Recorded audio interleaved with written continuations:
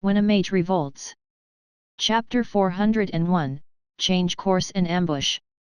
Bishop Victor was leading his troops, quietly heading toward the city of Rayleigh. Your Excellency, this time we will make him pay. A paladin who served as the bishop's bodyguard was eager to reach their destination and spoke with suppressed excitement. The assassinations and newspaper distributions were pushing the church to their breaking point.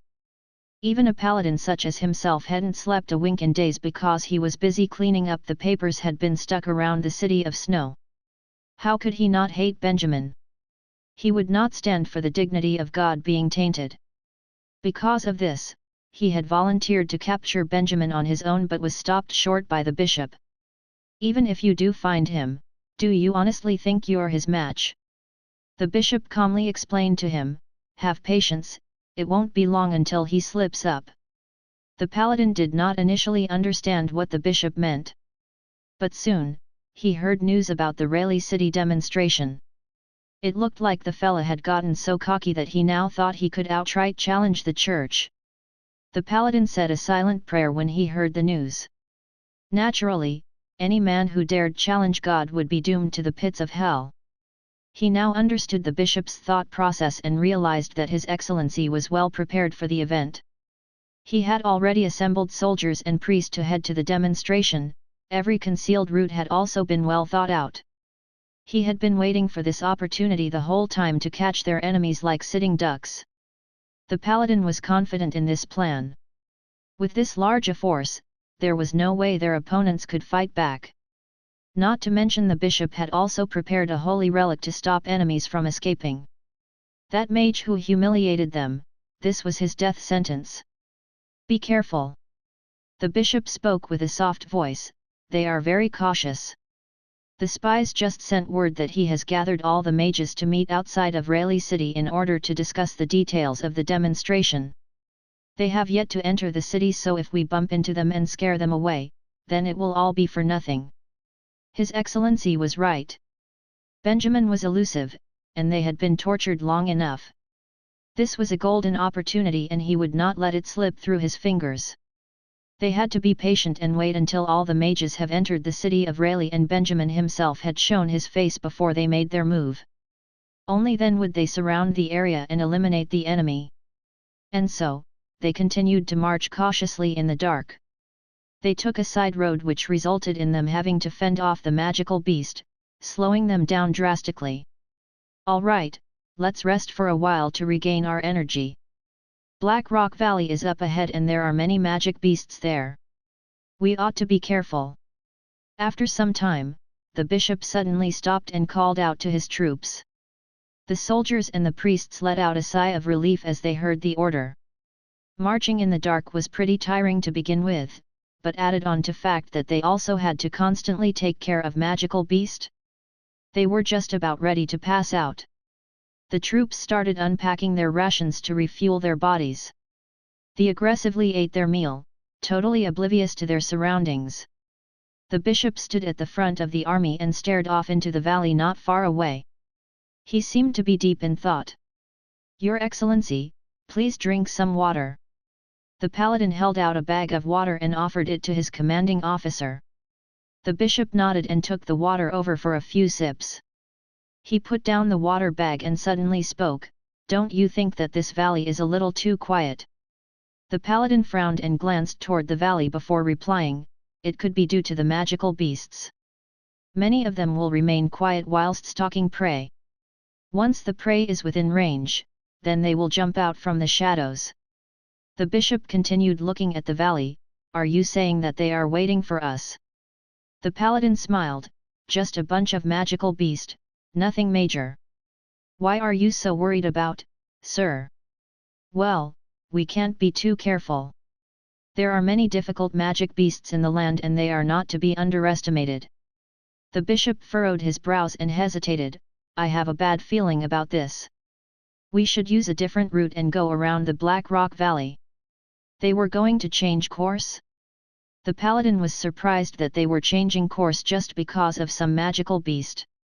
His Excellency was indeed a cautious person. Although he did understand the logic behind it, he did not object to the orders. It wasn't a big deal. If His Excellency wanted to take the longer road, then they would take the longer road. They were making good time and were in no rush. However, he was curious and took another glance at Black Rock Valley. Difficult magic beasts, hey. The Kingdom of Helius was not like Feral Dan. There were not many magical beasts there. In fact, he had never even faced a magical beast before coming to Feral Dan. Still, he wondered about just how difficult these beasts could be. He quickly dismissed the thought and finished resting up. After 10 minutes, the troops packed up their gear and adjusted their route to go the long way around the valley. However, just as they had started to march. Hey, what is that? A loud scream made all of them look toward the sky. The cloudy night sky had been replaced with a crystal-clear ice surface. A humongous lake of blue spread out toward the far corners of the sky, stretching a few kilometers across. They were stunned speechless. The ice surface hung about 20 meters over them and clearly reflected their shocked expressions back at them. The bishop's eyes widened in horror and he started to scream out orders. This is bad. It's an ambush, get out. The bishop suddenly turned and stared toward the direction of the valley. His voice broke as he desperately tried to evaluate the situation. Nobody had ever seen him in such a state of hysteria before. Most of them could not process the situation and did not understand why the bishop was behaving as such. However, basic survival instincts took over and they quickly tried to make a run for it. Sadly, the lake above their heads did not give them time to do so. The giant ice surface in the sky suddenly started falling towards them. The soldiers raised their heads and looked on in horror. What kind of demonic magic was this? My God! How could this be? The scope of the icy surface was wide. Although it did not cover the entire team, those beside the bishop were right in the epicenter and did not stand a chance. Hence, the bishop, the team of paladins and a section of the priest could not do anything but grit their teeth and brace for impact. The troops that were orderly just moments ago were now in total chaos. They ran around like headless chickens at the thought of the giant lake of ice crashing down on them. They were not made of metal, they would be annihilated. Even the priest and paladins were scared completely stiff, unable to summon anything to help shield them. Only Bishop Victor had control over his own actions. He devotedly held both his arms high toward the sky. A glistening holy light blazed in his plans like a supernova. Chapter 402, Phantom of Holy Light. The bishop reacted in a split second. Thud. The sound of a heavy crash, like a mountain descending from the sky, made even the earth tremble. Even the most vicious of magic beasts let out cries and yelps as they scattered in fear.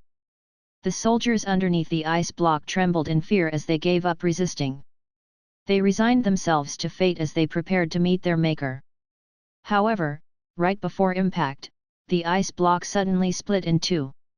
Debris and ice shards spread everywhere as the two halves came crashing down to earth. However, the soldiers were uninjured. In the valley, Benjamin sensed this and frowned. When Benjamin realized that the bishop wanted to deter, he immediately started casting thousands of ice summoning spells. The opportunity was about to escape his grasp, it was now or never. Thus, within the short span of time, Benjamin compacted all the ice together before releasing it all at go.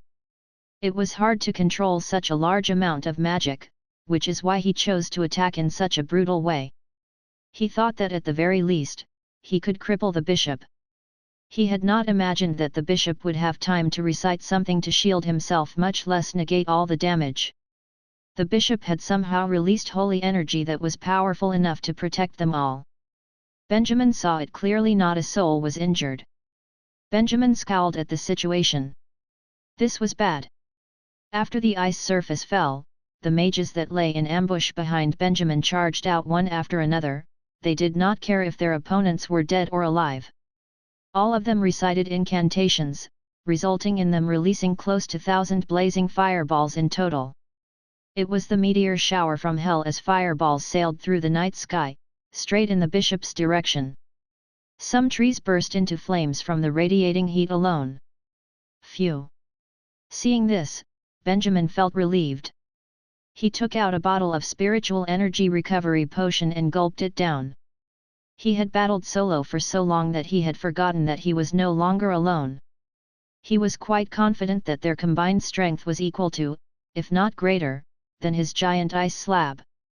He had specifically reminded them earlier to coordinate their attacks and just release fireballs, no fancy tricks, no pillars of flames, just tens of thousands of fireballs that could burn even the Pope to a crisp. The enemy was engulfed in flames before the dirt and dust from the ice surface impact had even cleared. However, at that very moment, a bright holy light shone from within the cloud of dust. A powerful magic oscillation echoed outward and dispersed the dust and sand in an instant. In front of the troops stood a few hundred priests with their palms held together, praying in unison. The bishop stood in the middle with his eyes closed and his hand holding a silver and gold chalice. He held the chalice devoutly as if he was holding a national treasure. The mages watched as countless holy beams of light poured into the tiny little golden chalice. They quickly realized that the source of the unimaginable magic oscillation could be traced back to that very same chalice. A wall of light shot up toward the heavens. The canopy of fireballs was about to lay waste to the bishop when the wall of light blocked it midair, completely nullifying the attack. "What is that?" Benjamin inhaled sharply. That chalice should be the shield that had saved them from the ice slab. But, what was it? A magic tool? Did the church reach the stage where they could invent such a horrifying magic tool? He found it hard to believe. Over 500 mages had attacked at the same time and yet, they failed to cause any damage. There was no way something so imbalanced could exist, right? Then, the bishop slowly opened his eyes. "How did you know our route?" Through the holy wall and from a great distance, his gaze was as sharp as a spear. It was aimed straight at Benjamin. "Who is the rat? Tell me." Benjamin let out a cold snort. "Ask your mother." As he shouted these words, he opened his arms and recited the ice-breaking spell repeatedly as if rapping. Countless ice arrows appeared above their heads. Hundreds, no, thousands. The other mages watched for a while before they too started to summon a rain of ice arrows, wind blades, or any other non-fire magic. Before their opponents had any chance to counter-attack, they quickly launched a second wave of attacks that were even stronger than before. The bishop saw this and did not bother to respond to Benjamin's insult. Instead, he closed his eyes and started chanting. The priests around him were drenched in sweat as they hysterically summoned more holy light to fill the chalice. The rain of ice arrows that had formed a terrifying blizzard heading towards the bishop. Then, there was another major magic oscillation, as if the chalice was roaring to life. However, the holy wall in front of the bishop shape-shifted and out of a sudden became a blurred phantom. The phantom's figure was that of a giant.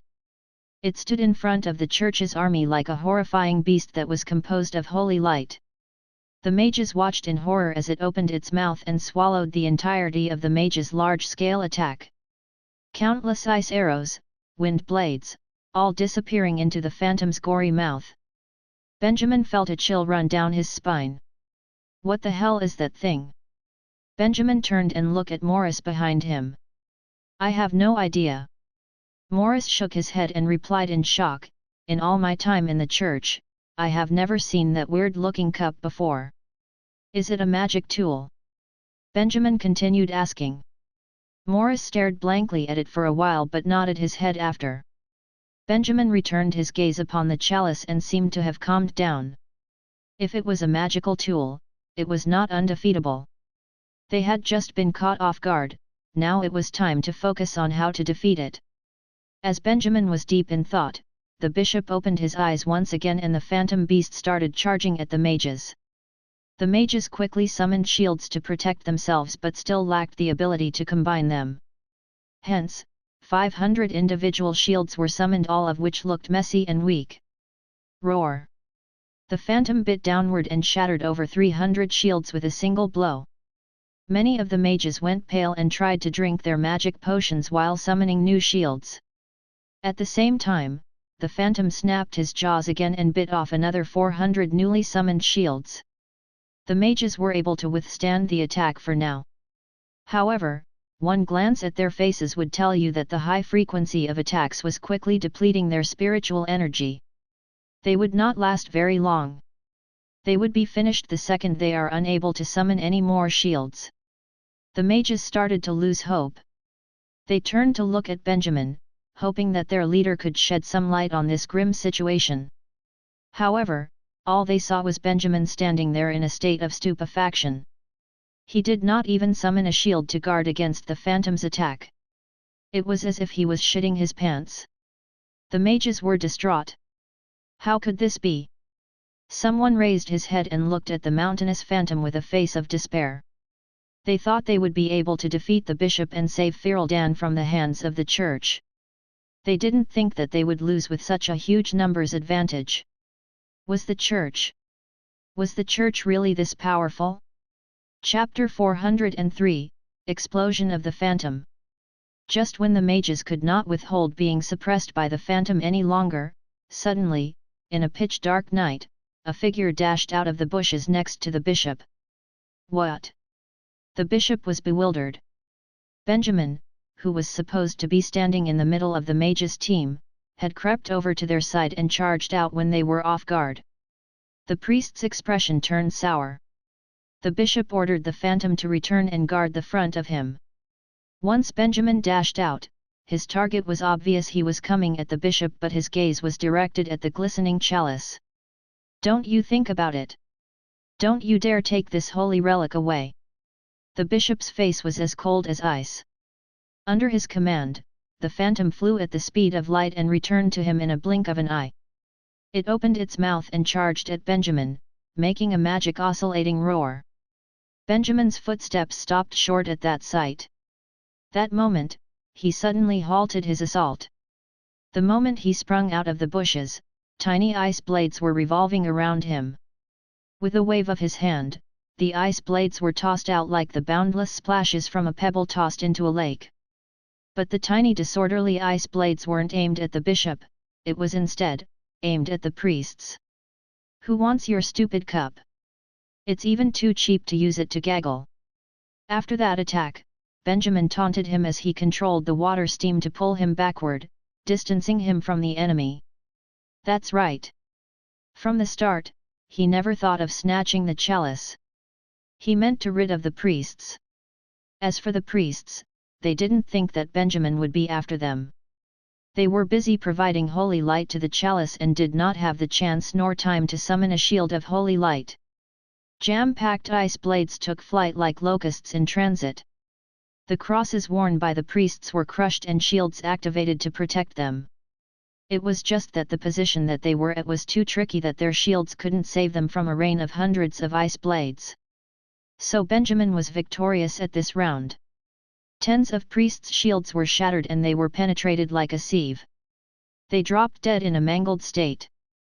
As for the bishop, since the flight of the ice blades, he did not seem to care about the priests. Don't you dare run, you bastard! When Benjamin was about to use the water steam to escape, the bishop controlled the phantom to charge at Benjamin. Obviously he didn't care how many priests die. As long as he could eliminate Benjamin, the source of all troubles, he was prepared to make sacrifices. Facing such a huge opponent, Benjamin's heart sank. Shit, how brutal! He managed to summon a huge waterfall messily, to block the front of him. The bishop looked at him tauntingly and sneered. You're dead. Just one water ball, what could it do? The bishop thought as he controlled the phantom to pass through the water ball without bothering about it. He was prepared to finish Benjamin off. However, the moment the phantom entered through the giant water ball, Benjamin's eyes revealed a sly smile. Don't count your eggs before they hatch. You might just eat your words. He suddenly controlled the water elements in the water ball to bring out its unique repelling trait to become an anti-spell water ball before the phantom exited. The moment the anti-spell effect was in session, the bishop's face turned sour. The bright glowing chalice he held in his hands has also dimmed. Success? However, trapping the phantom within wasn't as easy as Benjamin thought. The second the anti-magic water ball was in effect, he felt an instant migraine as if nails were pinned into his forehead. The pain almost knocked him unconscious. The trapped phantom of holy light was peaceful for a second before exploding like water boiled over. Bang! As if a weird chemical reaction, the phantom together with the water ball exploded. The water evaporated into oblivion while the phantom detonated into millions of holy light and scattered throughout. The holy lights seemed out of control and carried a dangerous vibe as it spread aimlessly around. The bishop was quick to toss tens of crosses to form a thick sturdy holy wall, blocking the holy light from coming through. Benjamin, however, fell onto the ground due to the massive agony in the head, and could not react. "Teacher, be careful!" The mages behind him barged out of a sudden. They happened to chant at the same time and over 500 layers of elemental shield came into sight and piled up like Matryoshka dolls, blanketing Benjamin. The out-of-control holy light disarmed on top and the shield was popped like a bubble. Nevertheless, the shield served its purpose. Lance and a few of the mercenaries also sprinted out to drag the temporarily paralyzed Benjamin back. "Mage Benjamin, are you all right?" Lance gave Benjamin a few good slaps while he anxiously asked. I'm all right." Benjamin held his head and replied in pain. The aching did not subside, but under the support of others, he could slowly get up. He bore the headache and opened his eyes. He looked straight ahead. He could see the bishop standing there in disbelief, looking back at him. Facing this situation, no matter how disheveled Benjamin may seem, he forced a smile and exclaimed, "How about that? I've already made it clear, don't be too sure of yourself or you'll end up eating your words." Although he was trying hard to sustain a nonchalant manner, but truth be told, the string of events that developed after was unheard of. From the start, he used an illusion mirror to mislead the enemy. When he was secretly nearing the bishop, his motive was to diminish the number of priests, especially those who take advantage during the crisis for personal gain. They would only have one survival cross and could be killed easily. Taking out more than 10 priests, albeit seemingly insignificant, but had a huge impact on the chalice. It was clear that the function of the cup was to gather the holy light summoned by the priests, which meant it blended up to energy source of 100 priests to emit such power. Therefore, the more priests that was eliminated, the weaker the phantom of holy light would be. However, the moment the ice blades were launched, it was all Benjamin's improvisation. He wouldn't know how many priests he took out with that hit. But the bishop must hate him to the core that he was willing to sacrifice the few priests under his ice blade in order to eliminate him once and for all. Benjamin didn't know whether to feel honored or regretful. To trap the phantom within the anti-magic water ball was a flashing thought. He thought if he were to cut the connection between the phantom and the bishop, the phantom would dispel itself. But he did not account for the power of the holy light within the phantom. Once Benjamin used the water elements to repel the holy light, they, too, had a huge rejection against the water elements. Over the course of multiple exchanges, the one that received collateral damage was Benjamin's brain. The anti-magic water balls required high demand on spiritual energy. The stronger the opponent, the higher placement of responsibility for the spiritual energy. The Phantom of Holy Light was obviously a powerful being to the extreme that was comparable to Benjamin using the anti-magic water ball against the bishop and more than 100 priests. Hence, the weight of the spiritual energy crushed Benjamin, to the verge of detonating his brains. Luckily, that short fleeting moment did sever ties between the bishop and the Phantom. Therefore, the Phantom exploded and the holy lights ran amok with no specific target. Or else, Benjamin could be long gone. Recalling the series of events, he couldn't help but feel reckless, but in those kind of circumstance, without risk, they would probably suppressed by the Phantom to death. Hence, he didn't regret his decision one bit. This round of cross swords, at least more than 10 was eliminated. He was now drained of spiritual energy with a massive headache, but this was still a far cry from the time he had a rift in his space of consciousness. Benjamin rummaged a few bottles of spiritual energy recovery potions and downed them all. His headache started to subside a little. Still hanging on. He took a few slow breaths. He could still fight. Chapter 404, Dark Magic Team. Facing Benjamin's provoking rant, the bishop simply raised his chin and gave a cold snort. Such an arrogant and conceited child. At the same time, he raised the chalice and held it high with his eyes closed. The other priests did not hesitate to place their hands together to fill the cup with holy light. Benjamin couldn't help but grumble under his breath at that sight.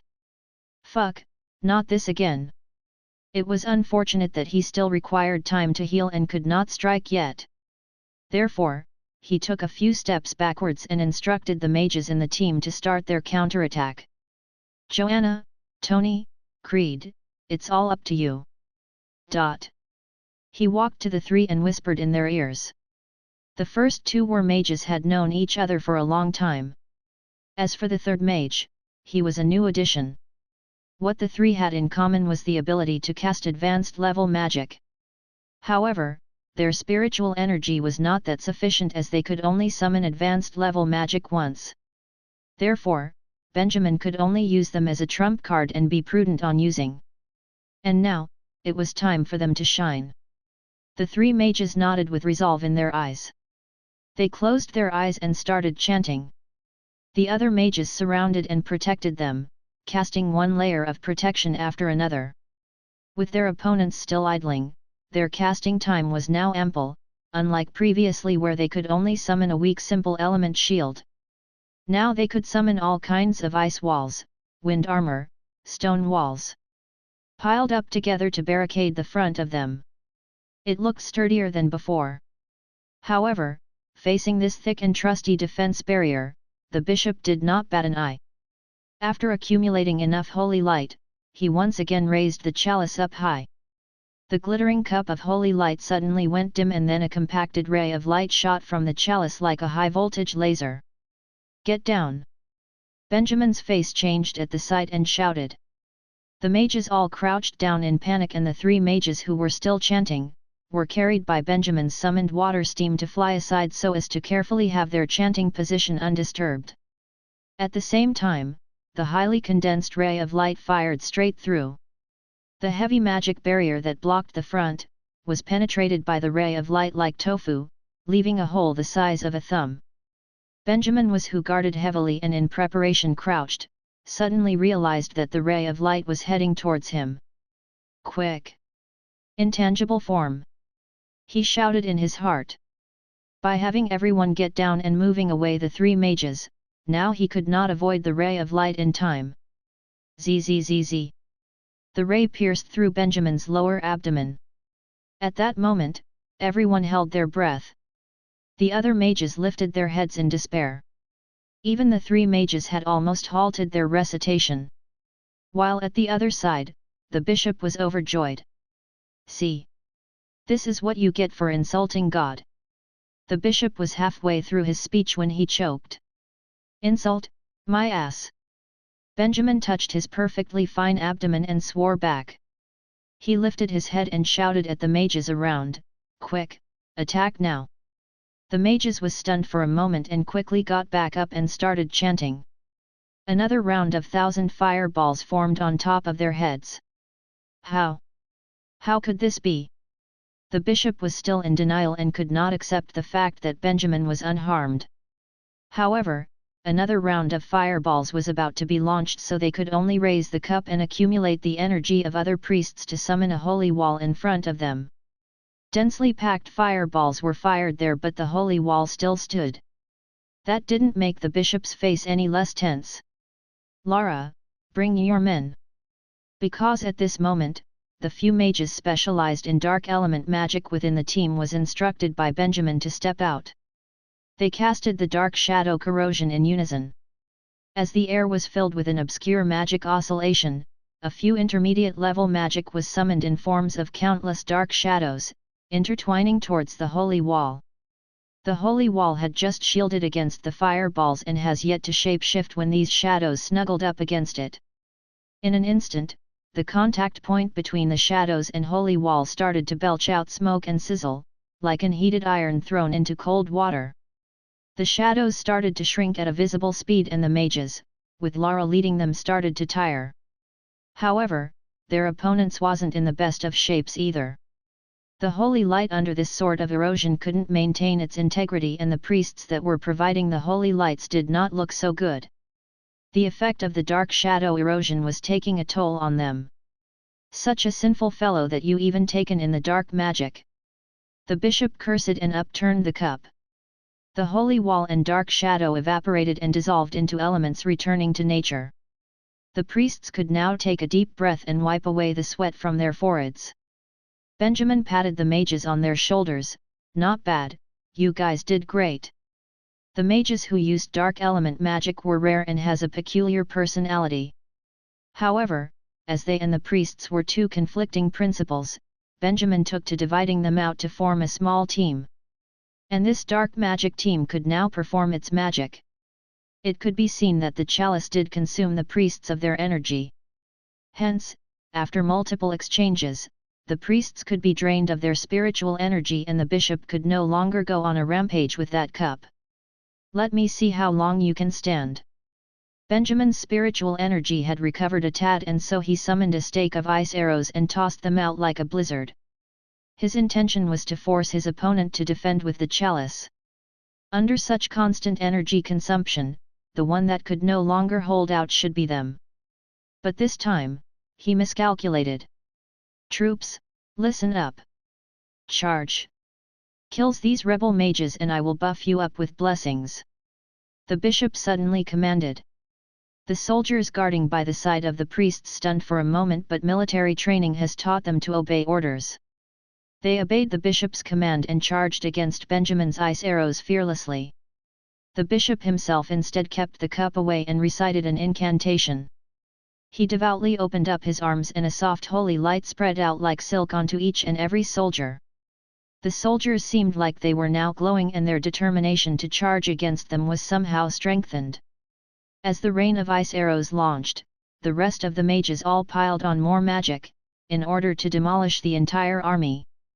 However, such a large-scale attack did not seem to impair the enemy as much. Some soldiers went down, that's about it. Most of them were protected by the holy light's blessing and so they weren't hurt by the ice arrow fatally. The little cuts did not slow them down but instead incited the will to fight. In the dark of the night, up to thousands of people shouted in fury, bearing armor and swinging their swords. It wasn't long until they charged up to the mages. It was a shattering scene. "Let them entertain you for a while." The bishop let out a cold smirk and raised the chalice once more. Chapter 405, Fire-Drenched Phoenix. At the sight of this, Benjamin's heart sank. In for a big move? However, those soldiers who were blessed were almost on them and they had to first take care of them. Luckily, they were just regular soldiers. With a wave of Benjamin's arm, a raging water stream swept over and formed a large-scale storm. The charging soldiers' footsteps were blown until they became considerably slower. Taking this opportunity, the other mages quickly turned the tables. Quagmire spell, freeze spell, binding spell. Long-term battle experiences has made them coincidentally summon control-type spells, methods that were the best for close-range battle. One spell could not be used on 1,000 soldiers, but what about 100 spells? FENVO. In the blink of an eye, the soldiers completely lost their will to advance. The distance from the bishop to Benjamin's corner was a mere tens of meters, but with the effect of countless mire spells, there was a muddy pathway stretching over almost 1,000 meters. The soldiers stomped through it, braving the strong winds and bodies covered with ice and snow. Even with the blessing of the bishop, they could not move an inch. A large group of the soldiers were trapped there, struggling for their lives. The earlier military grandeur they possessed could no longer be found. Benjamin didn't think that they could easily take care of these soldiers. "Quick! Stop the bishop!" An army of soldiers was disarmed.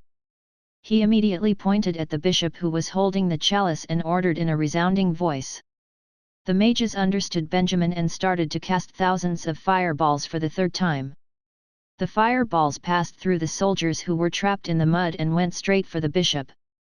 Only this time, if the bishop would like to use the holy wall to stop the fireballs, he had to put their trump card on hold. The bishop now has his eyes opened and stared at the soldiers furiously, as if he was uttering that they were a bunch of useless beings. His lips were still moving as he continued chanting, but suddenly turned his head to eye signal the paladin that was stationed beside him. The paladin shook up for a bit. "Your Excellency. I understand now." At that moment, the paladin as if recalled something and reached his hand out to the heavy-looking pouch on the waist of the bishop. He ripped the bag out without hesitation and took out a bunch of crosses. Facing an uncountable number of fireballs, he grabbed the bag and tossed the crosses out as if he was sprinkling rice. The mages behind Benjamin was flabbergasted beyond words. The crosses collided with the fireballs and started to break into pieces, molding layers and layers of holy light screen. Under the attack of multiple fireballs, the screen would not survive 1 second. However, the paladin kept tossing crosses after crosses like it didn't cost a thing. Once a bag was empty, he reached into the bishop's pockets and grabbed another bunch of crosses to toss out. The bishop, under the protection of unlimited crosses, closed his eyes once again and raised the chalice. He continued with his chants as if the sky-ridden fireballs did not exist. In the end, over 1,000 fireballs was just blocked by unlimited crosses the paladin had scattered.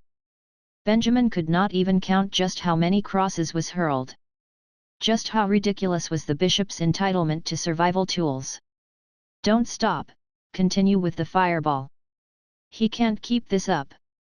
Though it was jaw-dropping, he still gave out orders and managed to recover the attention of the mages who were taken aback. The mages summoned once again and ensured a steady flow of fireballs aimed at the bishop. It was quite simple. The survival tool in the pocket would be no more than a few hundred. If they kept launching the fireballs, no matter how rich the church was, they will make them poor. However, that's enough. The bishop suddenly opened his eyes and coldly made a statement. His voice that was amplified by the divine arts sounded like the music of heaven as it transmitted to their ears. "Your time is up." Benjamin's heart sank. "It is completed?" It could be seen that the cup in the bishop's hands was flickering and the faces of the priests went pale. A beam of light suddenly shot to the heavens and towered into the clouds. The gloomy cloudy night sky was penetrated a hole by the beam. The sound of thunders roared the skies. A powerful force of magic oscillation proliferated. "You guys are lucky to die by the holy sword." The bishop let out an expressionless smile and lifted the cup. The beam of light vanished and on top of the chalice was a long sword caught between spirit and substantial form, faintly floating in the air. It was a fairly large sword. Its body was green and white.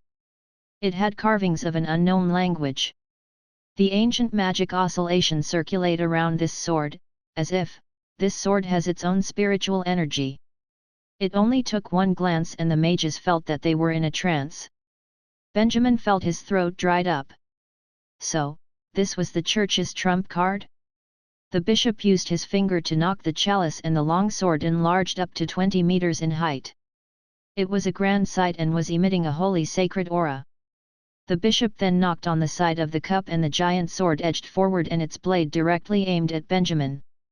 Benjamin felt suffocated as if something was eyeing him. His face went pale white. "Fuck. This thing, there's something fishy about this." However, he was not given any chance to think it through when the bishop revealed a cold smile and knocked the chalice for the third time. "Prepare for judgment." As he said those words, the giant sword paused and then flew towards Benjamin. Benjamin felt his heart stop and his blood freeze. The giant sword was traveling at a slow speed, yet he had an unstoppable and unavoidable feeling as if this sword was aimed at not his body but rather his soul. What the hell was this thing? "Teacher Benjamin." Just as Benjamin stood there unable to move, a voice was suddenly heard behind him and followed by a different but equally powerful magic oscillation. A sweep of the magic oscillation and Benjamin suddenly realized that he could move again. He then turned his head over to look. It was Joanna and the rest. Just then, they had finally completed their advanced level magic, and 3 magic oscillation combined together to form a powerful disturbance. The giant sword's intimidation against Benjamin was somehow broken free by this source of disturbance. Benjamin quickly leaped backwards. "You've finally completed it." He went to the 3 with cries of excitement, bearing that daunting sense of near death. "Yes, Sir Benjamin." Tony threw him a smile. "Just look at what we can do next." The 3 stretched their hands out and aimed at the giant sword, which was descending slowly from the sky. In a moment, the temperature of the entire woods raised to almost 10°, like it was being roasted by the sun. The fire elements were surging back and forth, that there were even flames that uncontrollably ignited beside them. Benjamin took a deep breath as he watched. He was very well aware that the 3 knew the same fire magic, fire-drenched phoenix. Therefore, Benjamin placed them to work together, knowing that if they summoned it together, its force would be terrifying under such complementing circumstances. This kind of advanced level magic, Benjamin had only seen it once in the desert city. The 3 unleashing it together, he couldn't imagine what kind of sight it would be. In a flash, 3 white flames took form midair. It was beating rhythmically like 3 beating hearts. They saw no fear as they took on the descending giant's sword. At the 4th beat of the heart flame, there was a large thump that came from it as if something knocked hurt in the hearts of all. Chapter 406, Rain. Keep on struggling, no one can escape the final judgment. But, facing the 3 dancing phoenixes, the bishop kept raising the cup in his hands high, as if he has gotten rid of all human emotion and was only left with zeal and fanaticism. The giant sword in the middle of the sky maintained its slow speed, slowly slicing the air towards Benjamin and his squad. At this moment, the 3 mages continued ordering the flame phoenixes around, slowly flapping their giant wings. Thus, the feathers came off from their wings into countless fireballs and attacked the bishop. Because the sword was not that fast, they wanted to circle the bishop and attack him. But, when the fireballs were shot, they were siphoned by something and was unable to move, and they changed their direction and flew towards the giant's sword. In the blink of an eye, they hit the sword, but did not cause any damage to it and disappeared, which resulted in no damage to the bishop at all either. But with every hit of a fireball, the giant sword still shuddered. Seeing this, Benjamin frowned. From the looks of it, with 3 high-level magics working together, they still had an effect on this thing called the Holy Sword. But, the ultimate skill they have been buying time for would not just create a small effect. "Is there no way to just attack the bishop?" he asked. The 3 mages shook their heads but did not speak. They could not relax their mental energies. High-level magic was not easy to control. They had to try their best to control the fire phoenixes to create even more fire plumes to attack the giant's sword. One moment, the plumes gathered together and formed a white fireball. The inferno devoured the whole giant's sword, and at that moment, the giant sword's advance seemed to have been stopped. The bishop and the priests started looking as if they were using more energy. Benjamin saw the light of hope once more. Thus, he waved his hand to order the rest of the mages to cast their spells, to combine their attacks. A fireball was probably insignificant to the giant's sword, but with a few hundred, together with the white inferno from the phoenix, would probably do something. Thus, countless of fireballs flew and hit the giant's sword. At that moment, the blade shuddered, and holy light gleamed from it. There was even thunder and lightning in the skies. The temperature around started rising, some of the fauna even burst into flames, making every person around sweat. But, the mages continued to add fire, the priests tried their best to concentrate the holy light. The giant sword continued being baked under the high temperature, but there was no signs of relenting. Fawebolo. Both sides were almost even. For the soldiers, they were trapped below, between the inferno and the giant's sword. Some of them were on fire already, screaming out in pain, but no one heeded their cries, as if they were just sounds from collateral damage. Benjamin saw this, and condensed a few icicles. He wanted to use this chance to move around to avoid the strange magnetism from the giant's sword. But, the results were not that successful. When the icicles just flew out, before they could circle, they could not withstand the high heat and melted into water, dropping onto the ground and evaporating into thin air. Benjamin was shocked. Light and fire were both high-temperature types of magic. With the two of them clashing, the temperature they created were surprising. Trying to ambush us? Dream on. At the other side, the Holy Knight noticed Benjamin's failure to attempt a sneak attack. He took out his last bag, and held on to a few remaining crosses and stared at Benjamin. It was obvious, whatever Benjamin tried to do, he would counteract by crushing the crosses to protect the bishop. Under these circumstances, Benjamin could not do much anymore. Why were there so many fire magic specialists? Why not conjure a few ice phoenixes instead? This would make Benjamin's job much easier.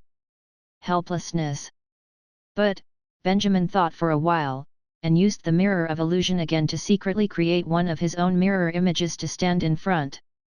As for himself, he slowly backed off to circle them by coming from a far distance, to see if he could do 1,000 years of death on the bishop. There was no choice, with his personality, he could not just stand there and watch people fight. Plus, if he was careful enough, and circled far enough, with the bishop busy fighting, maybe his sneak attack would work. But, after circling for about 5 minutes, there was another bout of thunder and lightning.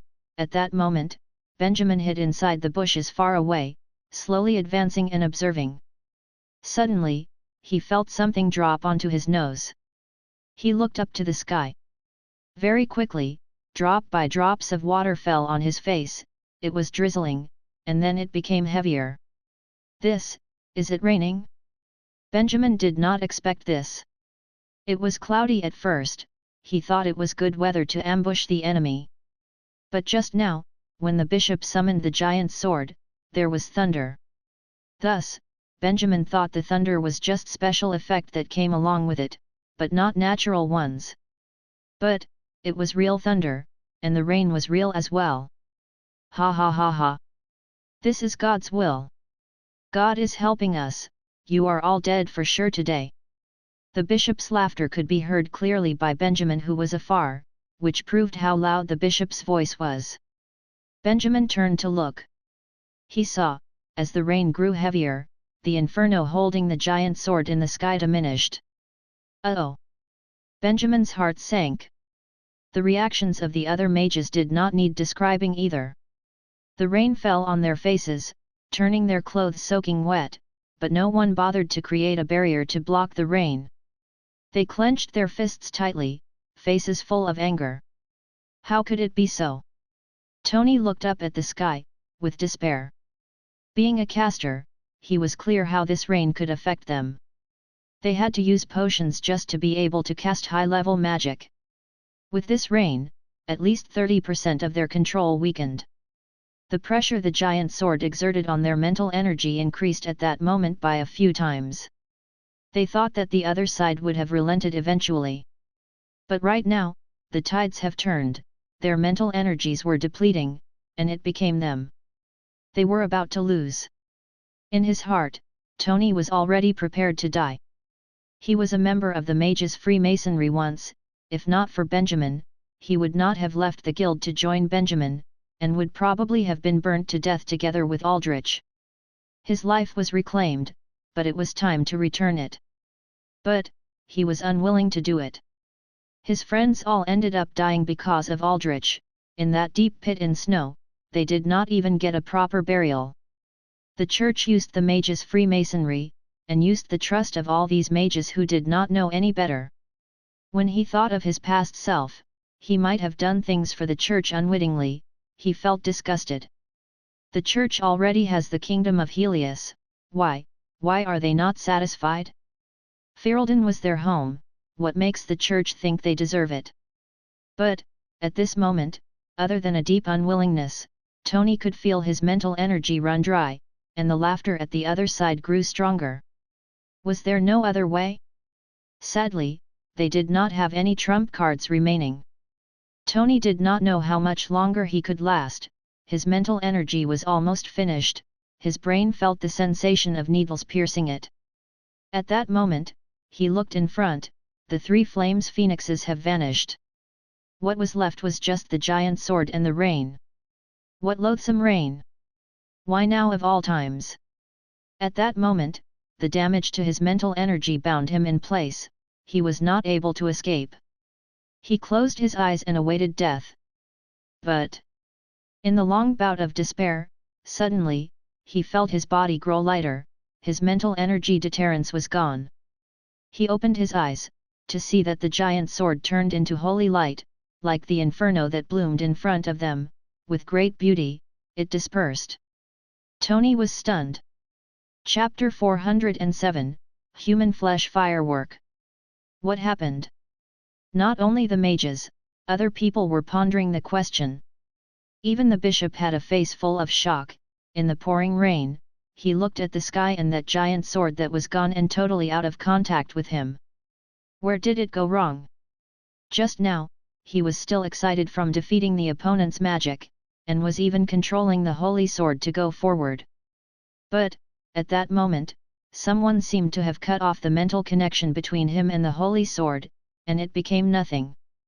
How could this be? He lowered his head and looked at the cup. He saw that the cup had accumulated rainwater this normal and would not affect it.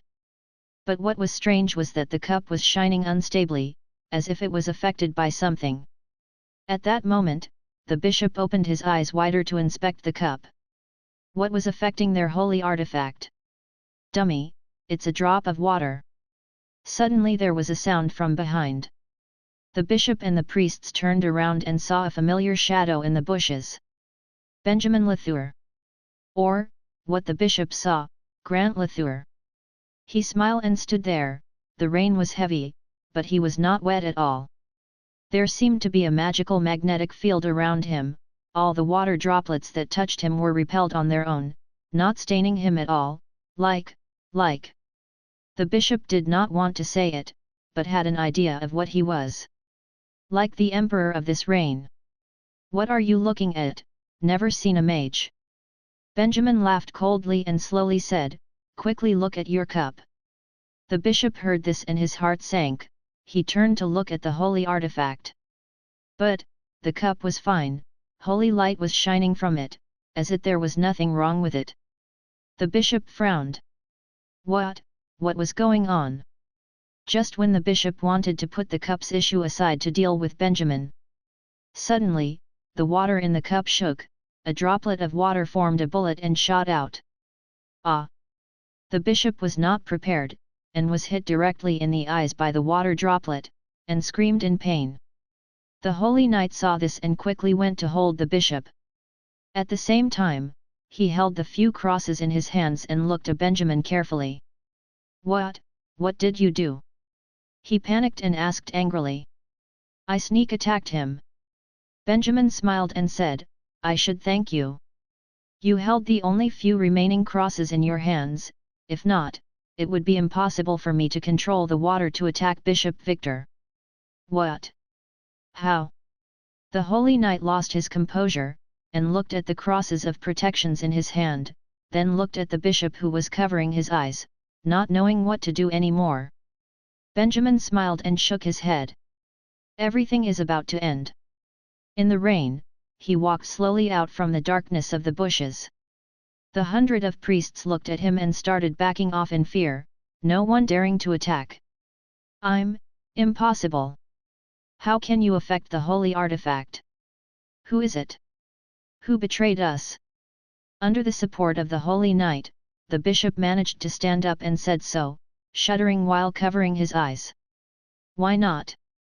I've severed your connection with the holy light before, to affect that stupid cup, it's so much easier.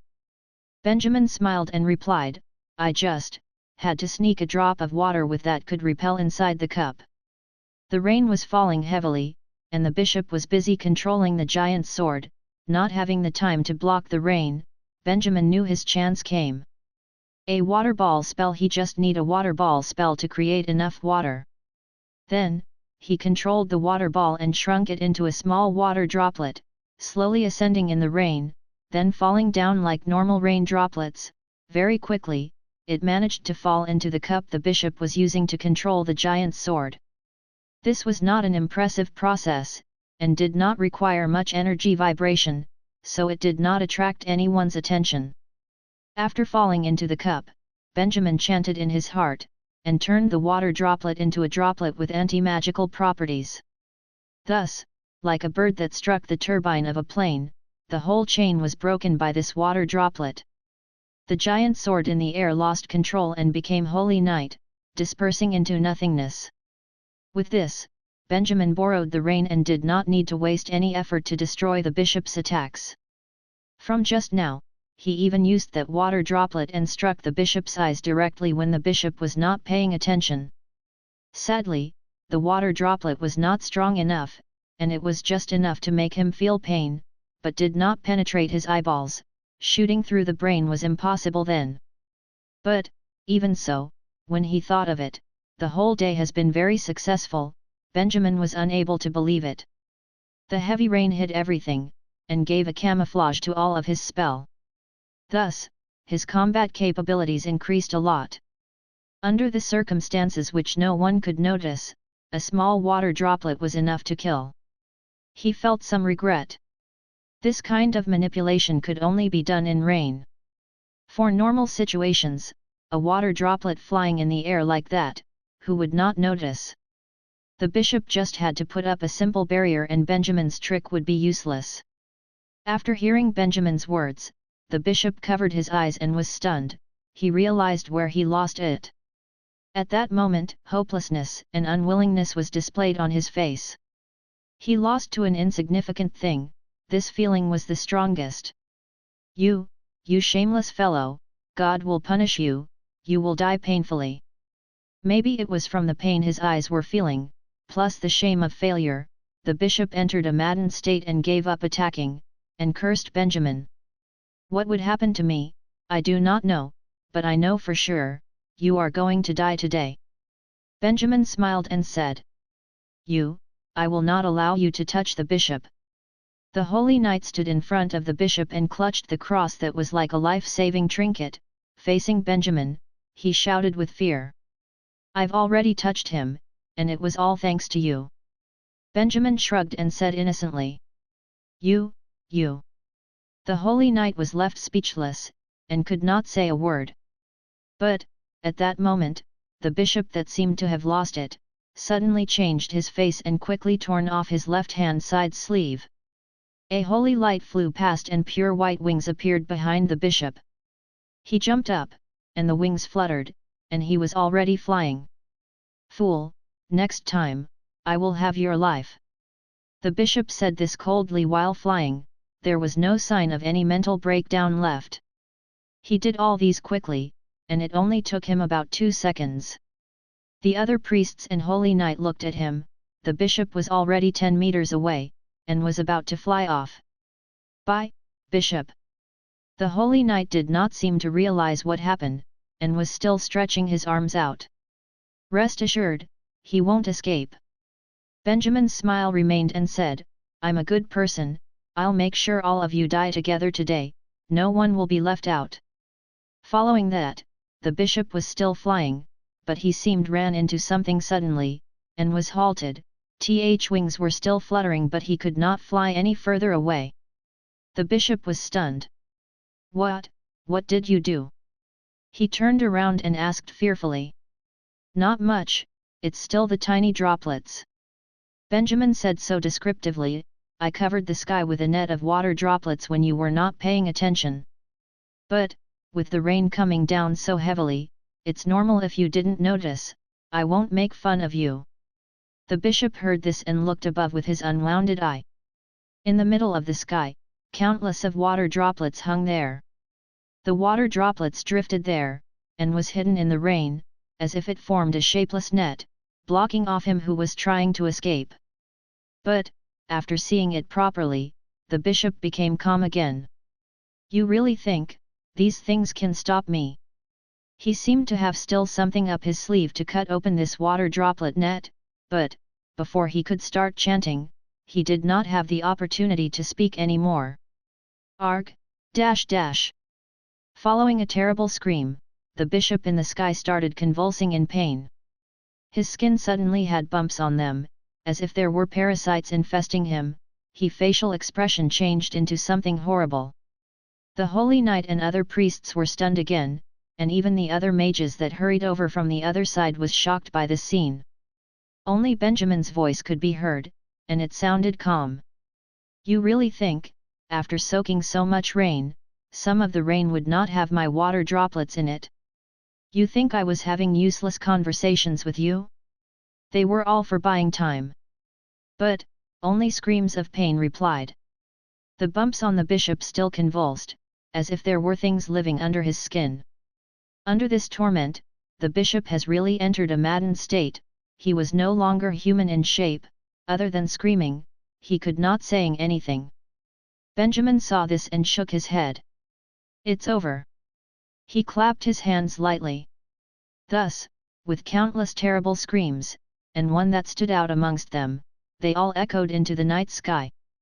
At that moment, the bumps on the bishop all split apart, together with clothing, fresh blood and water droplets spurted out from every part of him and scattered all over the sky. Chapter 408, Coup in the Palace. After Bishop Victor died, the remaining work did not even waste Benjamin and company more than 10 minutes. Under the assault of a few hundred mages, the priests and holy knights could not withstand for long and were burnt by the fireballs into ashes. As for the soldiers, during the clashing of the inferno and giant sword, they were all burnt pretty much to death. Benjamin wanted to prevent news from spreading, so he killed off the survivors who were near death. Getting rid of the bishop felt great, but right now, they could not relax yet. We have to leave quickly. After making changes to the battlefield, Benjamin faced the other mages and said so. The way the mages looked at Benjamin were completely different now. When they were in despair, Benjamin stood out and turned the tide of battle around, and even got rid of the bishop with a decisive victory. Before this, they would still be skeptical of Benjamin, but right now, they completely trust Benjamin. They believed that if there was a person who could destroy the church, then it would be this person, this mage standing in front of them. Wherever you want us to go, we will go. Someone replied. Seeing, Benjamin could feel their respect towards, he laughed and shook his head. It's fine, we have to go to Snow now. He wanted to explain the reason why. But, he realized he did not need to, the mages already nodded and was ready to depart. Benjamin saw this and felt a little helpless. He was not used to this, and felt repulsed by their respect. But, it was time to depart, they did not have much time. They killed the bishop, and was at the final part of their road. How the future would be, relied on what they could these few days. Once the bishop's death news spread out, who knows what would happen.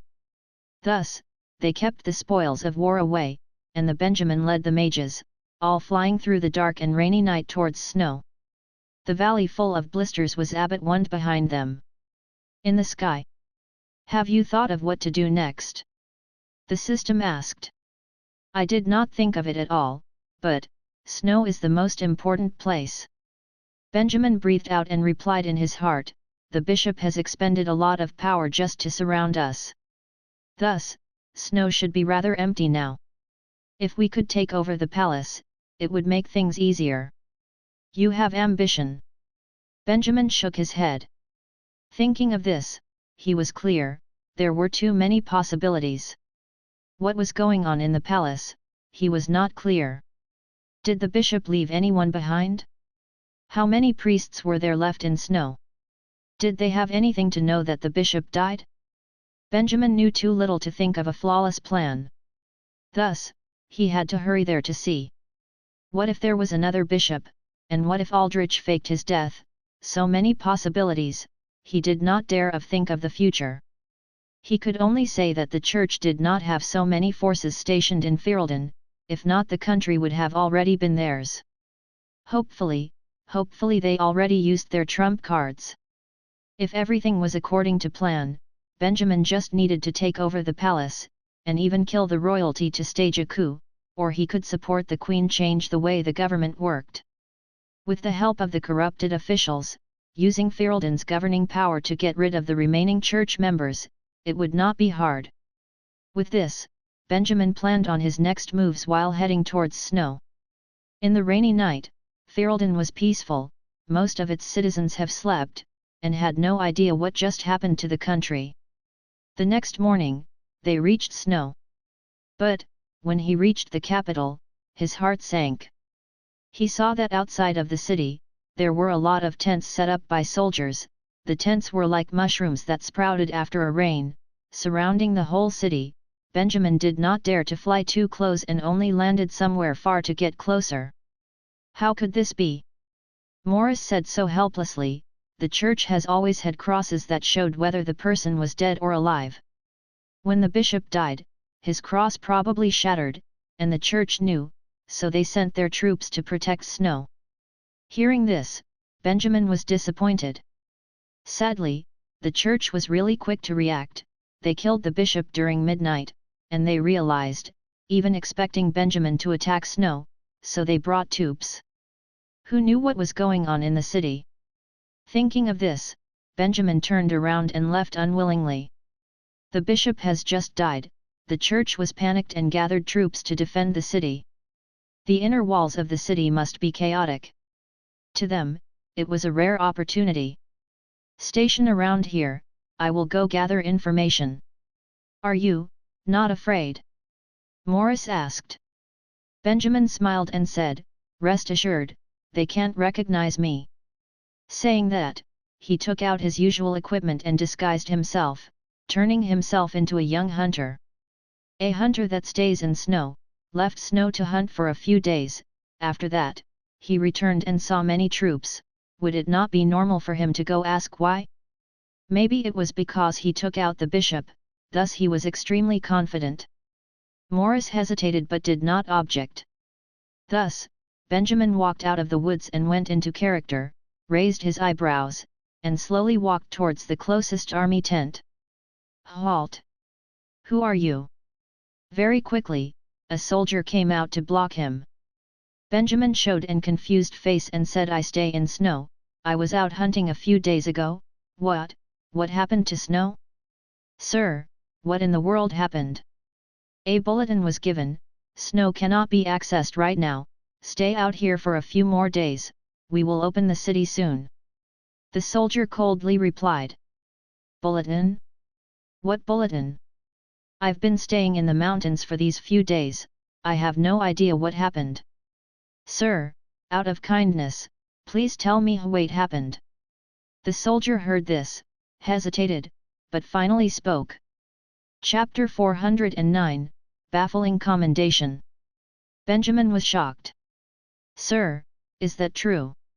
Of course it's true. The soldier replied, we are all soldiers under General Stuart. We hurried the Snow and followed the special forces to siege the palace. We could not set up tent in the city, so we are doing it outside. Benjamin could not help but take a deep breath. According to what he knew, Stuart was one of the churches, but right now, he attacked the church. This was strange. What was stranger was, the person who told him this was Pace, yet yesterday, he worked together with Stuart to stage a coup. Why is he everywhere? At that moment, Benjamin smelled deception. Was the Prime Minister telling the truth to him? Benjamin could not digest the information he received from the soldiers. His head was filled with question marks, so he had to bid farewell, turn around and leave, slowly walking back towards the mages. What happened? Morris saw Benjamin's tightened eyebrows. He was sure something must have happened, so he quickly asked. Stuart brought troops, together with Pace. They took over Snow. Benjamin shook his head and said, that soldier told me so, but I do not know the details. Hearing this, the mages looked at each other and were confused. Maybe it was too sudden. They entered deep silence and could not think of anything to say. We'll disperse here, go back to our own cities, wait for my next order. Finally, Benjamin entered deep thought, broke the silence. Those that want to help and help me investigate, but please be careful. The next time we move, I will make sure what happened. They did not sleep and were busy thinking of plns. Plus, their purpose was to kill the bishop. They already did so, there was no point gathering here anymore. They will talk the next time they meet. Right now, Benjamin really had to do some research. He has thought of it properly, and wanted to send Michael a letter secretly to ask about the details of the coup. At that same time, did the soldier not say? They released a bulletin. Benjamin had to go see what it said, then only make a decision. Of course, he wanted to infiltrate Snow to have a look. But, not knowing anything and doing so was too dangerous, he hesitated and got rid of this idea. With this, the first war that Benjamin led a group of mages of fight ended happily, but with a not-so-unhappy ending. The mages all left. As for Benjamin, he flew straight to Rayleigh. Speaking of that, today was his protest day. Even though it was just fake information to bait the bishop, a lot of people have gathered in Rayleigh because of this. But the bishop was already dead, and a coup happened. Protest did not really seem to be illegal anymore. Thinking for a while, Benjamin decided to listen around. If what the soldier said was true, the church was gone, then the protest against the church would be meaningless now. But if the church was playing a trick, then maybe the protest was a new opportunity. With this, under high-speed flying, that noon, Benjamin reached Rayleigh. But, when he reached the place, he felt a festive mood. There were a lot of people on the streets compared to normal days, and they even waved weird flags, as if they were celebrating something. "What's going on?" he asked one of the passers-by. The passerby was frustrated. "What else? It's those that came to the protest, but right now, the church is no more, and the ban has been placed. They decided that they might as well celebrate. It started with that but right now, there were all of these people already." Benjamin was confused. One night later, the whole world felt foreign to him. Celebration? Who asked them to celebrate? Is it because Benjamin, who was in charge, has not been around for too long, so they decided to do things their own way? Plus, celebrating now, did they really win?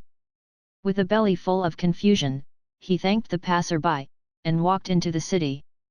He went to the bulletin with his fastest speed and looked at the latest piece. The main article was the church's crimes. Controlling the royal family, manipulating the truth, stealing from the National Archives, conspiracy. Seeing those terms, it was basically as bad as they came. All the church did was described, even some that they did not do were written. This bulletin described the church as the greatest of evils. Seeing this, Benjamin could not help but feel shocked. If the church was putting up an act, then it was really a good one. Thinking of this, he slowly read. Following that, he saw news of how General Stewart dealt with the church, banning the church from preaching in Ferelden. All the remaining priests and holy knights have been executed, and their corpses hung in the plazas as a warning. At that same time, the Queen plotted with the church to murder the king, and has been thrown into prison, awaiting execution. Execution, is this real? Benjamin could not believe it. Do not forget, the Queen still had a child in her belly. Of course, in the bulletin, the child has been stated as a love child of the Queen and a holy knight. Thus, the Queen committed another crime, and the child was not a good enough reason to spare her. Benjamin raised his eyebrows. Was it really not of the king's? Of course, truth or not, it no longer mattered. For truths, the most interesting part was that the king's death was a useful weapon. Whoever stood at the zenith could use their rights to make it seem so and twist it for their own usage. Benjamin has used it, the church has used it, right now he did not know who was using it. What a tragic king! But, seeing this, if the church really stood behind General Stewart, then Benjamin could not really think of what they were trying to do. If it was a planned revival from the dead, then why were they doing it so harshly? Benjamin did not understand and could only continue observing. Actually, these were enough to shock him. But, after seeing the later parts, he felt that he was shocked too early. The following parts is the ones that should have astonished him. He saw his own name. Mage Benjamin bravely stood out after the church controlled the royal family, united the mages in the country, and stood against the vanguard of the church. Assassinating priests, spreading ideals, and planning protests. Last night, Benjamin received the general's aid and managed to ambush Bishop Victor's troops and had a decisive victory. Only then could the general took over Snow with his own hands. Chapter 410, The Prime Minister's Re-Invitation. Is the coronation ceremony ready? At this moment, in the throne room of the palace, General Stuart sat on the throne, his eyes swept over a few of the army officers, slowly saying with an arrogant tone, "General, why the rush?" The Prime Minister laughed and said, "Ferelden is already yours. The government officials of most towns have joined under us because of my influence. The other few generals who are in foreign lands are rushing back to Snow. They have quite a number of soldiers with them, we have to put in some effort." Hearing this, Stuart raised his eyebrows and said, "Generals, hey." The Prime Minister quickly answered, "Those other generals are not the same as one. Once the coronation is complete, no one will address you by the title of general anymore." Stuart was silent for a while, and nodded, not requesting for anything special. "What about the Mage Benjamin? Were you able to contact him?" he thought, and asked. "I've already sent out the letter. But, if he does not wish to be involved with us, there is nothing I can do." The Prime Minister slowly said, "But, I've already sent people to check out Black Rock Valley, a great battle indeed took place there, there are fragments of priest clothing and soldiers. Whether Bishop Victor is dead or not, he must have been set back by a lot." Stuart nodded but did not seem happy. "I do not want just to set him back. Find that mage, I want to make sure that the bishop is really dead, then I can claim this throne." The Prime Minister nodded heavily, "I will try my best." Hearing this, Stuart waved his hand and did not say anything more. The Prime Minister turned around with a few other officers and departed. Thus, in the imperial and opulent throne room, only Stuart was left. He put out his arm and caressed the handle of the throne, showing a calm and gentle expression. At the same moment, in another city of Ferelden, Benjamin carried the letter from the Prime Minister and returned to the inn. After seeing the notice, he wanted to rest for a while to slowly digest all the information he took in. But, at this current address, the Prime Minister sent him another letter. He made sure no one else was around, then took the letter and began to read it. Those whole chain of events made Benjamin feel as if he has been tricked, making him feel some anger inside. Right now, he did not want any trouble from the opposition, but they somehow sent him a letter? He wanted to read it to see what the Prime Minister had to say. But, after reading for a while, Benjamin frowned. It was an invitation. In the letter, the Prime Minister invited Benjamin to gather at Snow 3 days from now. He even expressed that if Benjamin had any questions, he would answer them all later on.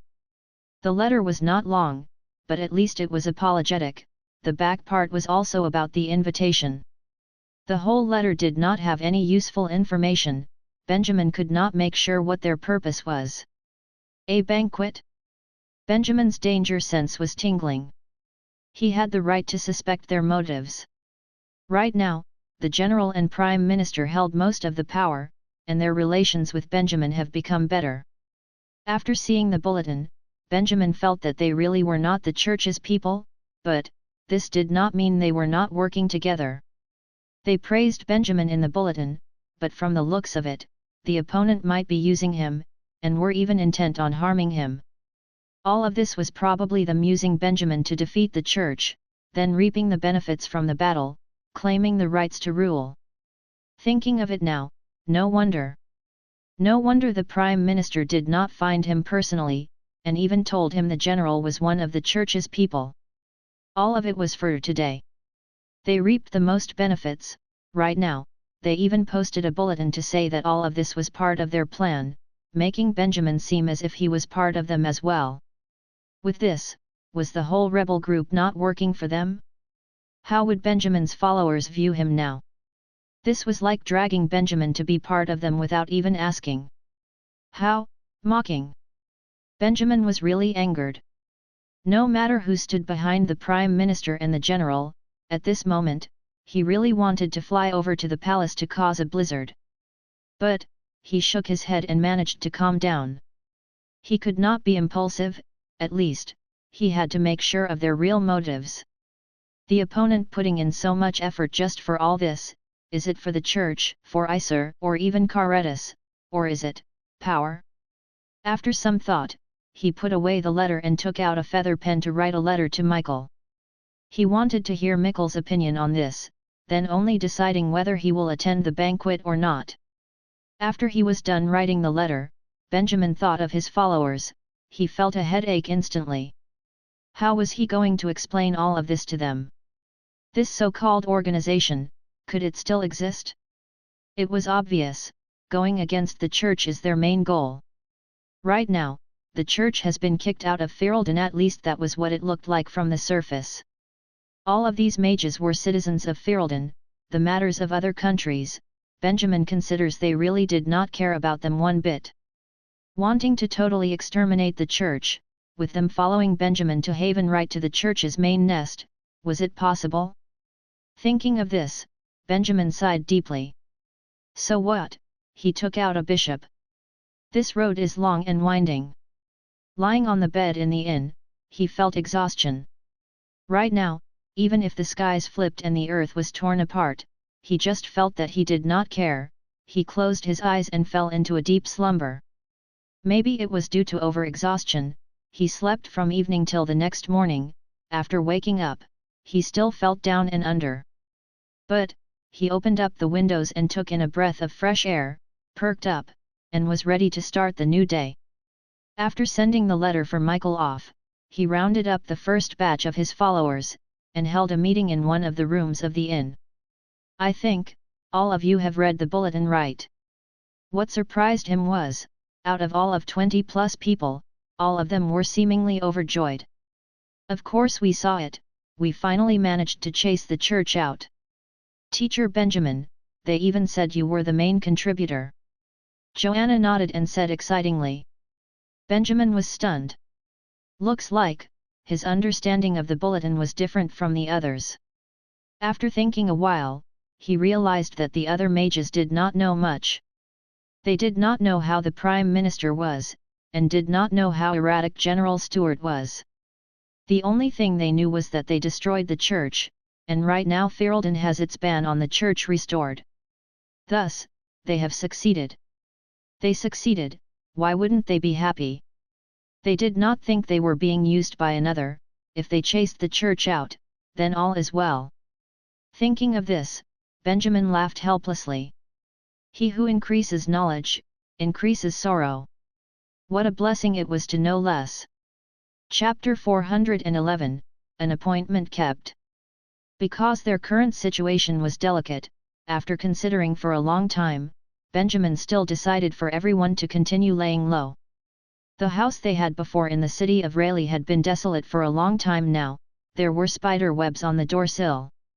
The church had been defeated, yes, but the new ones in power did not necessarily have no animosity towards them.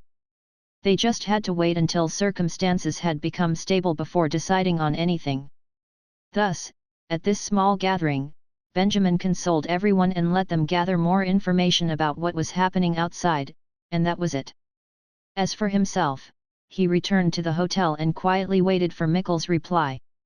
Although his trust towards Michael was not 100%, but at least they were on friendly terms before, the other party's words were still a sort of reference.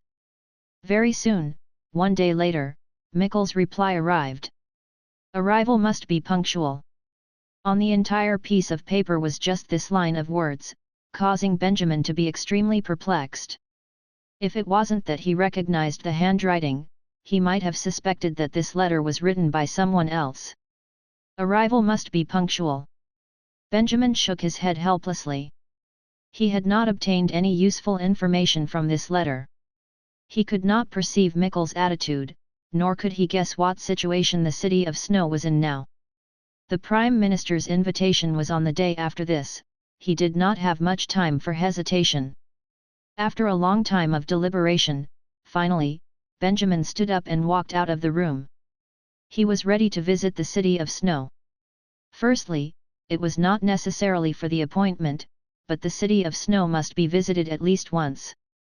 He had heard that the army troops surrounding from the outside had already dispersed. Commoners could enter and leave now. Benjamin needed to go in and see the situation. Under a disguise, no one would be able to recognize him. As for the Prime Minister's invitation, the location was not the palace, but was a hidden hotel in the city of snow. Because of that, if it was really a trap, Benjamin could be forewarned of any dangers by using the water elemental sensing technique. Thus, one day later, in the city of snow, after only one attack by the army troops, although there was not much of a fight, but at a glance, the place was a lot messy.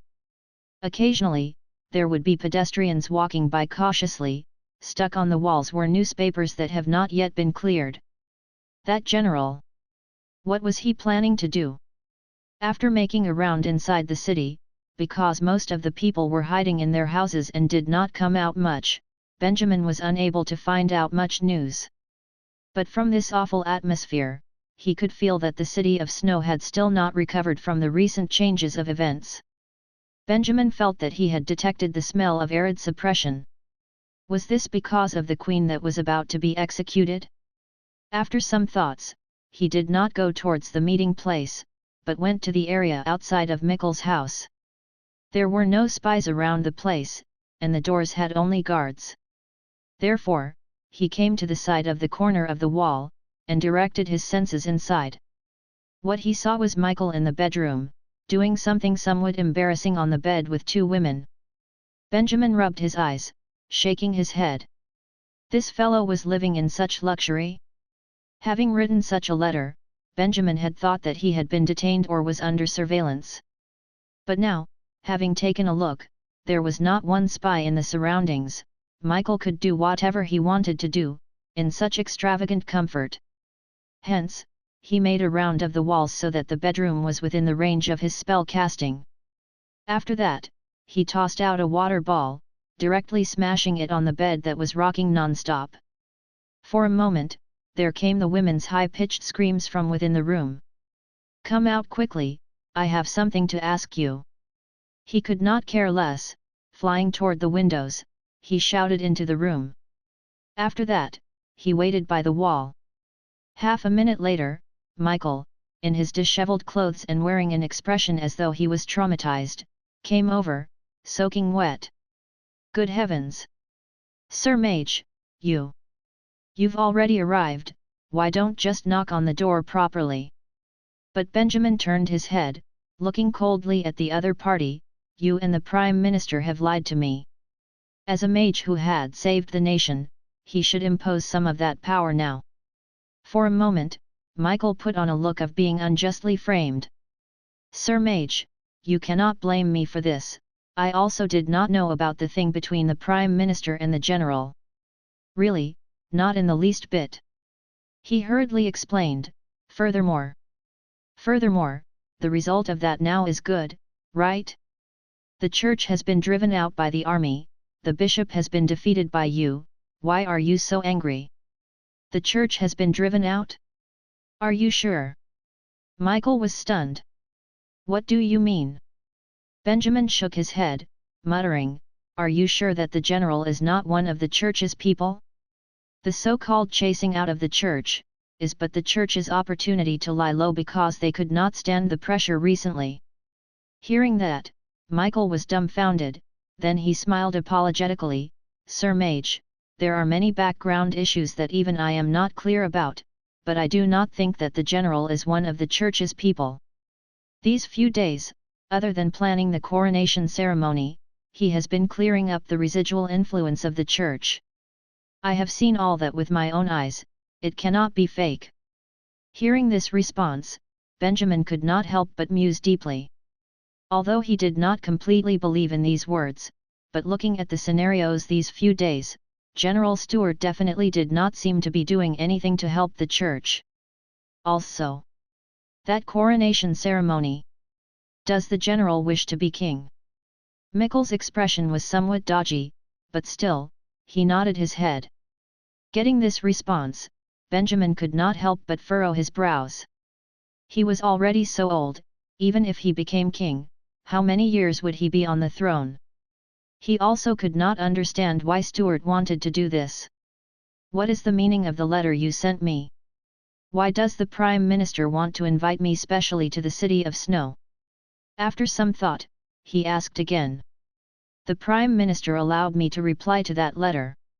Michael laughed sheepishly. Sir Mage, please do not be angry, the Prime Minister has no ill intentions towards you. You will know once you meet him. Benjamin rubbed his head. Really? Forget it, nothing can be gotten from you. He said helplessly, in the end.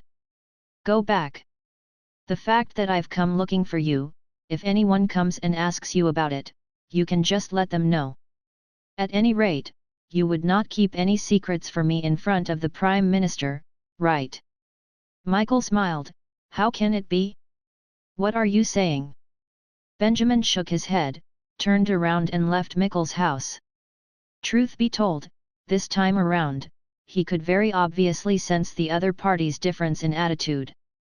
There was more and more flattery. Was it because he had been publicly commended, and was now some sort of protector of the nation mage? He was afraid not. Benjamin felt that this had something to do with the attitude of the general and the Prime Minister. Because of that, he still decided to go meet with the Prime Minister. He could not make any decisions in such confusion and doubt, he still needed to see that sly old fox. The meeting place was not far. Very soon, Benjamin arrived at his destination. The hotel was in a quieter area. Using his senses to sweep the place once, there were no suspicious people around. This meeting was not the banquet he had imagined. In the appointed room was only the Prime Minister, sitting quietly there. Without hesitating, Benjamin walked in. Arriving at the room, he knocked on the door. The Prime Minister opened the door for him with a smile. The impressive hero mage, we meet again. Closing the door, the Prime Minister rubbed his beard with a smile, and immediately said, I knew you would definitely make this appointment. Benjamin's attitude was not the best. Cut the nonsense, I just want to know what you guys are up to. Like this. The Prime Minister smiled and nodded his head, saying, all right. However, let me make it clear beforehand. I did not lie to you. General Stewart was definitely standing on the side of the church, and Bishop Victor had always treated him as one of his men. Only, after that, he had quietly chosen another faction. He chose which faction? Benjamin asked immediately. Chapter 412, An Unexpected Position. Hearing that, Benjamin's heart moved. With composure he contemplated the smile on the Prime Minister's face. Are you saying that you have used everything I've done so that you could gain power for yourself, and there are no other influences behind you? He calmly asked. If you wish to understand it this way, sir, then so be it. The Prime Minister answered matter-of-factly. The general is an ambitious person.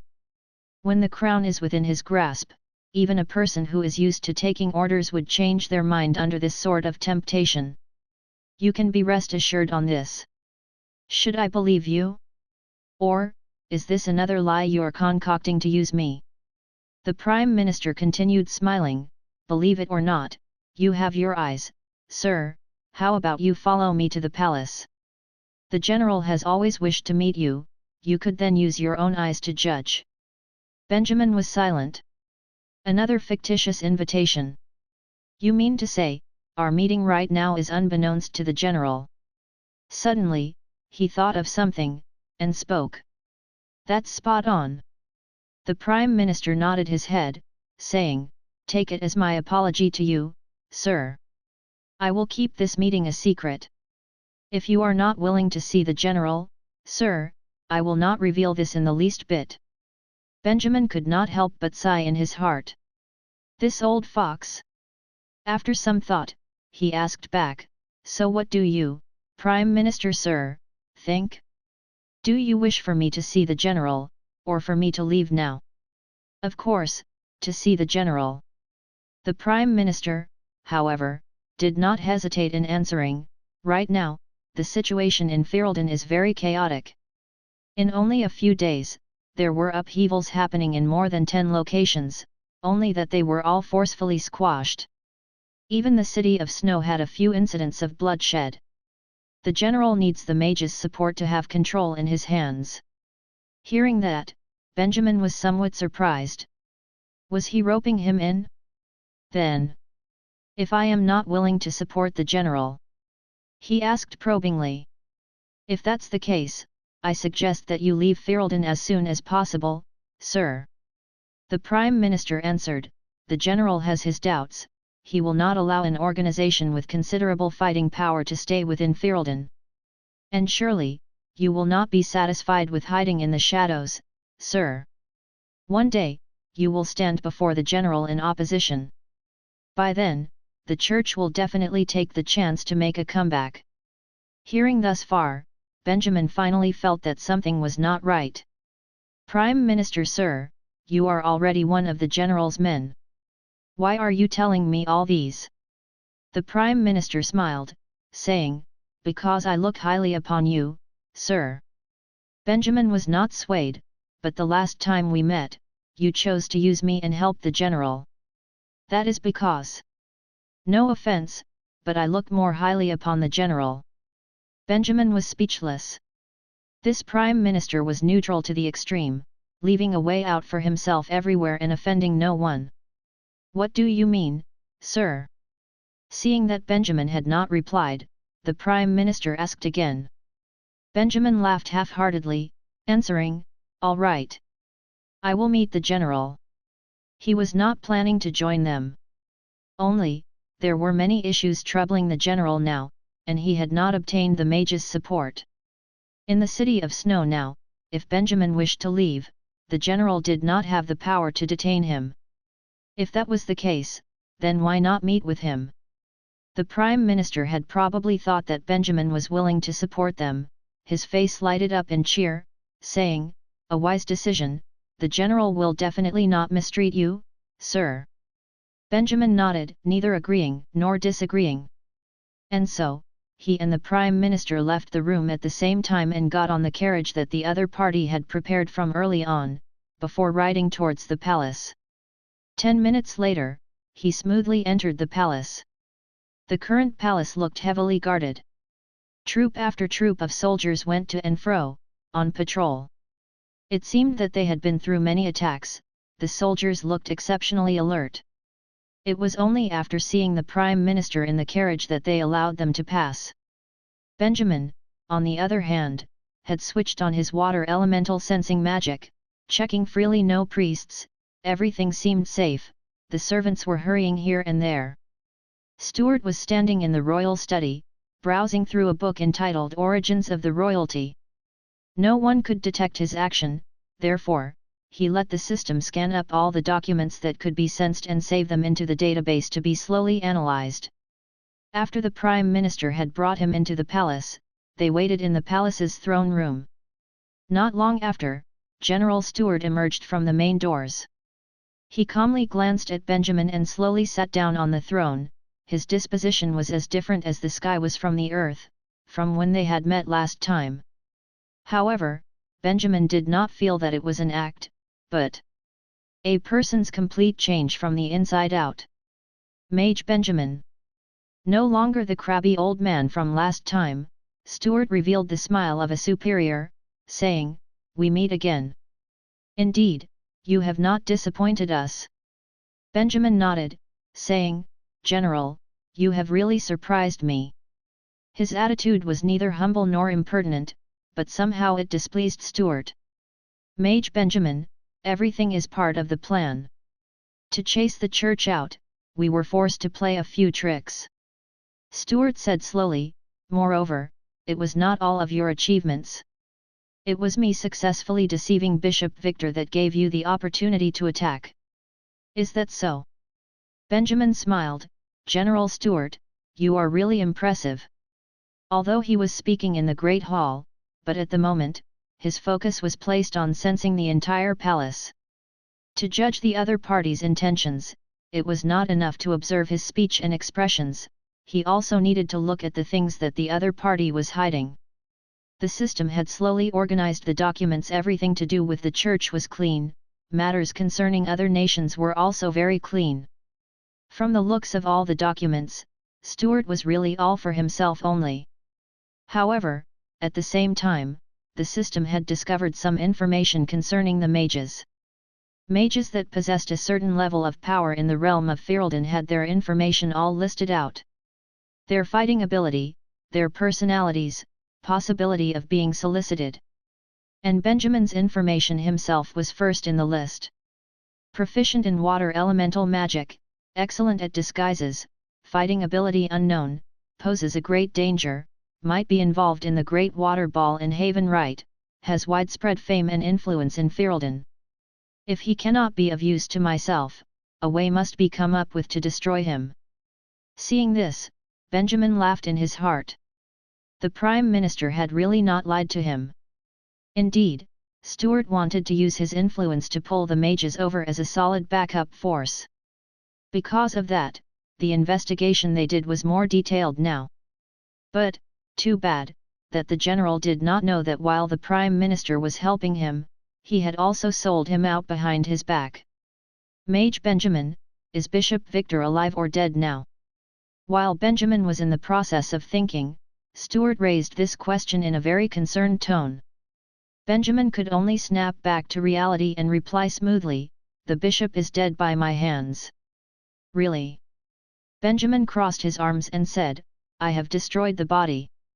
If you do not believe me, I can do nothing." Finally, Stuart looked to be in great glee, and stood up from the throne, nodding his head excitedly. His mouth kept repeating, "Good. Good. Finally dead."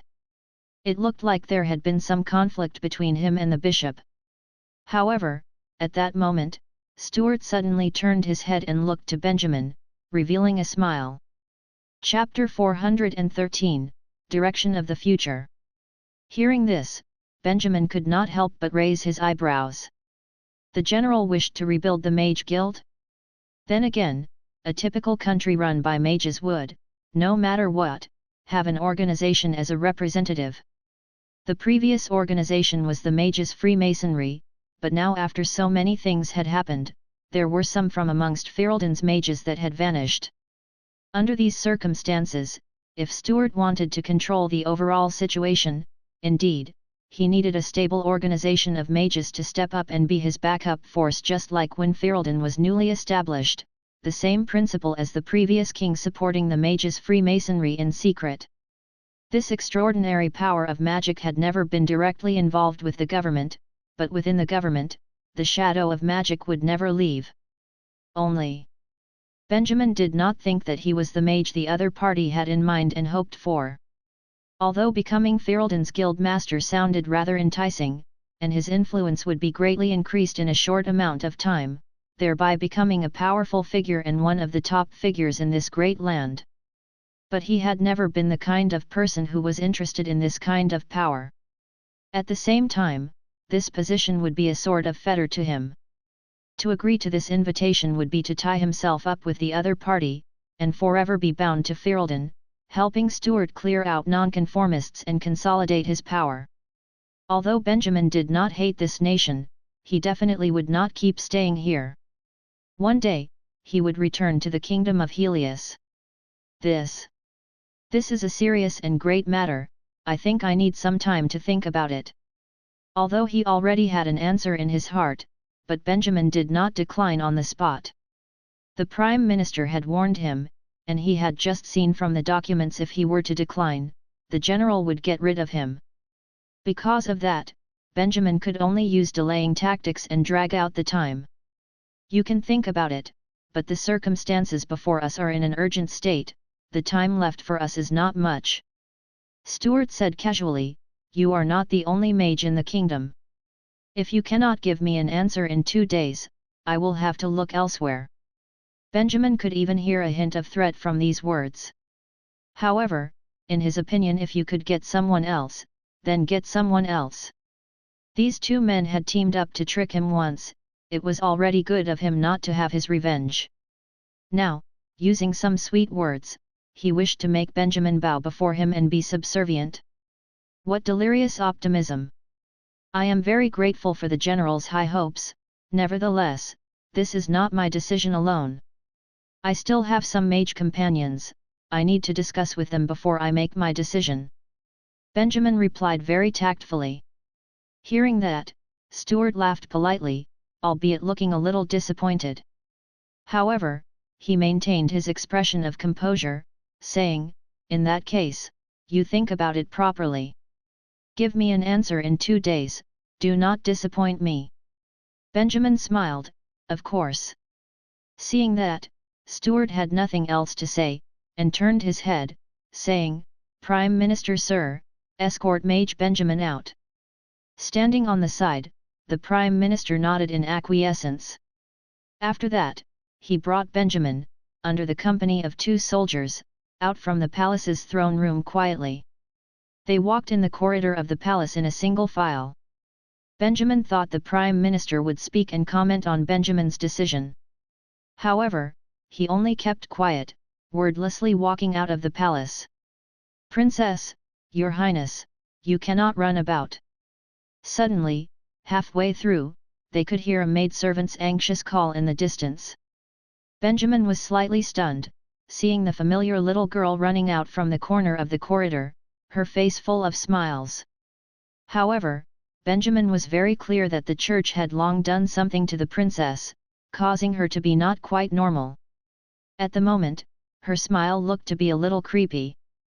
Nevertheless, there was an unfamiliar little boy with the princess, laughingly running forwards.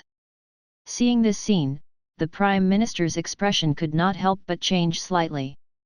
"Haven't we said not to let the Princess Her Highness leave the room? What are you doing?" He hurriedly signaled the soldiers, and caught the 2 running kids, before scolding the maidservant.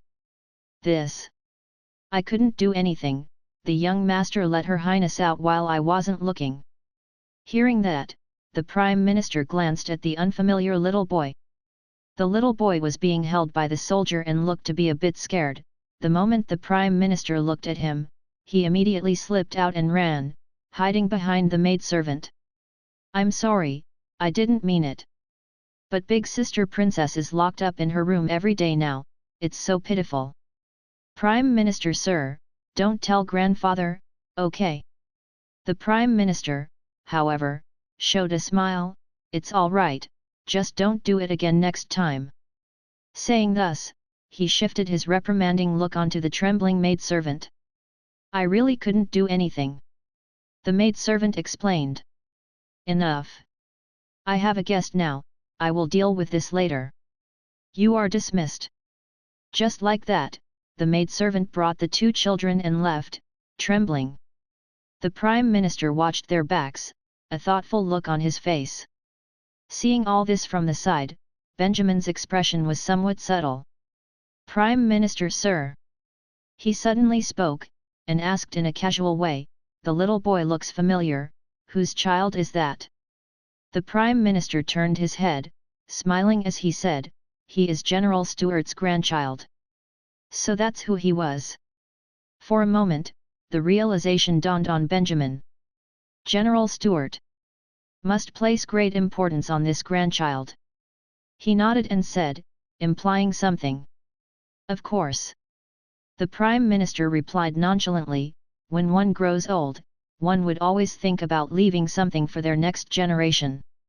I hope Mage Benjamin can understand such feelings." Benjamin laughed, saying nothing.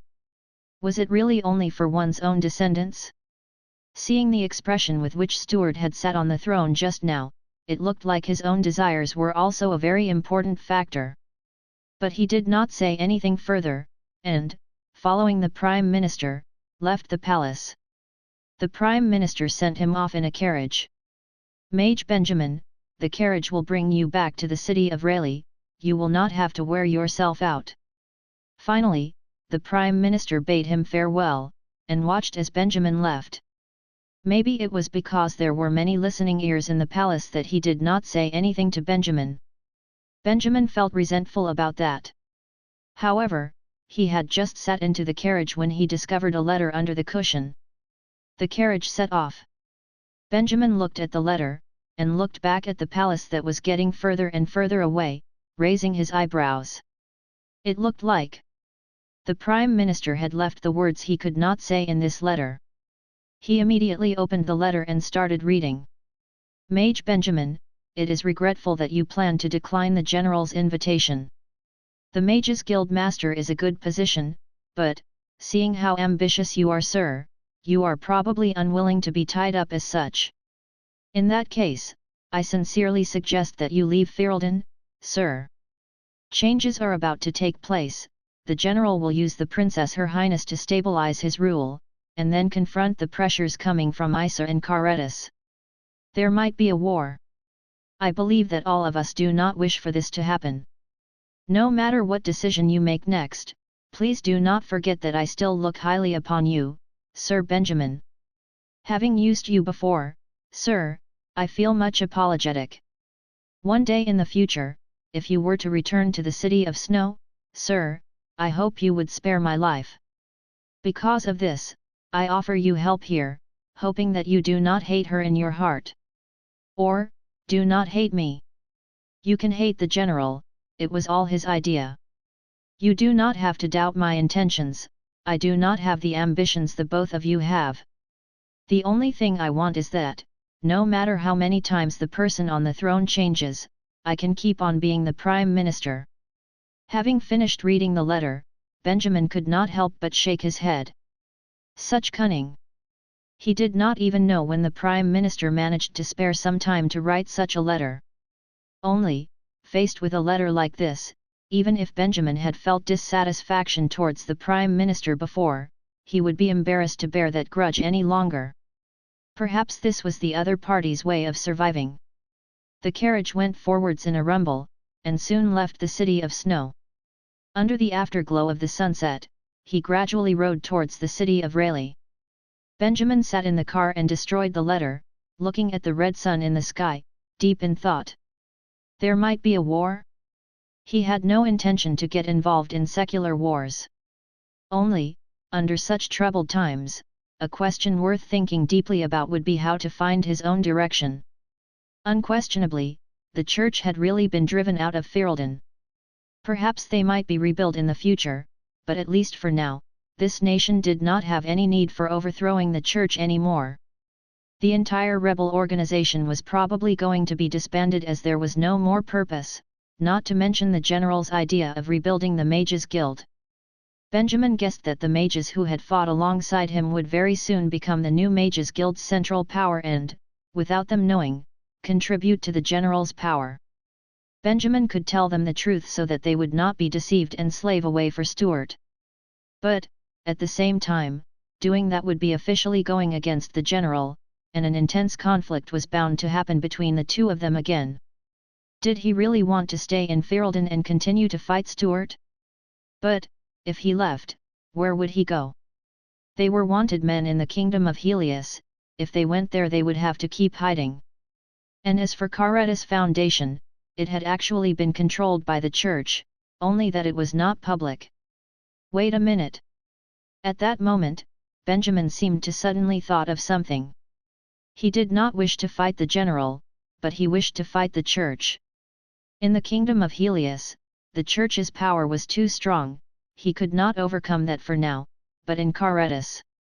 At least, the Church was banned on the surface, the mages had not yet been captured, not like in the Kingdom of Helius where there was no place for them to catch a breath. More importantly, the Church was marked by the General and the Prime Minister with a vengeance, and had died a little too quickly. Benjamin had also killed only a bishop, it was not satisfying, he wanted to continue and destroy the Church. In that case, there was no more Church in Ferelden for him to destroy, so he would run to another place and continue to give the Church trouble. Thinking thus, for the moment, Benjamin felt his mind clearing up a lot. If he did not know what to do, how about continuing to destroy the Church? At that moment, he turned his head and looked out the window in the direction of Caretus, suddenly revealing a malicious smile. Chapter 414, Dissolution and a New Beginning. After returning to the city of Rayleigh, Benjamin gave orders to every stronghold of the rebel organization in various areas, informing them to quickly gather and meet in a forest outside the city after 2 days. Now that there was a direction for the future, Benjamin should give these people who followed him an explanation. At the same time, the time Stewart had given him to think about his decision was naturally tossed to the back of his mind. He was lazy to think about it.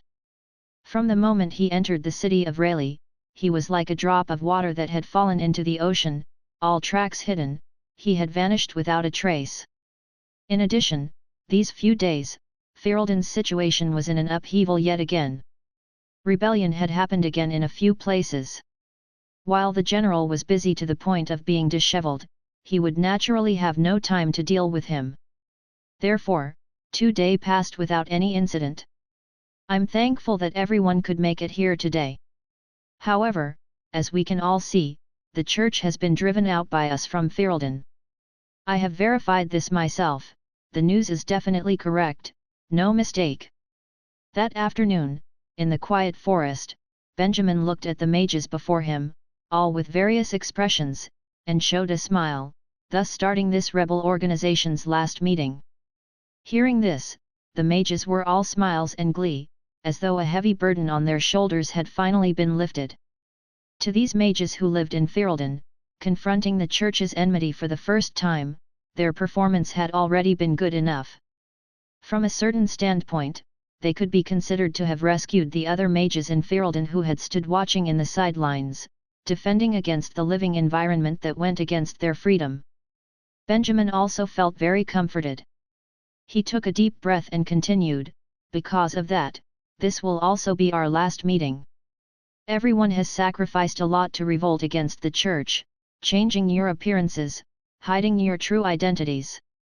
Now is the time for everyone to start a new, normal life, and disband this organization. When the crowd heard this, many of them showed expressions of reluctance. After all, they had fought together shoulder to shoulder for so long, it was difficult not to have bonded. However, to return to their former lives, this was also what they had desired for. They looked at each other and also smiled, like companions that had ended a journey. They gratefully patted each other's shoulders. Then, do you have plans for the future? If I want to join the force you had before, am I qualified? Someone spoke, however, asking Benjamin. A few mages also looked eager and hopeful. Benjamin shook his head, saying, if you really want to come, we would not reject you, of course. Only, we will soon not be in Ferelden. Are you really willing to follow us and leave your hometown? Hearing that, the mages all looked dumbfounded. Sir Benjamin, are you leaving? Benjamin nodded his head. We were never going to stay permanently in Ferelden. In actual fact, we are not the Iser mages announced to the public before this. We come from the Kingdom of Helius. That's right, it's the kingdom completely controlled by the church, where mages don't even dare to walk on the streets. Forced by circumstances, we escaped from that place, but we are still longing for the day when we can return to our homeland. The original 20+ mages smiled, glancing at each other. Someone, no one knew who, suddenly spoke, saying, at first, we were still yelling about wanting to tear down the church. The other mages were all quite at a loss, however. It was very obvious that they had not thought about things too much. To them, the Kingdom of Helius was practically another world. To chase the church out from their country was already a thorough victory. Benjamin did not want to strain them as well. We will leave Ferelden within the next few days and go to another country. There will be a lot of the church's influence there. Our future plan is to disseminate the ideology you have learned here to that country, so that the mages there would stand out and join us. And finally, get rid of the church in there. After we have gathered enough power, we might attack the Kingdom of Helius. He did not describe this proposal in too much detail. There were too many variables in the future, having been hit in the face so many times, he did not dare to boast any more. Today's meeting was only to offer them an explanation. So, that's about it roughly. You do not have to feel bad. After all, being able to drive the church out of here, you are all already very impressive. So, today's meeting ends here. All of you are dismissed. Just like that, and not knowing he had been long-winded, at last, Benjamin bowed before the mages in respect, turned around and sighed softly. He walked towards the forest, concluding today's meeting. How many people would follow him? Although he had told himself not to carry too much hope, but in his head, Benjamin could not help but to think that. He was embarrassed to turn his head, so he could only use water elemental sensing technique to observe secretly. He saw the 20+ mages that had escaped from the Kingdom of Helius with him hurriedly following from behind.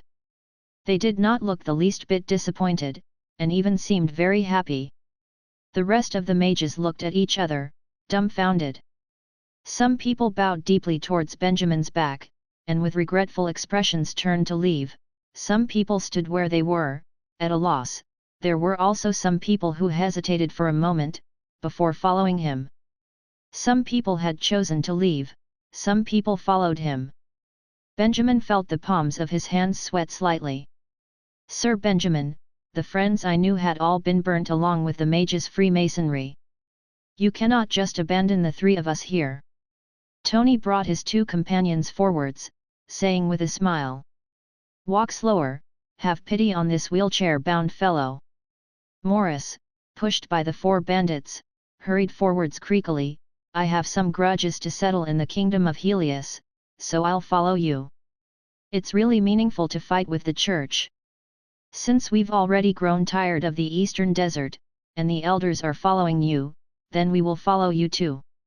The hermit mages surged up in one accord, strengthening the entire team in mere moments. Finally, the group of people came to the fringe of the forest. Benjamin could also turn his head at last, nodding. A team of over 100. It was bigger than he had expected. At that moment, he felt really moved. Thank you, everyone.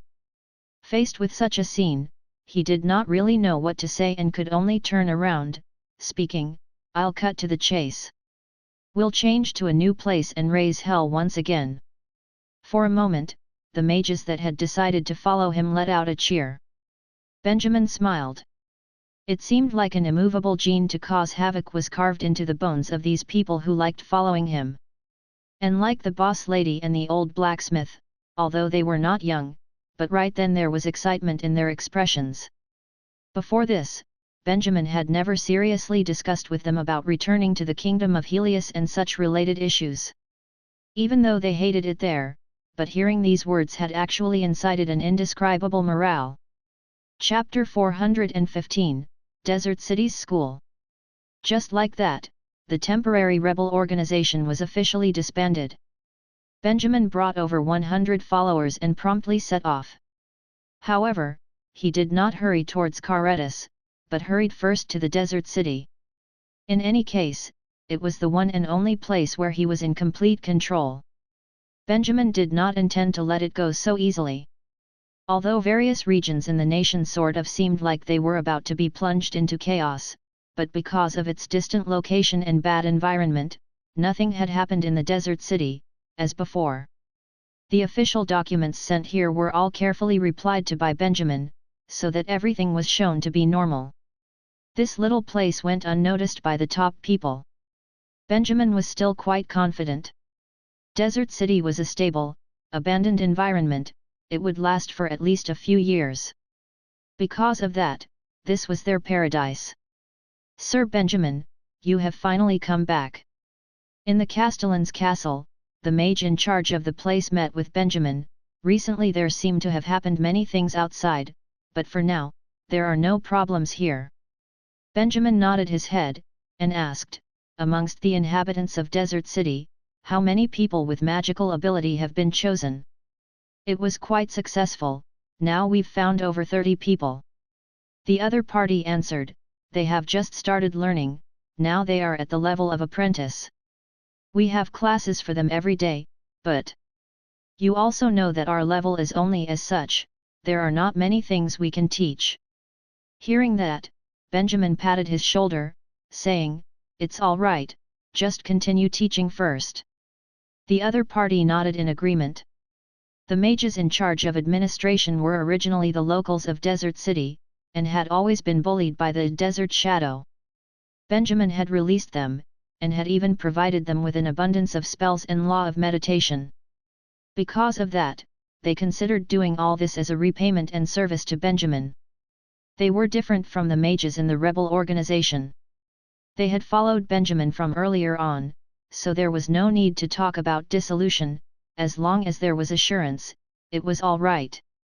As for the universal magic school that they were involved in, the permanent population in Desert City was not big, the base population was small, so people who had talent were also few. However, Benjamin still would not look upon this lightly. After questioning about the situation, he went into the school and conducted a class for those 30 over students himself. "Teacher, are you the legendary mage Benjamin?"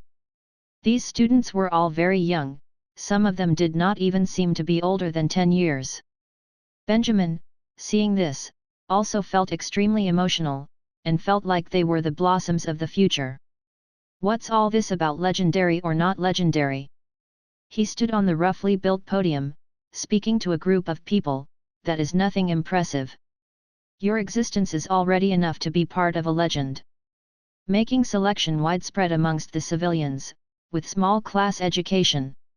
In this day and age, this group of students themselves were already part of history, symbolizing the first step of the advancement of magic. Only that they had not yet realized it. This group of children, listening to Benjamin's words, put on an expression as though they understood him. However, they seemed to still be very excited that Benjamin could come to class. After all, he was protector of the nation mage who was written about in the nationwide public announcements. Thus, with a short class, Benjamin was unable to teach these people anything. Because of that, he spoke only about the conflict between the mages and the church. Crisis awareness and fighting awareness when facing the church became, instead, the more important things at that time. How the church persecuted mages, what treatment the mages in the Kingdom of Helius received, their experiences fighting the church recently. At that moment, Benjamin felt himself to be like a political teacher. He told many stories, so the apprentices listened in engrossment, occasionally sighing and saying things like "the church is horrible." Hearing this, Benjamin knew that his objective was achieved. Ideology and political work still had to be done. Just like that, after conducting the short and simple class and leaving the ugly school, he found Morris and started to discuss things concerning Desert City with him. It was not enough to rely only on these native mages, he needed more people to take care of this Desert City. "You also know that after we leave Ferelden, it will not be easy to return. Although we have magical instruments to pass messages, but over here in Desert City, we still need people to oversee things." Morris nodded his head, saying, "Are you saying you wish for me to stay here?" Benjamin laughed in embarrassment, saying, "Yes. I also do not want to abandon you here, but you have so many skills for creating magical instruments. Now that this school has been started, I feel that you could use this opportunity to pass on this expertise." Now, they were unable to create even a magical robe each for everyone, but afterwards, he hoped that these mages would be better equipped, not to mention that they would definitely have more recruits joining in the future. The need for magical instruments was too great. He needed to nurture a group of professional talents and fill this gap up as much as possible. Even so, to rely on the 30 over children in the academy, it was impossible to complete this feat. However, if Morris were to stay here, Benjamin was sure that slowly, there would be progress. "It's no problem, it's also good that I stay here." Morris smiled, not objecting. "I've always been familiar with the desert here, it's convenient to stay here." Benjamin put his hands together, saying gratefully, "Then it's all up to you." Thus, after confirming the administrative model of the desert city, he chose 10 out of the mages that were following him to stay here and help Morris out. It was not an easy thing to be following Benjamin here and there. Some people disliked fighting, so staying here as for logistic purposes was a good thing for them. Hence, the people who stayed did so willingly.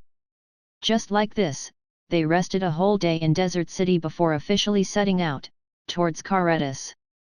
In the south of the Desert City was, as always, the borderless desert. However, in the place near the borders of the two nations, they would slowly leave the regions of the desert and enter into a small area of hills, finally reaching the border of Ferelden. This was not an easy road to take, but they could fly, and there would not be many obstacles along the way. In the span of about 3 days, they dealt with many bird-type magical creatures, and finally, without encountering anybody, drew near to the border of Ferelden. Only, moving forward, they needed to be more careful. The region between Ferelden and Karetas was not deserted. In fact, there were mountainous areas with soldiers on patrol and bustling little towns. A lot of trade went on between the two nations, and mercenaries often went to and fro for their jobs. Because of that, the towns on the borders formed a line, and people were coming and going. It was impossible to avoid the crowds. Fortunately, Benjamin had prepared for this earlier on. Their disguises were put on easily, and the magical creature materials they had brought with them were loaded on a few horse carriages, with Varus leading. In the blink of an eye, they transformed from a team of 100 mages into a trading group crossing the national border. The money bags on their waists made clinking sounds. They did not look impressive at all. It was unknown if Stuart had secretly followed from behind, so they could only think of a way to disguise themselves. Therefore, bringing a total of 10 horse carriages, Benjamin and his men moved forward in a single file. On the way, they even encountered some robbers who had no idea what they were getting into, and dealt with all of them without a question. Other than that, it was uneventful. Not long after, he entered into a small town situated by the border. They got ready to rest here for a while, and would officially enter Karetas on the second day. Your journey so far has been pretty smooth. While staying in the hotel, the system, for unknown reasons, suddenly made a sound. Hearing it, Benjamin felt a little anxious. Strangely. We have made better preparations, isn't it supposed to be smooth? Benjamin retorted. Yes, as long as you're happy. The system's tone of voice sounded as though it had too many things to say that it was unable to express easily. However, Benjamin did not care to debate with it, and ignored it. However, perhaps some sort of metaphysical things were causing trouble, unexpectedly. Before they could leave the small town, something really happened. Chapter 416, The Resistance in the Town. Teacher. Something has happened outside. Benjamin was meditating inside his room in the inn when Frank pushed the door open and entered. He spoke hesitantly. Benjamin left the space of his consciousness after he heard the call. He returned to reality and frowned as he heard the loud noises outside his window. He then extended his senses to outside the window. On the streets, groups of people were rushing about as if they were running for their lives. Aside from the escaping people, there was also a large group of people with weapons, clad in Spartan armor. They looked like bandits but were nowhere near as scary as actual bandits. They were now split into teams and seemingly marching towards a certain direction. Benjamin frowned. What are they up to? He opened the windows and looked at the group. Apparently, they are hooligans that are going around causing trouble as they were not satisfied with the Queen's execution, Frank explained. Some of them are wanted criminals but they somehow defeated the local soldiers. Now, it seems that they wanted to surround the mayor's house, probably with the intention of taking over the entire town. The hell? Benjamin was obviously caught off guard. Frankly, he had heard of rebel forces emerging within Ferelden over the past few days due to Stuart ascending the throne. After all, people would generally not just roll over for a new ruler immediately. What he never expected though, was that he would meet them in real life. Also, Their goal was ridiculous. Did they really want to take over the town? Benjamin was lost for words at the news. Come on, look at their pathetic appearance, they looked like a Halloween carnival. These people? Take over a town? Sigh. Resistances these days lacked professionalism. Frank prodded when he noticed Benjamin's delay in response. What should we do, teacher? Ah, let them be. It's none of our business anyways. Benjamin shrugged it off. They are going against the government Ferelden, not us. See, they're not coming towards our inn. Then, tomorrow? Frank asked again. We'll follow the plan as per usual. Benjamin waved. How can this motley crew stop us if all of the mages wanted to leave? Caretus is just right outside the border anyway, so it'll be fine even if our identities are exposed. Oh. All right then. Judging from the look on Frank's face, he was very interested in doing some heroics. However, Benjamin had no intentions of causing another scene. He still needed to work hard and prove to the system that this event did not change their initial plan. Then, the event could not be categorized as an accident, and the system would not have any reason to be smug around him. At last, Frank left with a slightly disappointed look on his face. Benjamin remained in his room but did not continue his meditation. Instead, he looked out the window. He could see the hooligans use their overwhelming numbers to tie all the soldiers together, then cast them aside in some random street. Meanwhile, they barged into the mayor's house and pulled a trembling old man out from the building. They placed a knife to the old man's throat and started saying things like inept officials like you and to preserve the glory of Ferelden, like how a prosecutor would recite the crimes of a death row inmate minutes before his execution. Still, no one in town heard what they were saying. They were either hiding or fleeing the scene. Benjamin saw this and shook his head. These really were a motley crew of people, hey? This level of uprising would obviously be no trouble for Stuart. The military would send people over in a few days, and this filth will be wiped off the face of the earth. Look at this. How can you just stand by and do nothing? What happened to the justice in you? Isn't your conscience screaming at you? The system hollered in Benjamin's brain, trying to make its prediction for an accident come true. Of course not. Benjamin replied swiftly. However, a thought had grown mischievously in his mind. At that moment, the resistance grabbed the mayor and drew a large broadsword, as if they were going to make a grand display of what was about to happen. The people of the town hid in their homes and looked on with terrified eyes. They had no idea what they planned to do. Don't kill me. I'm just a mayor. I have no idea what happened at the capital. The old man begged desperately as he was dragged around by the collar. What nonsense are you spouting? The notices posted around town had your signature on it, no? Stop trying to save yourself, you're just as guilty as them. However, just as the leader of the gang raised his blade and was about to swing it, a strong gust of wind started blowing.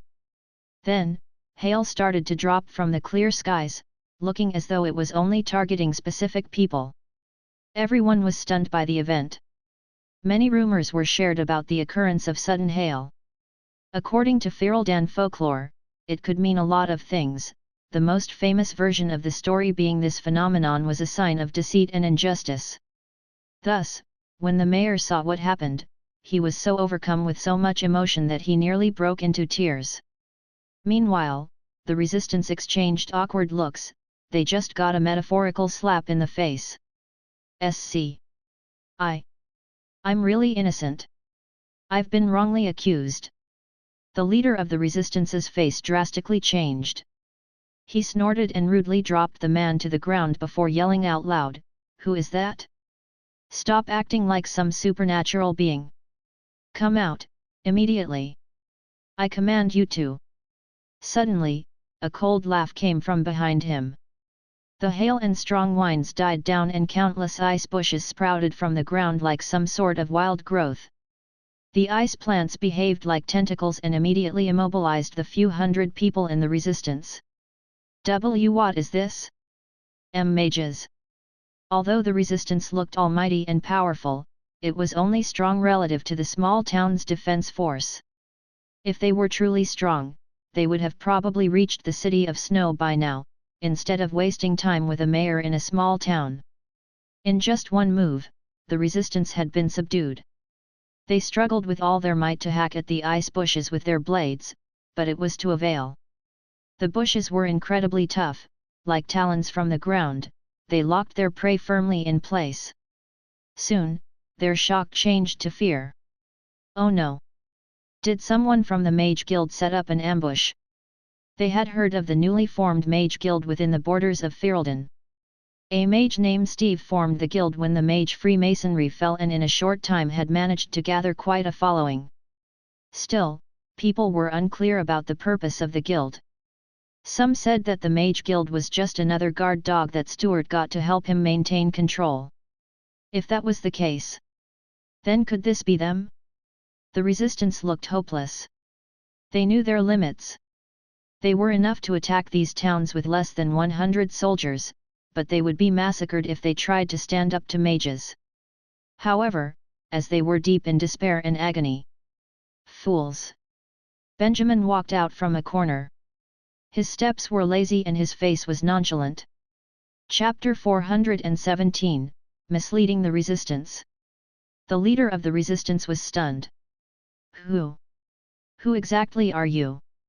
The man probably never expected someone to interrupt their execution, totally incapacitate them, then start spouting nonsense. It doesn't matter who I am. The point is, your unit doesn't have a concrete plan. Benjamin spread his hands and smiled. Let me ask you this, aren't you looking to take revenge on Stuart?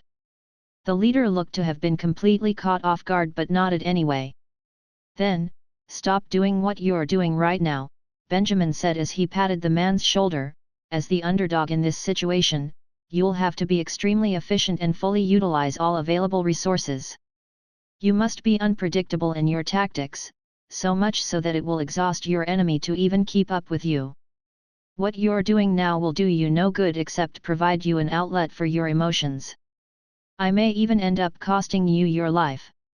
The men in the resistance blinked. What is this mage doing? Was he teaching them how to properly stage a revolution? They had totally lost their grip on the situation. Sir Mage, why don't you release us before we go into all that? We're willing to listen to you. The leader looked absolutely bewildered but quickly understood the situation. It was evident that Benjamin was not someone from the newly established Mage Guild, or on the spot. They slowly got over the overwhelming despair of death and felt quite grateful despite all the confusion. However, Benjamin simply shook his head. What's with all the demands? You should display a proper learning attitude if you're genuinely here to learn. Benjamin suddenly conjured an ice ruler and hit the leader on the palm with it. He continued blabbering on, all of this is for your own good. If I hadn't shown up today, all of you would have no doubt been slaughtered. The leader of the resistance was completely unprepared and nearly let out an embarrassing yelp. Benjamin was still the one that was in charge, though. Thus, he dared not to complain, and instead just clenched his fist and nodded shakily. On the inside, the leader felt like crying but had no tears. No matter what, he was still the leader of a rebel force. Even if he was not a very capable man, people still thought of him as a tough guy. He was fearless, why else would he start a fight against the ruling power? And yet here he was, cowering like a baby in front of his troops. The mage toyed with his and his men's lives and yet he could do nothing but bow down and listen respectfully. At least the mage did not seem to want to kill them. Sir Mage, with all due respect, what do you actually want? The leader took a deep breath before asking. Benjamin scanned the crowd coldly. Haven't you realized?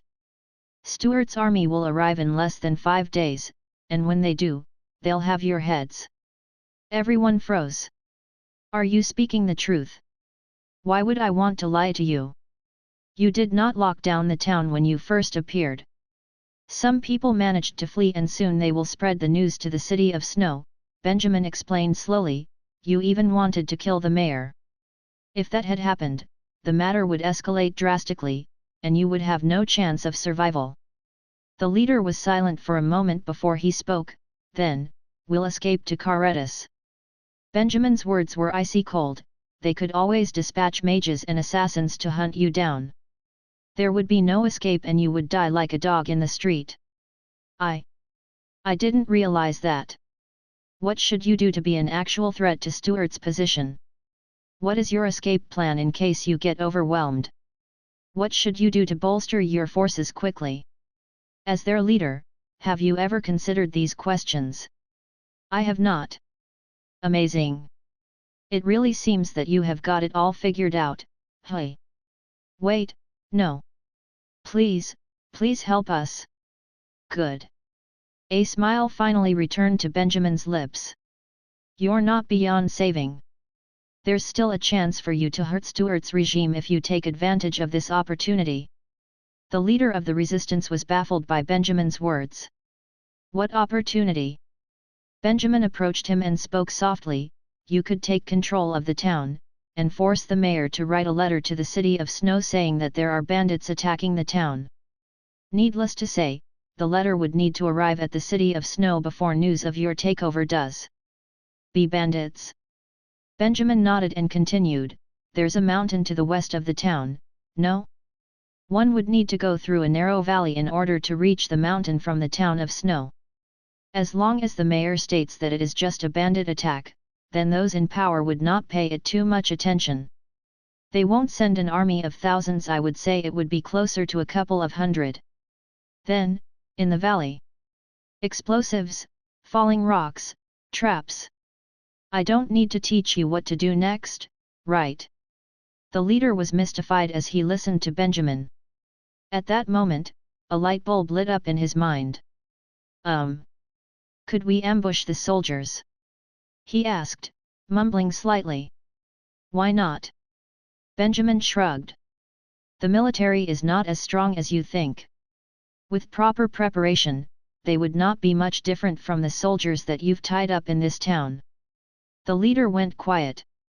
After quite some time, he inhaled deeply and swallowed, as if he had made up his mind about something. He looked like he had forgotten that he was still currently captured by Benjamin and that he was in danger. Instead, he was fully focused on thinking out a battle plan. Benjamin's lips curved into a satisfied grin. Task: induce the resistance completed. Now, the leader was thinking of ways to ambush the army sent by the city of Snow. How interesting. Benjamin was still quite pissed off at the fact that he had been used as a pawn by the Prime Minister and Stuart. Benjamin did not argue with them because he still needed their help to eliminate the church. However, he could always let someone else cause them trouble, no? He did not expect them to really topple Stuart, he just wanted to overload Stuart with work so that he could not think straight. Not to mention that it would be much harder to crush the rebels since they were now newly inspired and would fight full of passion. Benjamin would be happy to stand aside and watch the events unfold. Basically, all he was doing now was spreading seeds before he left Ferelden.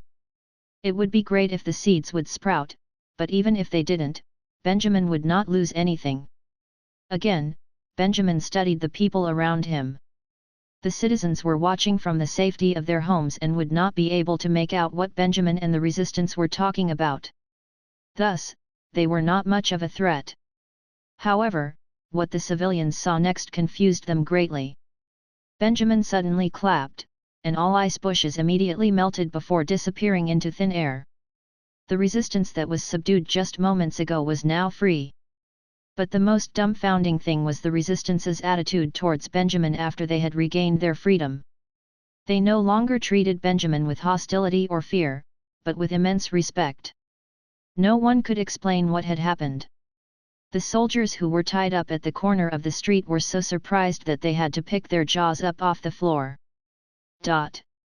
Only the mages in the inn understood what had happened. They smiled at one another while shaking their heads.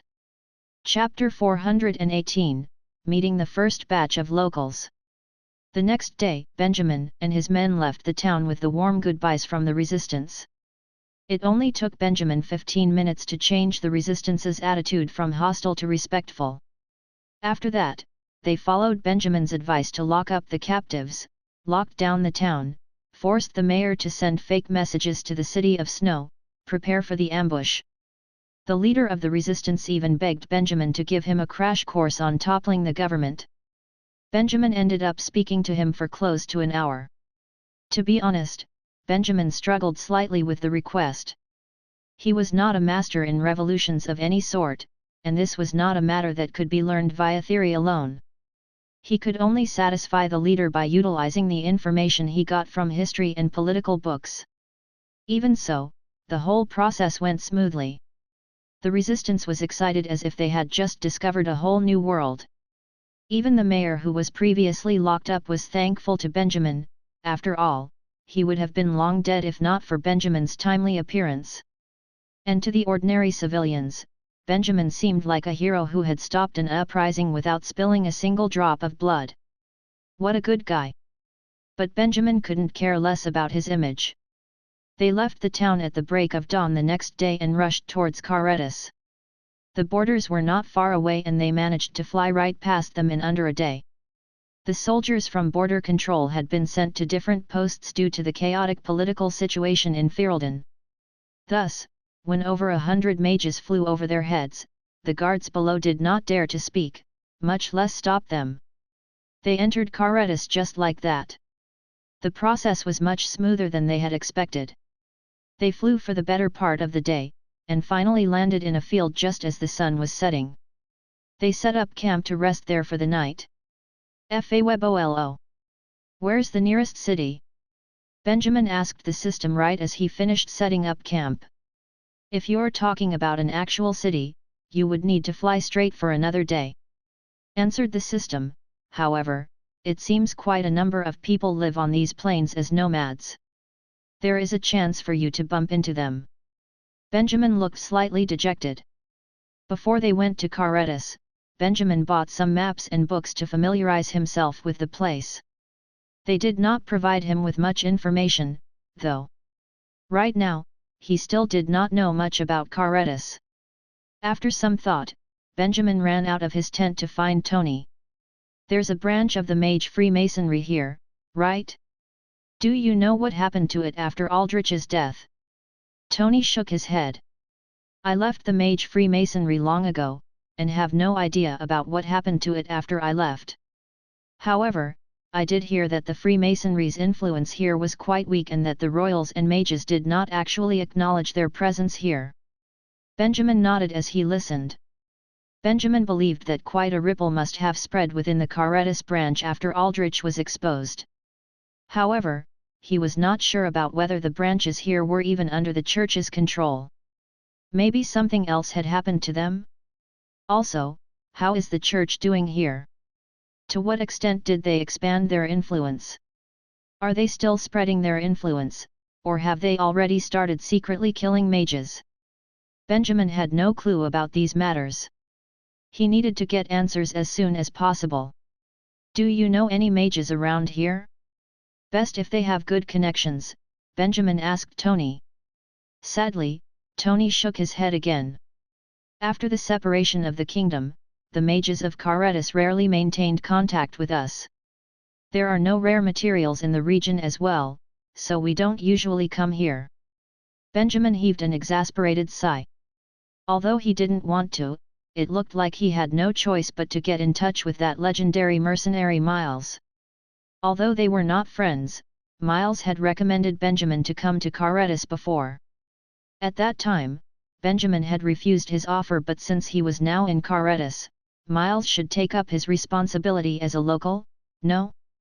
Still, Benjamin was unsure of whether Miles was friend or foe. But it wasn't like he had other options anyway. After that, Benjamin returned to his camp and planned to sleep after a short meditation session. They still needed to continue their journey tomorrow. Sir Benjamin, there's a situation outside. Frank opened the flap of his tent just as Benjamin had started his meditation.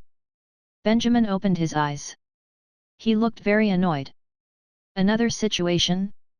He was speechless. Where was this all coming from? Couldn't fate let them reach the city and join the mages' circle without any fuss? Speak. What's happening this time? He rubbed his forehead and spoke lethargically. A bunch of people suddenly showed up outside and look as though they want to tell us something. Frank said, I have no idea what's going on either, but they look like locals. Locals? Benjamin frowned. Are they the nomads from the fields? But why would they request a meeting if they were just passing by? I'll go and check it out. Benjamin nodded, still very puzzled by the whole thing. He followed Frank out of the camp and saw a small group of people on horseback a short distance away. There were approximately 30 of them, not much, and were mostly elders and children. They brought along tattered luggage and they looked disheveled. Actually, they looked less like nomads and more like refugees. The group of people stared at Benjamin as he walked toward them, their eyes bright with anticipation as if they really wanted to come near but were forced to maintain a distance. Benjamin approached them slowly. Who are you? They looked quite nervous. After some hesitation, they got down from their horses and a tall man in the front answered, Who? We're not bad people. We're not, we've stayed around here for a very long time. Local indigenous people, then. You have something to tell us? Benjamin asked, in a slightly impatient tone. He nodded before taking another peek at Benjamin's camp. He looked quite shaken as he said, Oh, did you not bring a convoy? This will be problematic.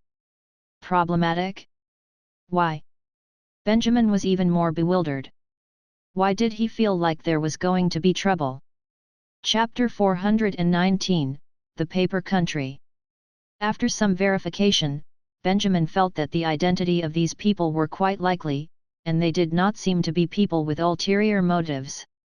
Thus, Benjamin even prepared some space for them to take a break. Of course, Benjamin took the opportunity during the preparation to know more about the tide of beasts that they were mentioning. These plains were populated by various wolf-like magical beasts. They could spit ice and fire, and they have become one of the characteristics of the plains. However, whenever they multiplied until a certain extent, they would fall into a crazed state and attack every living thing that lived in the fields in large groups. Thus, the people who lived in the plains named this phenomena as the tide of beasts. After Benjamin understood what was happening, he no longer concerned himself too much with this. There are so many mages camping here. They could probably handle an airborne attack from a herd of griffins. Wolf-like beasts were not that much of a threat, really. Ah, don't worry. We're mages, and we're not afraid of magical beasts, no matter how many of them came knocking. He told the group of people. What he did not expect was the answer he got from the people. What is a mage? Judging from their lost eyes, they probably never heard of the word mage, much less understanding the meaning behind the word. Puzzled, Benjamin immediately asked, Have you even left the fields in the years you lived here? No, we haven't. The tall man in the lead shook his head. There are quite a few towns outside the fields that would trade with us regularly. We would exchange our beef and mutton with some groceries. Don't belittle us, sir, we're not totally sheltered from the outside world. There was no other way. Benjamin used an ice-breaking spell right in front of the crowd, and when they saw the ice arrows shooting out of Benjamin's hand, the color drained out of their faces and they immediately fell to their knees. They were mumbling something incomprehensible under their breaths, and they were mere centimeters away from worshipping Benjamin like a god. At that moment, Benjamin realized that these people really did not have the concept of magic and mages in their minds. How could this be? This situation was way creepier than when they were in the Kingdom of Helius. There, even though no one really saw a mage before, everyone would still know the existence of mages and magic. However, in Karetas, or at least at the edges of the plains in Karetas, there was nothing about mages. No stories, no rumors, nothing. Benjamin could not comprehend this situation. It was not like there was no mages in this country. The mages' Freemasonry even had a branch here. Would it be possible for them to be so unnoticeable? No matter how many questions he had, these few nomads who were running from the tide of beasts will not be able to provide him the answers. Benjamin took quite a long time to convince them that he was in fact neither a god nor a demon, but a mere human like them. In the process, Benjamin finally felt the advantages of accepting them into their camps. He gained a much deeper understanding towards Caretus as a country. The atmosphere in this country. How should he phrase this? It seemed to be quite arbitrary. This may be due to the fact that the princess and the second prince who snatched up all the good land, and left a helpless first prince with the leftover pieces of land where he formed Caretus. After the country was formed, the first prince who became king seemed to be a person lacking ambition in the political department. He rarely issued political statements, nor did he care much about how the country was doing. As long as the taxes were collected properly, he could not be bothered to even know the current events in the country. Benjamin sighed. That was the typical behavior of a child of the rich who was good for nothing. Thankfully, no major tragedy had ever befallen Caretus since its founding, and the people still managed to survive. Or else, this country would probably fall into chaos in a blink of an eye. All of the circumstances caused the people to only have a vague idea of the king. They had no idea how life was before the separation, and even the rebuilding of a country after the separation seemed to be nothing but a minor event. Essentially, their new broom completely skipped the phase of sweeping clean. Hence, this country seemed to function under an actionless governance. Benjamin had no idea if this was a tactic for an easier takeover from the church, but at least the Caretus now still prohibits any missionary work, and the church was not out in the open yet. Benjamin was just lost at the magic aspect of the situation. Great! Even the concept of magic was not known to the world here. How do you plan to start your job? The system popped out of nowhere and asked excitedly, giddy at the turn of events. What are you so ecstatic for? This probably happens only in the suburbs that are far away from civilization, retorted Benjamin. The kingdom separated only 10 years ago. It was impossible for the people here to be absolutely clueless about mages when the people from the other two countries practically lived with mages. The system heard and was quiet for a moment. All right, I could not come up with a reply for that yet. We're at a tie for now. Benjamin shook his head, very put upon. Although the situation was not as grim as what the system said, he must admit that judging from these graziers' reaction, magic would be less of a thing among people as compared to the other two countries. He did not know if the church had a hand in it, but Benjamin felt that this might not be completely a bad thing. This was just like praising an academically failing student to have a very high potential. To Benjamin, Caretus, which has the least understanding of magic, has the highest potential for it among all three countries. The opportunity for the people to come into contact with magic decreases if the distance between magic and the people increases, but at the same time, this meant that there would be a large number of magically gifted people, hidden in plain sight. Benjamin's rule of action was to let mages walk safely under the sun, proudly parading their abilities to the eyes of the public. Hence, this country was not only extremely suitable, it was basically a gold mine. Benjamin felt his heart pounding in his ears as he heard of that. At that moment, he even used the water elemental sensing technique to sense the 30 graziers. Unexpectedly, he managed to find 2 that was gifted with magic. Immediately, Benjamin stopped his sense and smiled, satisfied with the results. This was a good start. Without hesitating, he exited his tent and came to the place where the people were resting. At the shocked looks of the 2 who was gifted with magic, he lightly tapped their shoulders. Young men, do you want to learn magic? These people were chewing on jerky around the fire they built. When they heard what Benjamin was saying, the 2 men turned around, their eyes bewildered. The jerky that was still stuffed in their mouths nearly fell to the ground, laced with saliva. What are you stunned for? Say something. Benjamin shook their shoulders. Magic, yes, the skill that could let you wield fireballs and wind blades like the magical beasts. Do you want to learn that? The two of them only snapped into reality when the jerky in their mouths dropped to the ground from the trembling. See, can we learn it? They asked in disbelief. Benjamin nodded. Of course. I just checked, and only 2 of you were gifted among all of these people. This is an once-in-a-lifetime opportunity, so are you interested or not? The 2 practically leaped to their feet as they shouted, I want to. With a wave, Benjamin comforted their emotions. Calm down. As long as you're gifted, you will come into contact with magic eventually.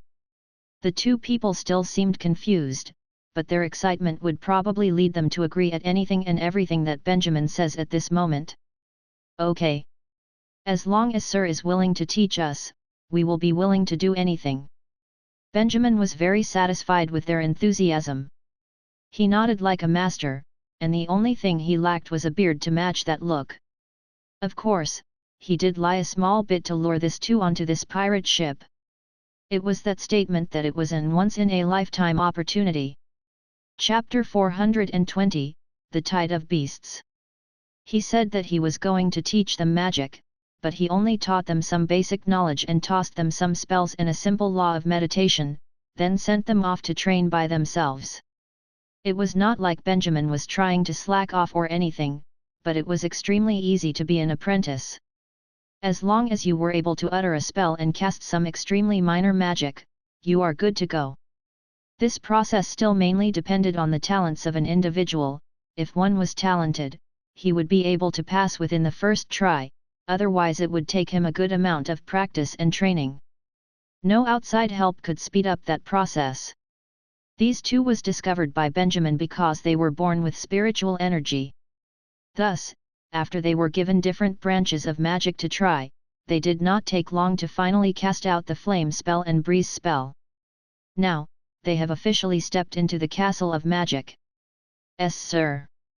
I've succeeded. In a flash, all the graziers squeezed into Benjamin's tent. They pointed at the flickering flame dancing on the person's palm and chatted excitedly. Their faces were filled with wonder and surprise, just like when men started fire unintentionally for the first time. Benjamin did not say anything. Instead, he just nodded and smiled. Now, there were no longer fear in their eyes when they looked at magic. No matter how many times Benjamin explained magic to them, it will no longer be as effective as when they witnessed someone of their own wielding it. Once again, he realized the true meaning behind the widespread of magical knowledge. If the number of mages continued to increase and their backgrounds became more diverse, no one would ever believe the Church's claim that mages were fallen and devils, if the Church ever decided to do so. After all, the mages were one of the people, everyone knew everyone, what evil were they even claiming? Jealousy was evident in the eyes of the other graziers when they looked at the delighted expressions of the 2. Sir, are they the only ones that could learn magic? We wanted to learn too. Someone asked. You can try, but this matter does require talent. Benjamin answered with a shrug. It is incredibly difficult for a non-gifted person to learn magic. Even if he trained his spiritual energy and affinity to elements using the law of meditation, his progress would be as slow as a snail's. However, since his aim was to make magic commonplace, he should ensure that everyone had the equal opportunity to at least try. He would not lose anything if he allowed them to try, anyways. Might as well. The graziers left just like that, bursting with excitement. Soon, waves and waves of badly pronounced spells were heard from their resting spots. Benjamin quirked an amused smile. Suddenly, his head snapped to look at the south. Here already. The stench of blood laced the wind. Knee-high grass danced in the wind like waves in the sea. At the horizon where the endless plains touched the night sky, countless black spots surfaced at the plains. From afar, the spots looked like an army of ants crossing the jungle. They blanketed the sky and the earth, as if they wanted to swallow everything alive. It was unbelievable how dense they were. Benjamin could not help but frown at the sight. This was the tide of beasts? Although he could not clearly discern how many magical beasts there were, but it felt like thousands and thousands of them came. If such a staggering amount of beasts would drop by the plains on a seasonal basis, the graziers would not be able to inhabit the plains long before this. How would the magic-ignorant graziers be able to defend themselves from so many magical creatures? Thus, Benjamin felt that something was off. Oh my God! Here comes the tide of beasts. Meanwhile, the graziers who were happily learning magic just moments ago shrieked in collective horror at the sight. The other mages all left their camps to look at the huge wave of magical creature piling into the fields. Their faces were filled with shock. They had experience fighting magical creatures, most of them even made a living out of the art. However, even the seasoned hunters of magical beasts looked baffled at the massive number of the magical beasts. How many wolves are here? Prepare for battle! Benjamin leaped to his feet and yelled at the mages. Then, he walked towards the graziers and asked, was this the usual scale of the tide? The grazier was trembling as he shook his head. It was only a few hundred in the years before this. We had no idea what happened this year, but it was impossible to kill them all. At that time, over 1,000 of us gathered and attempted to defend ourselves like how we did in the previous years, but our formation was crushed by the tide. We were the ones that managed to escape quickly. We had no idea how many of us survived that. Benjamin heard and nodded, not speaking. So, this year was a bumper year of a sort, huh? Benjamin suddenly felt immensely sad. He just came into Carretas to come face to face to the tide of beasts in the plains, coincidentally a gigantic one that was never seen before in the previous years. What luck is this?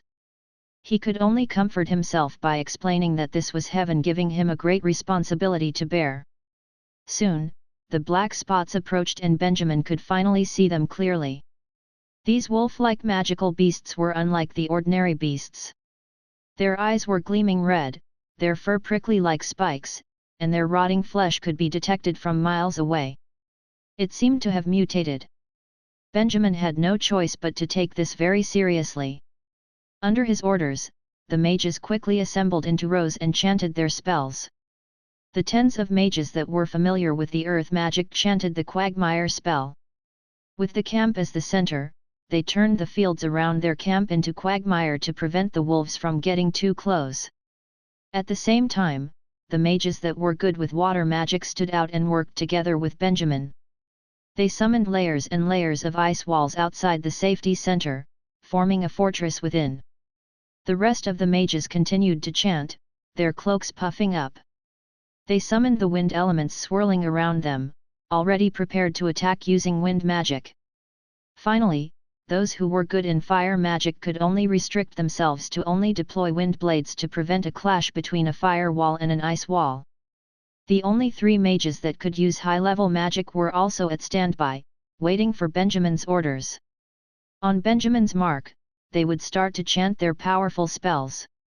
In summary, the mages did not panic even though they were faced with an attack from an overwhelming amount of creatures.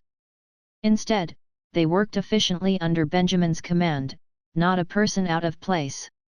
Their coordination were much more polished, too. That was the fruit of Benjamin's efforts. The team was no longer too difficult to command after the population shrunk to approximately 100 mages. Thus, while they were on their journey, Benjamin spent time to train their battle coordination. Grouping, strategies, simple training. Although they do not have much hands-on experience in the battlefield, the mages were very experienced in the battle training. As a result, their first cooperation seemed to be acceptable. At this moment, the graziers were protected by quagmire and ice walls. They stared in wonder at the mages who were separated into groups and casting spells methodologically. It was instinct for their eyes to be filled with envy. Their hearts yearned to be the person who were focused and grounded in spell casting, as if every moment were done in full confidence. Magic! Magic is incredible! The 2 who just became apprentices were even more impressed. Their fear towards the tide of beasts forgotten, they were shaking in excitement, as if they could already see the future where they themselves would become real mages that were as great as these people. Chapter 421, Slaughter the Wolves. The elemental attack spouted by the magical creatures was one of the first things that Benjamin and the rest of them faced. Because of the mud surrounding their campsite, the first wolf-like creature was slowed down by it and could not enter the campsite. But, it was not a naive foe. They opened their mouths to howl, and the fireballs that covered the sky fell towards them with speeds like the wind. Even though each attack wasn't strong, but when combined, they have used a surprising 4,000 to 5,000 elemental bullets. Fortunately, Benjamin and gang were ready with their defenses. The ice wall in front of them blocked the countless elemental bullets, thudding as they hit the ice wall.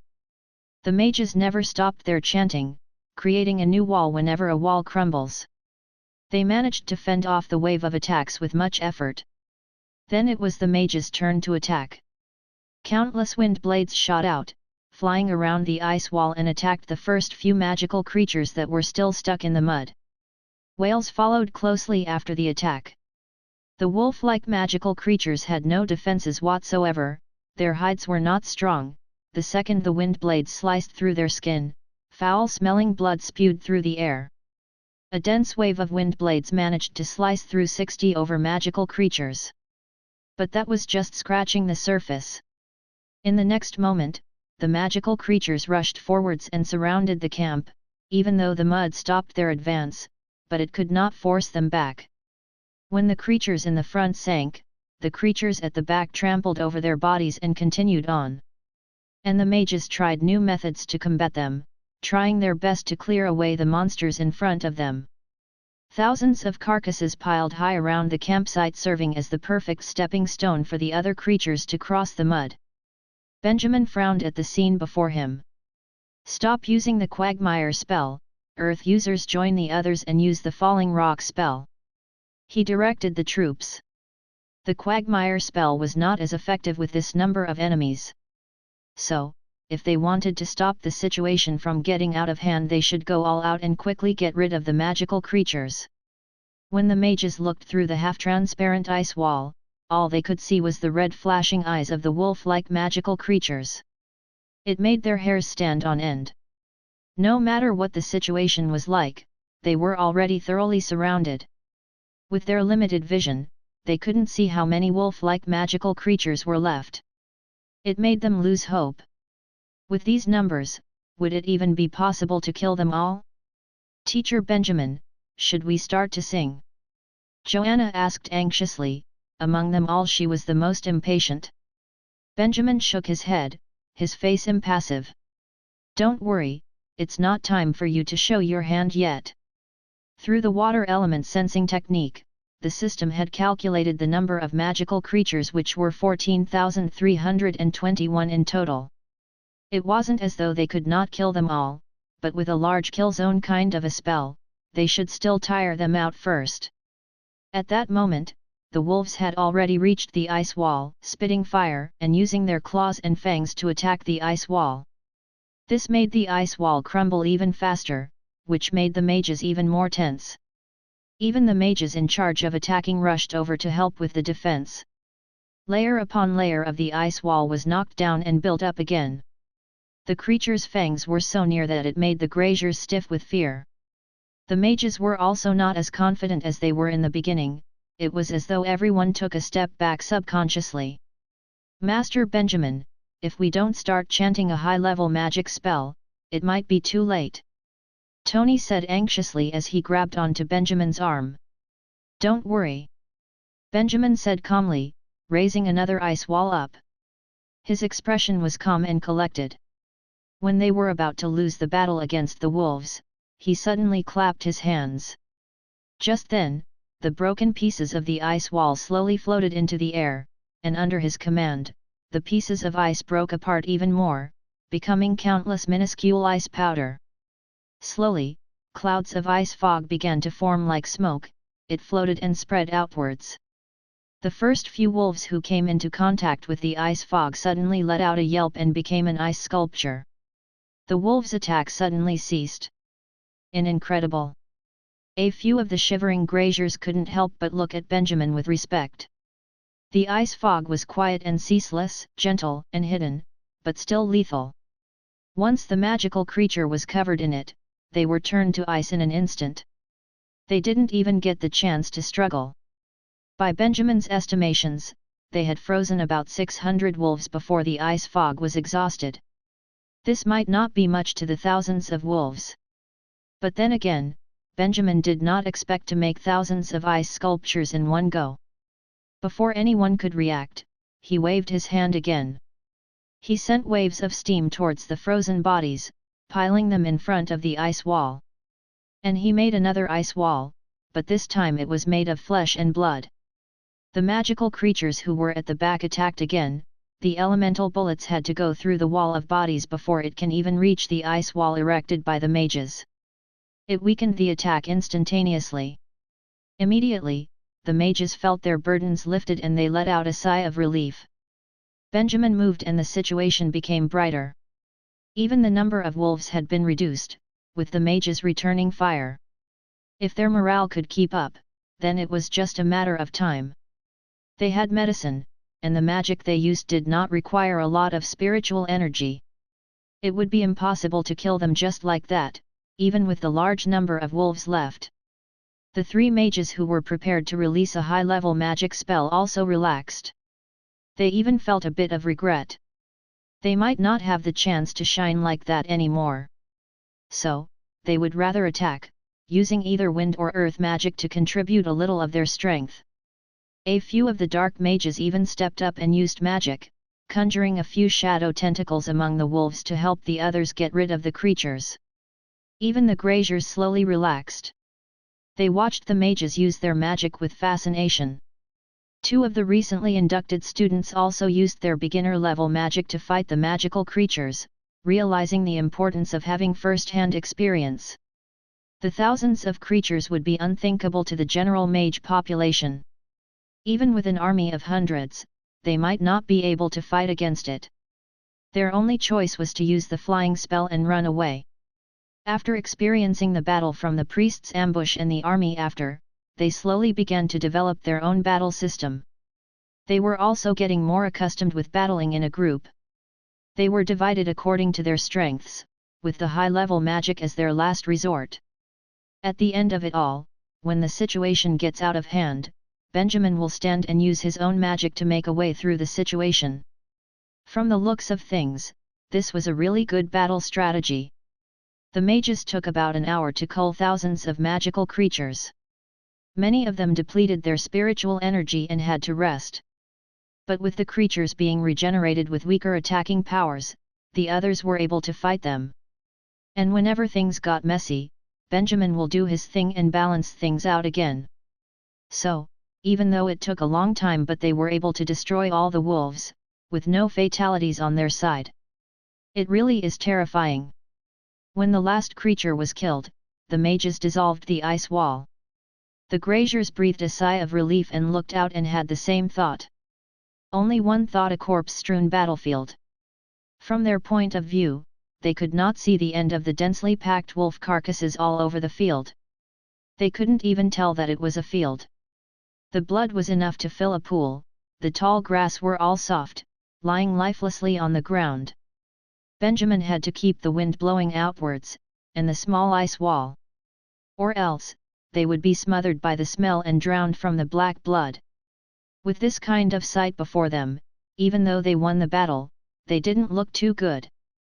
All of these ingredients, I'm afraid we won't be able to use them all.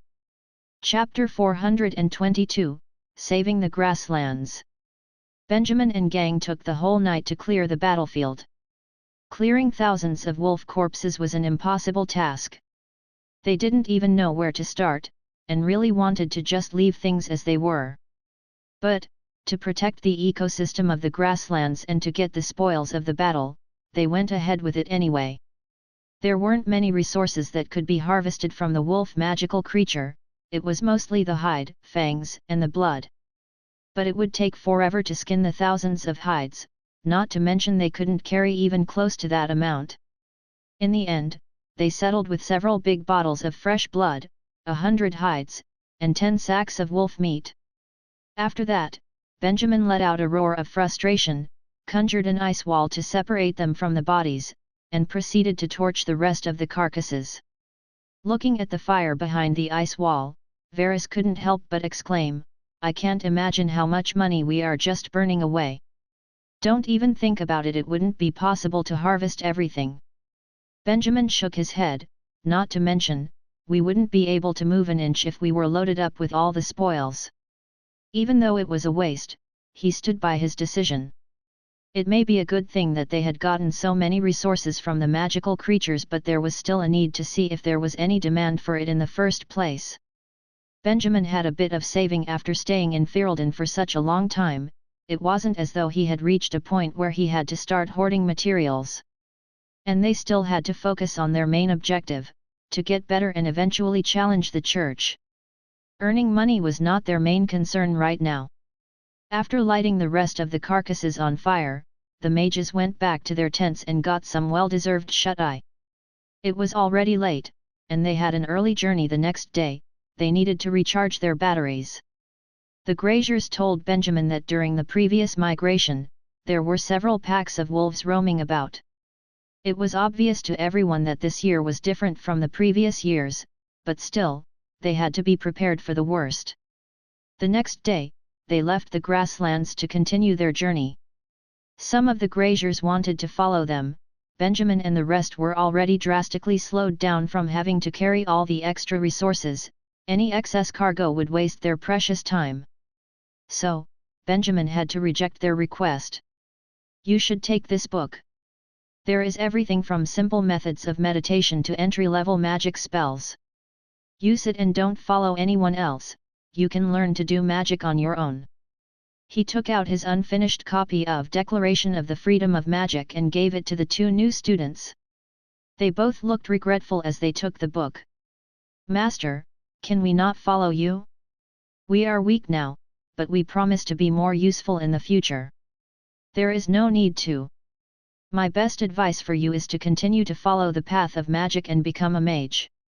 Benjamin smiled as he replied, "When the time comes, if you still want to follow me, then leave the grasslands and move to a bigger town. Don't worry about not being able to find me, I assure you that people would have heard of me by then." This time, he had no plans to recklessly expand the group.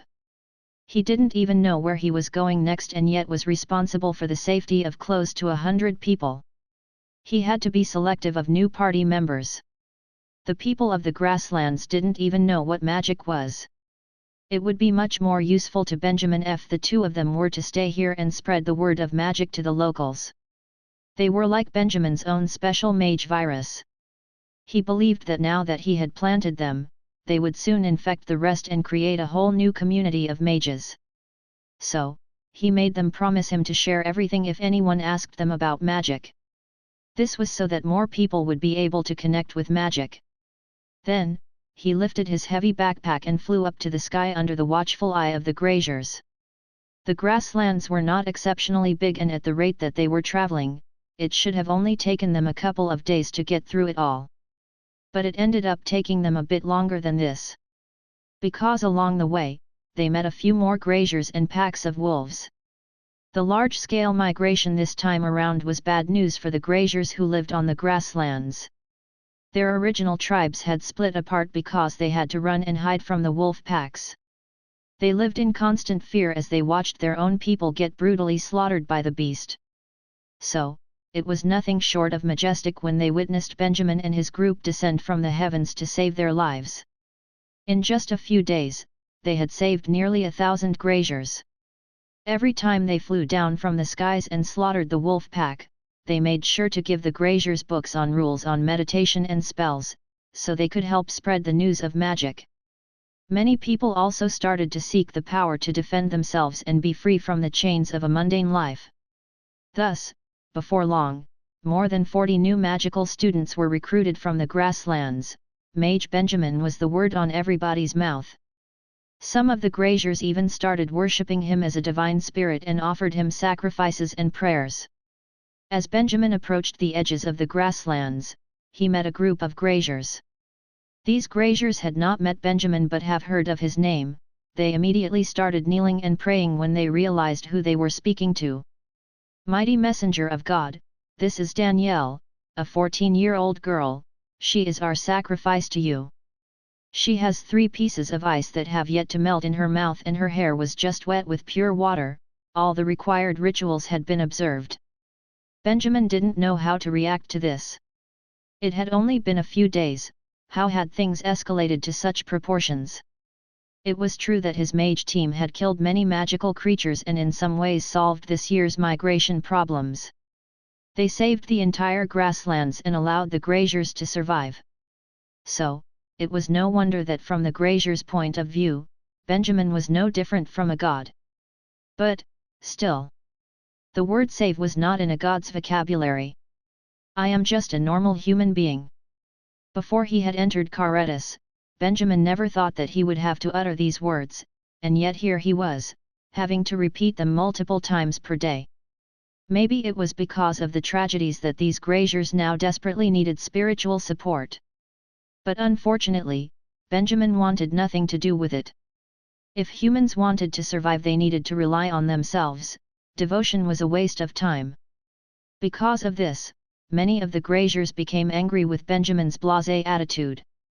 They became doubtful and blamed him, becoming really aggressive towards him and his gang. Benjamin didn't understand why they were having this kind of reaction but always managed to calm them down by mentioning magic. I am not a god. I am only a mage. He repeated countless times, among you are people who have the potential to acquire the same powers as me. So, don't place your hope on some god. If you don't try to save yourselves, then no one can help you. Honestly, he rejoiced as he was said these words. These graziers from the grasslands were naive and easily influenced, perfect for the church's mission. Luckily, Benjamin had arrived just before them. Chapter 423, Stalking Thieves. Benjamin and the group finally left after he felt that they had spread enough influence over the area. Outside the grasslands were wide flatlands and towns. They quickly entered a small town called the City of Hunter and found a hotel to stay in. They had been slaughtering wolves throughout their entire trip and were finally back in civilization. It was time for them to get a good rest. Not to mention, the City of Hunter was much more civilized compared to the graziers that they had been encountering up until now. Except for the fact that there were no signs of any mages. Benjamin and the group were desperate to get rid of all their resources from the magical creatures. So, they were obviously devastated to find that without any mages, not a single person was interested in buying their goods.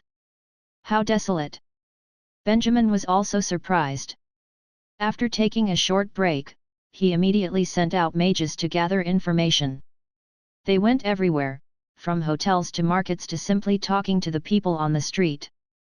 In the end, they found that the people in this small town knew about magic and have heard of mages, but always assumed it was just the stuff of legend. I know. My father used to tell me about magic, but after so many decades, I have yet to meet a mage. I think it's just something that somebody made up. One of the patrons of the drinking parlor said as he smacked Benjamin's shoulder. Benjamin felt a little awkward. If he knew that the person seated in front of him was a mage and a famous mage at that, what would he think? But after intensive questioning, they could confirm that the people here had never met any mages. The mages had disappeared from this small town for so long that they have become nothing more than a bedtime story to the locals. The more Benjamin thought about it, the stranger the situation seemed to him. Where did all the mages go? After discussing it with the other, Benjamin decided against staying here. He reckoned they should head towards the central region of this country to see if he could find any trace of the mages there. If there was no branch of the mages' Freemasonry here, then perhaps he should look in the bigger cities. Another thing was that Benjamin found a way for them to get some income. Right now, the mages hanging on to his every order and having to feed 100 of them was like trying to feed an army. Even though he still had money on him and there was still a couple of thousand gold coins in the treasury, it wasn't going to last forever. Due to various reasons, they didn't stay in the town long. After getting some supplies, they left and headed towards the central region of Karetas. Benjamin didn't want to try to sneak around anymore, so they headed straight towards the country's capital, Gloria. There should definitely be a division of the mages' Freemasonry there, and it was near the newspaper office in case he needed to ask any questions that regular civilians couldn't answer. There was also a branch of the Mercenary Association there, which would allow Benjamin to reopen several sources of revenue, not to mention it would also allow him to find Miles' trail. But the place might already be the church's territory, so they had to be careful. When they arrived, they would make sure to use the water element sensing technique to detect if anything was out of the ordinary. A few days after leaving the town of Hunter, things started to go wrong. "Pay attention, I think someone is following us." They had set up their camp in the wilderness. Benjamin was resting in his tent when the system suddenly woke him up with a stern voice. Benjamin got a fright. He immediately used the water element sensing technique to scan his surroundings. What he found gave him goosebumps all over his body. There were a few people hiding silently behind the group. But why was this happening? They had concealed their identity after entering the town of Hunter. He also knew that a group of 100 people would draw attention, so he simply said that they were merchants. They also made sure to never use any magic in front of other people to avoid spreading rumors. Considering all this, they must have been targeted by someone. Through the water element sensing technique, Benjamin could tell that there were 3 people who weren't mages with several bottles of potions on them. They looked more like thieves. There was nothing on them that he could use to identify them, so Benjamin didn't know where they were from. After observing them for some time, Benjamin felt that the 3 men did not look as though they were going to make a move, it was as though they were just sent here to spy on them. Benjamin frowned. At that moment, Benjamin wanted to attack, capture, and interrogate them thoroughly. But, when he realized that this would only alert the enemy, he controlled himself. If they were only here to observe them, then they should be reporting to someone. He would just have to wait for the right time to act. So, Benjamin acted as though nothing had happened and went to sleep in his tent. However, he told the system to keep an eye on the 3 men. The next day, nothing out of the ordinary happened. The mages once again set out and the 3 men followed silently behind them, carefully staying out of sight. Suddenly, one of them pulled out a piece of paper and started writing on it. Benjamin instantly became alert. "This is it." He immediately scanned the man's direction. As he looked at the letterhead, he saw the clear bold words, "To His Majesty the King." Shit! Benjamin was stunned. They hadn't even been in Karetas for long and they were already being watched by the king? And wouldn't that also mean that the church knew of their existence since the king of this country works closely with the church? Shit! At that moment, Benjamin became even tenser. Walking really is taking too long. He suddenly said impatiently, "Since there is no one around, let us just fly." The mages looked at him funny. They didn't know why Benjamin was suddenly saying this, but they definitely preferred flying and did not object. They stopped walking and took their things off the carts. They cast the flying spell, and everything rose to the sky together, leaving the 3 uninvited guests far behind. After flying for about half an hour. "Just now, the king of Karetas men were following us." There was no one else around them anymore, so Benjamin didn't have to act. He continued with a serious voice, "The church may be aware of our arrival." When they heard this, the mages were all stunned. "No way!" Varus said in disbelief, "We were so careful when we left the grasslands." Unless news of the events on the grasslands had truly spread so fast, it would be unlikely that they had found out through conventional methods. True. Benjamin nodded his head in agreement. He did not know where the leak was from. Even if the news had reached the king, he would first discuss it with the church before sending people to follow them. The whole process should take close to 20 days. How could they react so fast when Benjamin had been in Karetas for just over 2 weeks? Chapter 424, An Empty Trap. While traveling through the skies, Benjamin did not notice anyone tailing them. But he still decided to change their direction and headed for a town called Ampere City, which was located nearby to the Gloria instead of directly going to the capital. It was one of the larger cities in Caretas, and there was even a mage's Freemasonry division in the city. They entered the city and stayed at one of the hotels. Benjamin did not hesitate and went straight to the mage's Freemasonry to see how they were doing here. But all he saw was an empty building. Hello? Anybody here? This particular branch of the mage's Freemasonry was built like a library. As front door opened, the first thing Benjamin saw was the white marble floors and the dark blue carpeting forming a neat and luxurious walkway. But despite all the aesthetics, there was no one behind the reception desk. Benjamin frowned. If there was no one around, why was the door not locked? After giving it some thought, he decided to explore the place.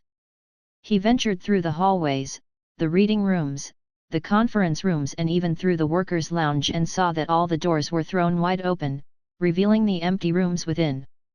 But the items in the rooms were all still inside, arranged neatly as though no one had touched them. Benjamin felt a cold chill run up his spine. After the fall of Audrey, the mage's Freemasonry here was thoroughly searched by the guards.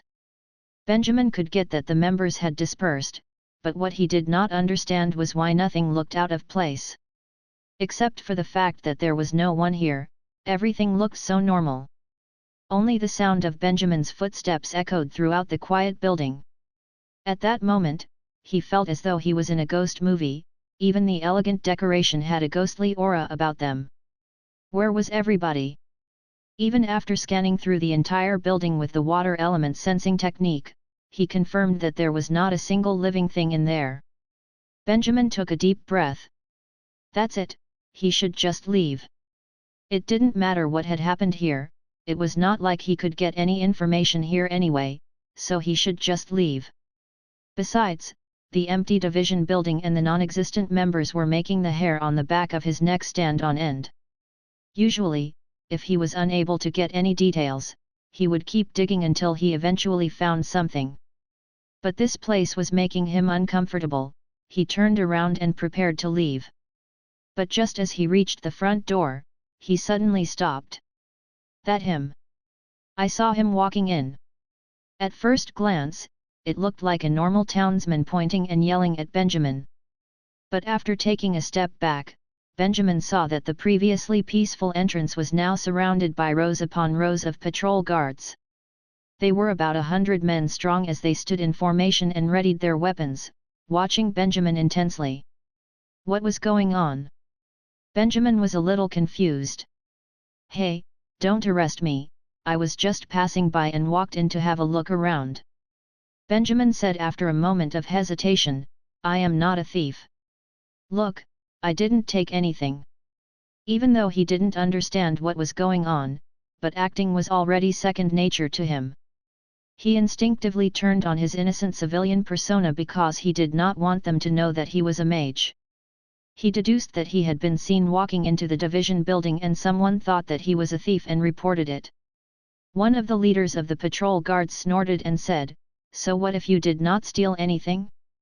This is a forbidden area, no one is allowed inside. Even if you didn't take anything, you still broke the law. Benjamin immediately tried to look innocent and raised his hands, but I really don't know anything. I'm not from these parts and have never heard of the ban. The head patrol guard maintained the cold look on his face and said, This is not up for discussion, follow us. I won't. Panic spread on Benjamin's face as he took a few steps back and said, I'm not from around here, how was I supposed to know this was a forbidden area? You did not lock the door, and secondly, you didn't put up any notice. I may have accidentally walked in, but it is your fault for not putting up any precautions. Why are you blaming me? You. The head patrol guard obviously did not expect the troublemaker to be so eloquent and was unable to retort immediately.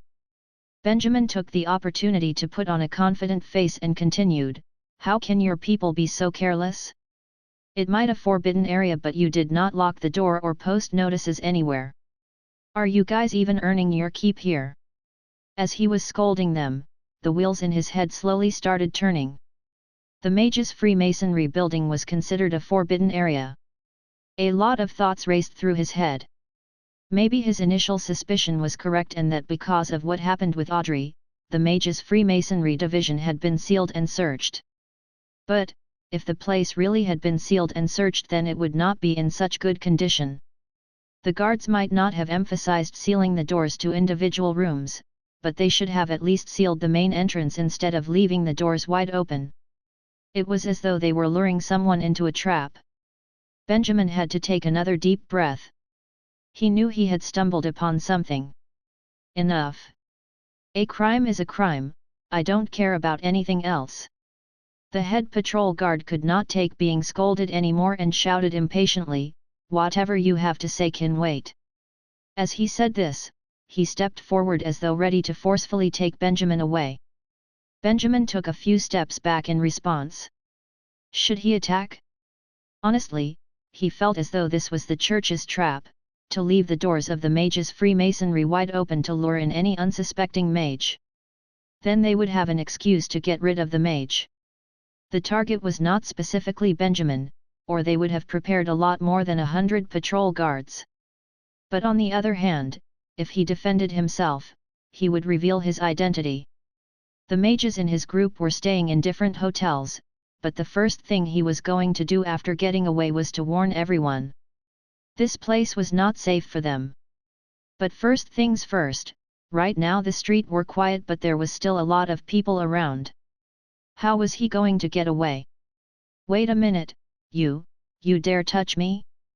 Do you really think that you have enough backup?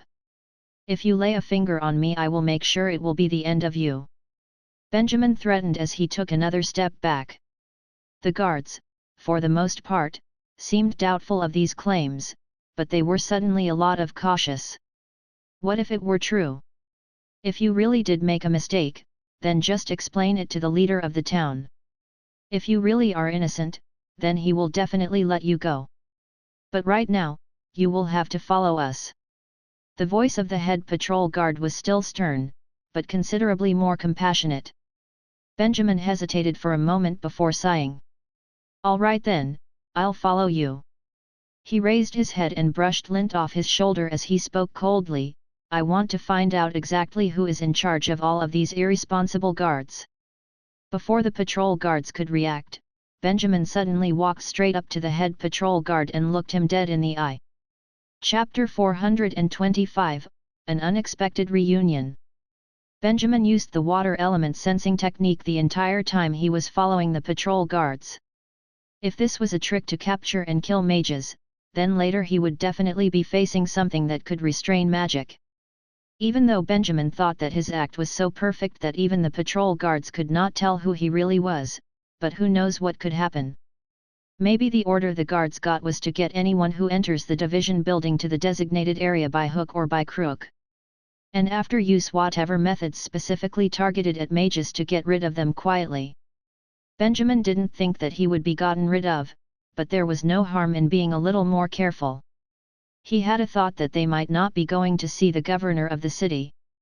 There were still some ways to go before they reached the official residence of the governor, and they will pass a few remote streets. He would wait until there was no one around anymore before attack the guards.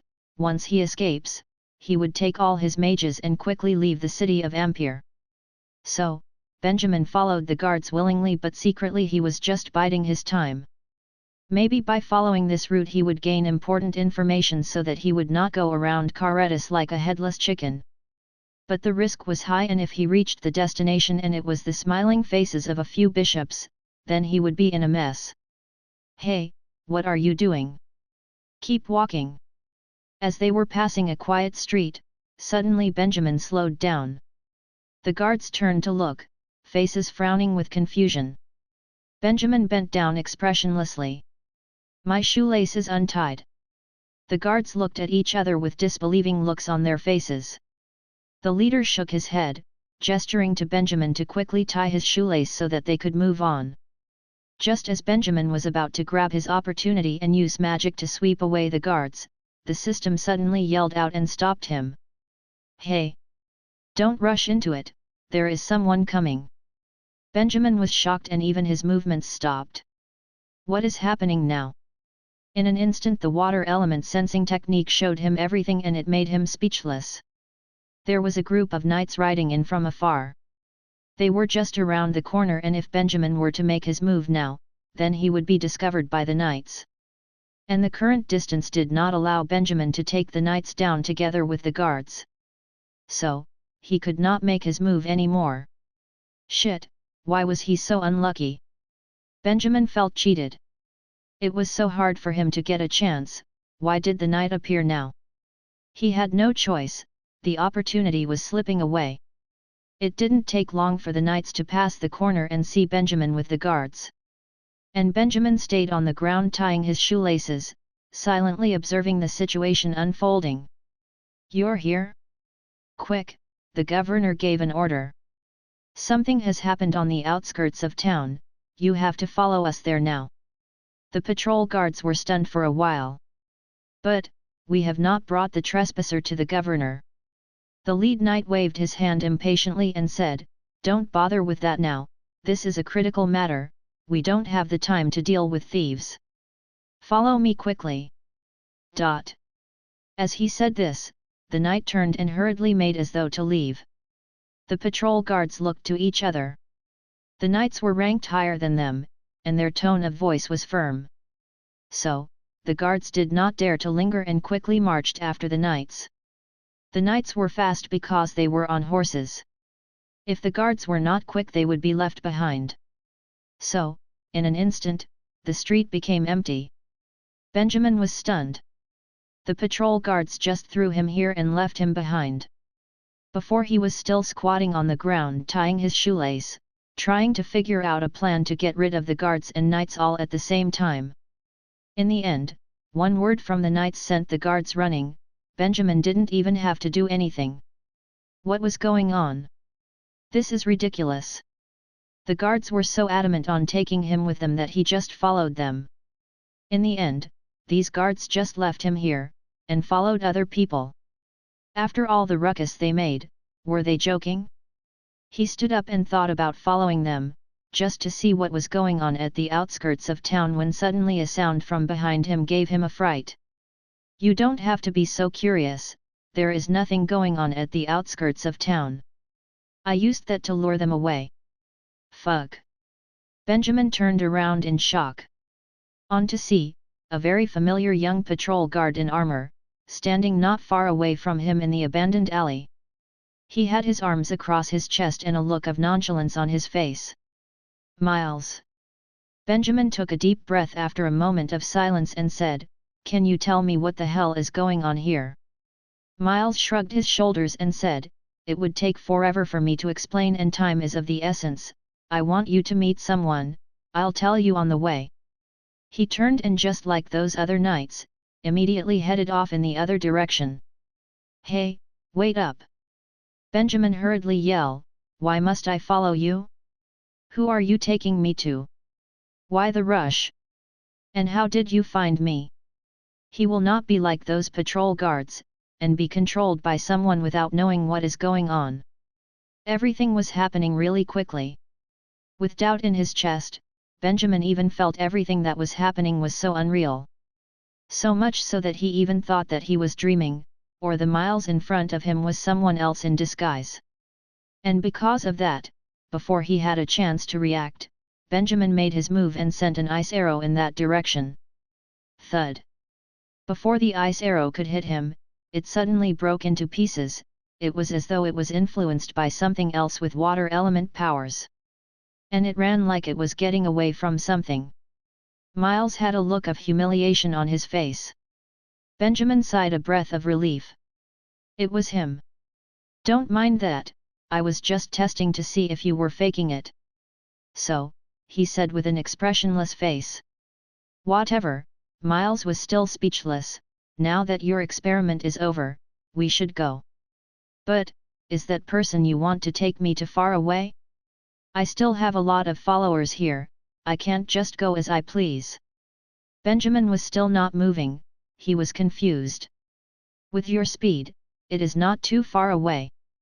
Miles said, "Relax, you'll be back soon enough, I'll guarantee that nothing will happen to you on the way." And regarding the question you have after seeing the mage's Freemasonry, you'll get your answers after seeing this guy. Shit, he might as well not say anything. You still have to tell me where this guy is. Benjamin was annoyed. Honestly, even though Miles helped him, but can he really trust him 100%? There was no need. And even if the other guy was really helping him, Benjamin hated to be brought about blindly. What is the point of being so secretive? How can you gain someone's trust without saying anything? Chapter 426, The Church's Development. The distance between Amber City and Gelera capital wasn't that far. Should Benjamin take flight at high speed, he would be able to reach Karetas Palace a little over an hour. However, he had to bring someone along with him, and that would slow down his speed quite a tad. You're sure?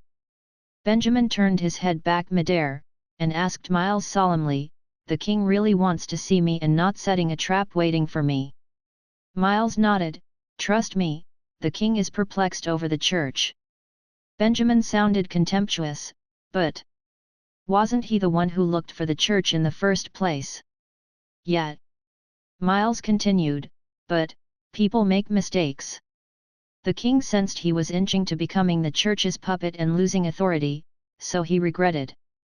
Benjamin went deep into thought and said no more. When Miles came to tell him that the king wished to see him, he was in shock. After all, it was undeniable that the king was leaning towards the church. At the same time, he was quite surprised to find that Miles was working for the king of Karetas. However, he still chose to head to Gelera. Karetas was irresolute about its sides. As an outsider, it would be hard to keep up without making a trip to the capital. Moreover, it didn't look like Miles had any ill intention towards him, or else he would simply take him down. Why the going around? And in the end, Miles did finally explain the whole situation happening in the nation to Benjamin.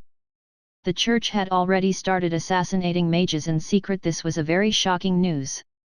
After all, the king did invite the church in, and this made them even more the reckless. The mages of Karetas from the very beginning, were slow being pushed away from worldly affairs as played by the king and the church. For an example, to dismiss all government-employed mages, instigate the relationships between mages group, and spreading rumors about mages that shouldn't be meddling into commoners' affair.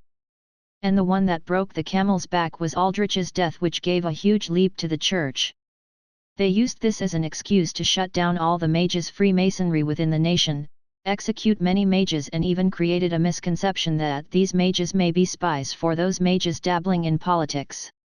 Under the influence of this atmosphere and the fall of the supposedly neutral unbiased mages' Freemasonry, the mages within the nation became disheartened. They then slowly retreated away from mainstream of Karetas and hid deep within the mountains, without a care of the world, and focused on their magic. Benjamin couldn't help but shake his head. The mages here seemed too naive, distancing themselves from cities and towns and hiding in mountains. What difference did it make from the situation in the Kingdom of Helius? The church has yet to formally seek an arrest, and they were already into making another silent academy? Yet, Miles gave this kind of answer. There are also those who are not naive, but they have been taken care by the church in secret before they could do anything. It is unknown what happened to the remaining mages. Perhaps they have gotten frightened and followed the majority to retreat away from the city. Benjamin finally realized the severity of the issue. From a certain perspective, the church has already completely more than half the process of recreating Karetas into the Kingdom of Helius. A little trickery in the dark and they let the mages voluntarily retreat away from the public's eye. They then slowly spread ill rumors about the mages and fabricated public opinion, as well as brainwashed the people. Bit by bit, magic was tagged as the devil, and by then, even if the mages wished to return, they would not be able to. Without the disagreeing mages, the church could then rightfully stand in front of the stage without anyone to ever stop them. Benjamin sighed as his thoughts reached here. He didn't think that after using violence and opposition, the church was now opting for a more boiling frog in tepid water strategy. And the worst part was they were succeeding. Benjamin felt he may be too late. Based on what Miles has said, the moment the king seek refuge from the church, the plot has been ongoing for 6-7 years. In other words, their progress has reached around 80% and this time, Benjamin has only just arrived. Suddenly, he felt intense pressure mounted on his shoulders. But, the king had already sided the church and now he has changed his mind. Isn't he afraid of the church's revenge? Midair, Benjamin has been silently flying for long and finally returned to his senses and asked. He's afraid and that's why he's secretly doing it. Miles responded, the church has been busy taking care of mages in Karetis in recent years and hasn't really infiltrated elsewhere. Therefore, the king still has his authority and hasn't been taken over completely by the church. Benjamin thought about it. So he needs someone to seek the church's trouble in the open so that he could make time to secretly stab the church in the dark. Miles nodded, yap, just like that. Benjamin turned his head back and without able to read into him. If that were the case, then collaboration with the king was not impossible. After all, the church has come so far and without external help, Benjamin would have a hard time stopping the progress last few percentage.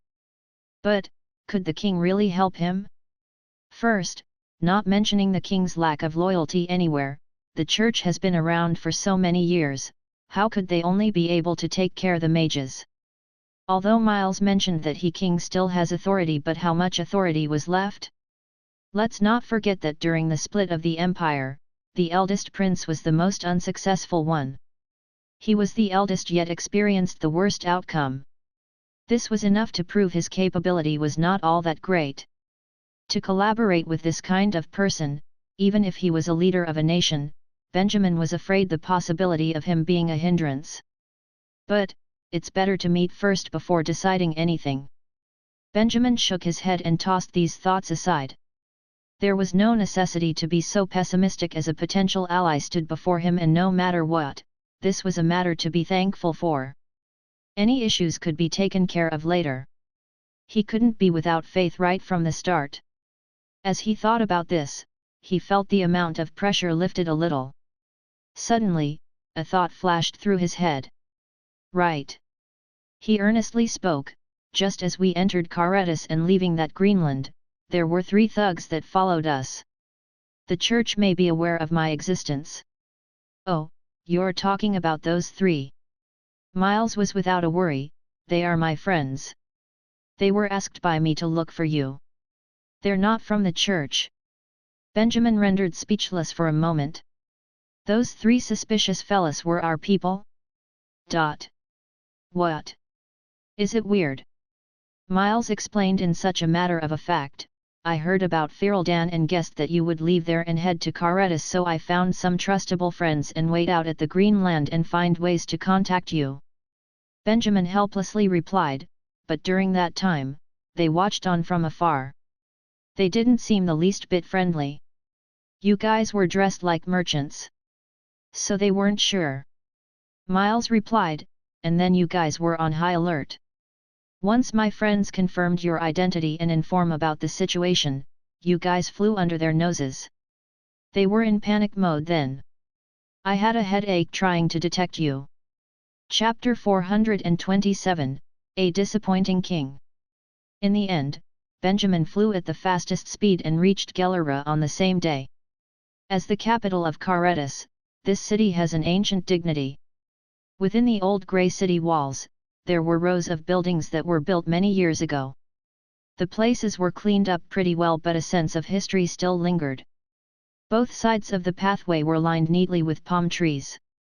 Even the gatekeepers were dressed in the most elaborate armors.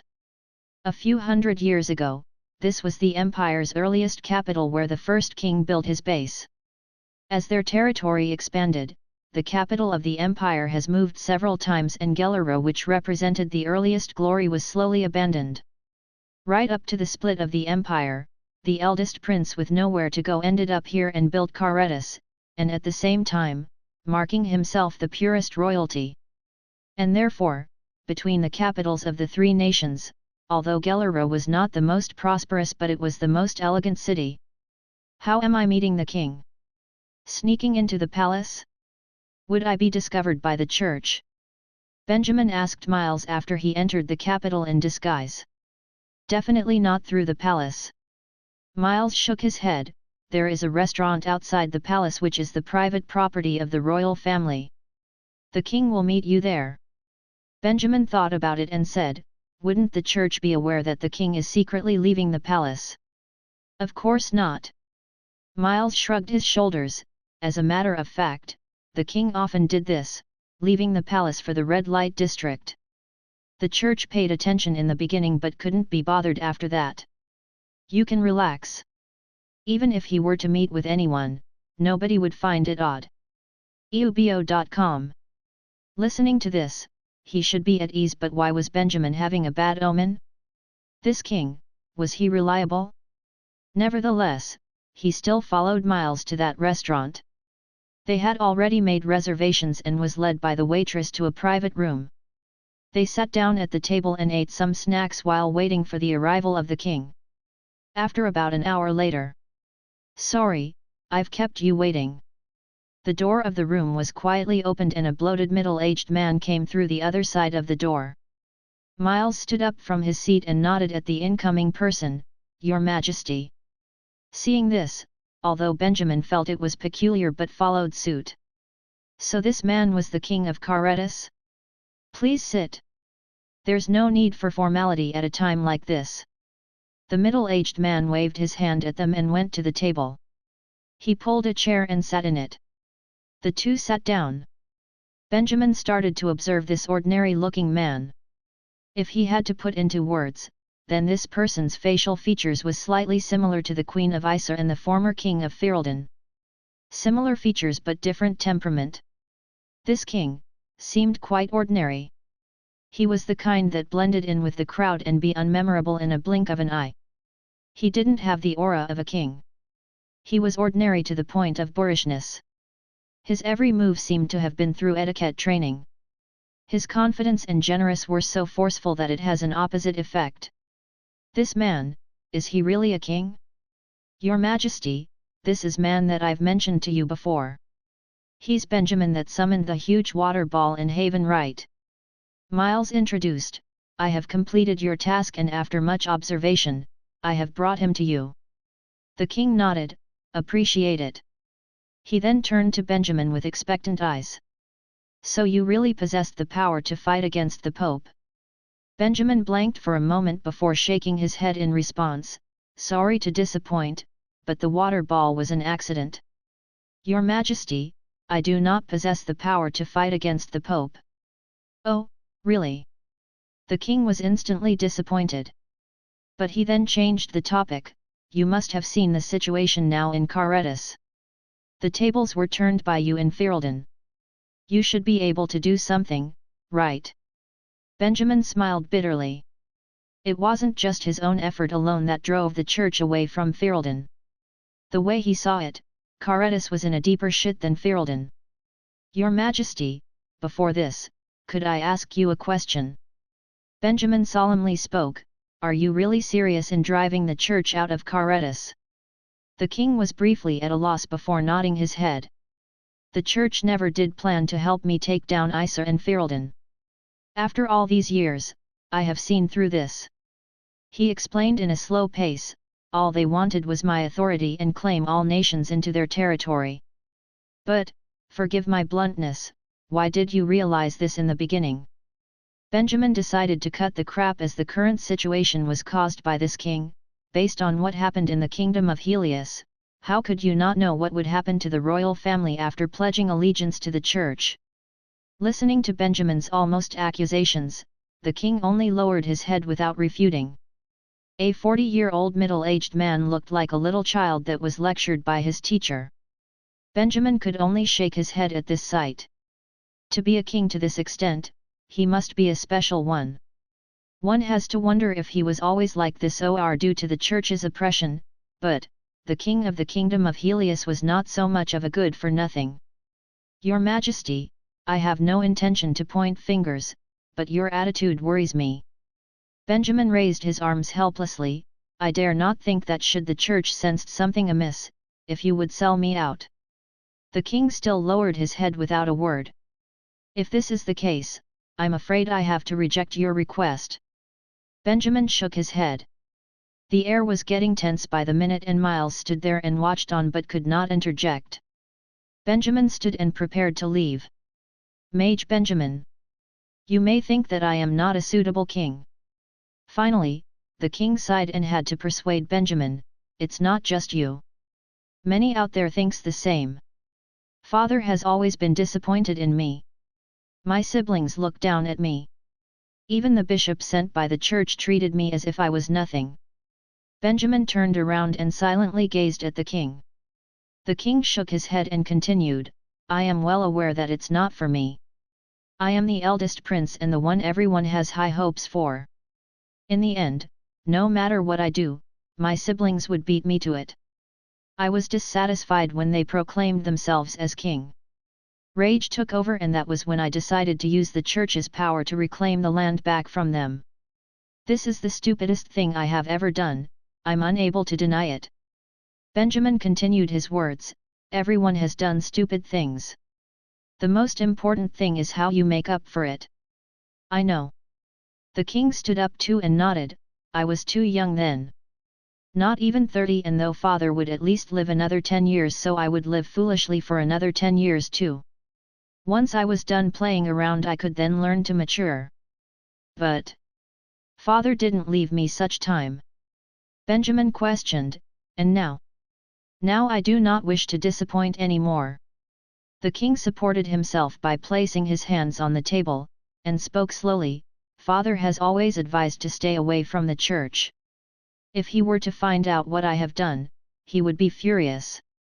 Mage Benjamin, I do not wish to face Father's disappointing eyes in my dreams. Please help me. Benjamin finally returned and sat back on the chair. Chapter 428, The Progress of the Church. Benjamin's meeting with the king did not last very long. After about half an hour later, they left the restaurant. They had come to agree on a secret alliance. I can help you to take care of the church, but conversely, you should contribute in return. I want to build a real magic school. The land, manpower, funds, will be provided by you. When Benjamin first made his request, the king was caught off guard. But he knew that he didn't have much choice. Benjamin did not have the intention to seize power, so agreeing to these terms was better than being impinged by the church. Therefore, the king nodded in agreement and did not protest. Thereafter, he started to provide Benjamin about the church's latest information. Benjamin then had realized how deeply invested the church was. They had already organized secret places around where they could conveniently spy on the mages. Their informants were in abundance to the point it was frightening. As long as there was a character that matched a mage's description, it would have called for an immediate investigation, followed by an assassination. However, this was something built by the church for years. Now that the mages are slowly withdrawing from the public's eyes, the church's attention was slowly moving elsewhere.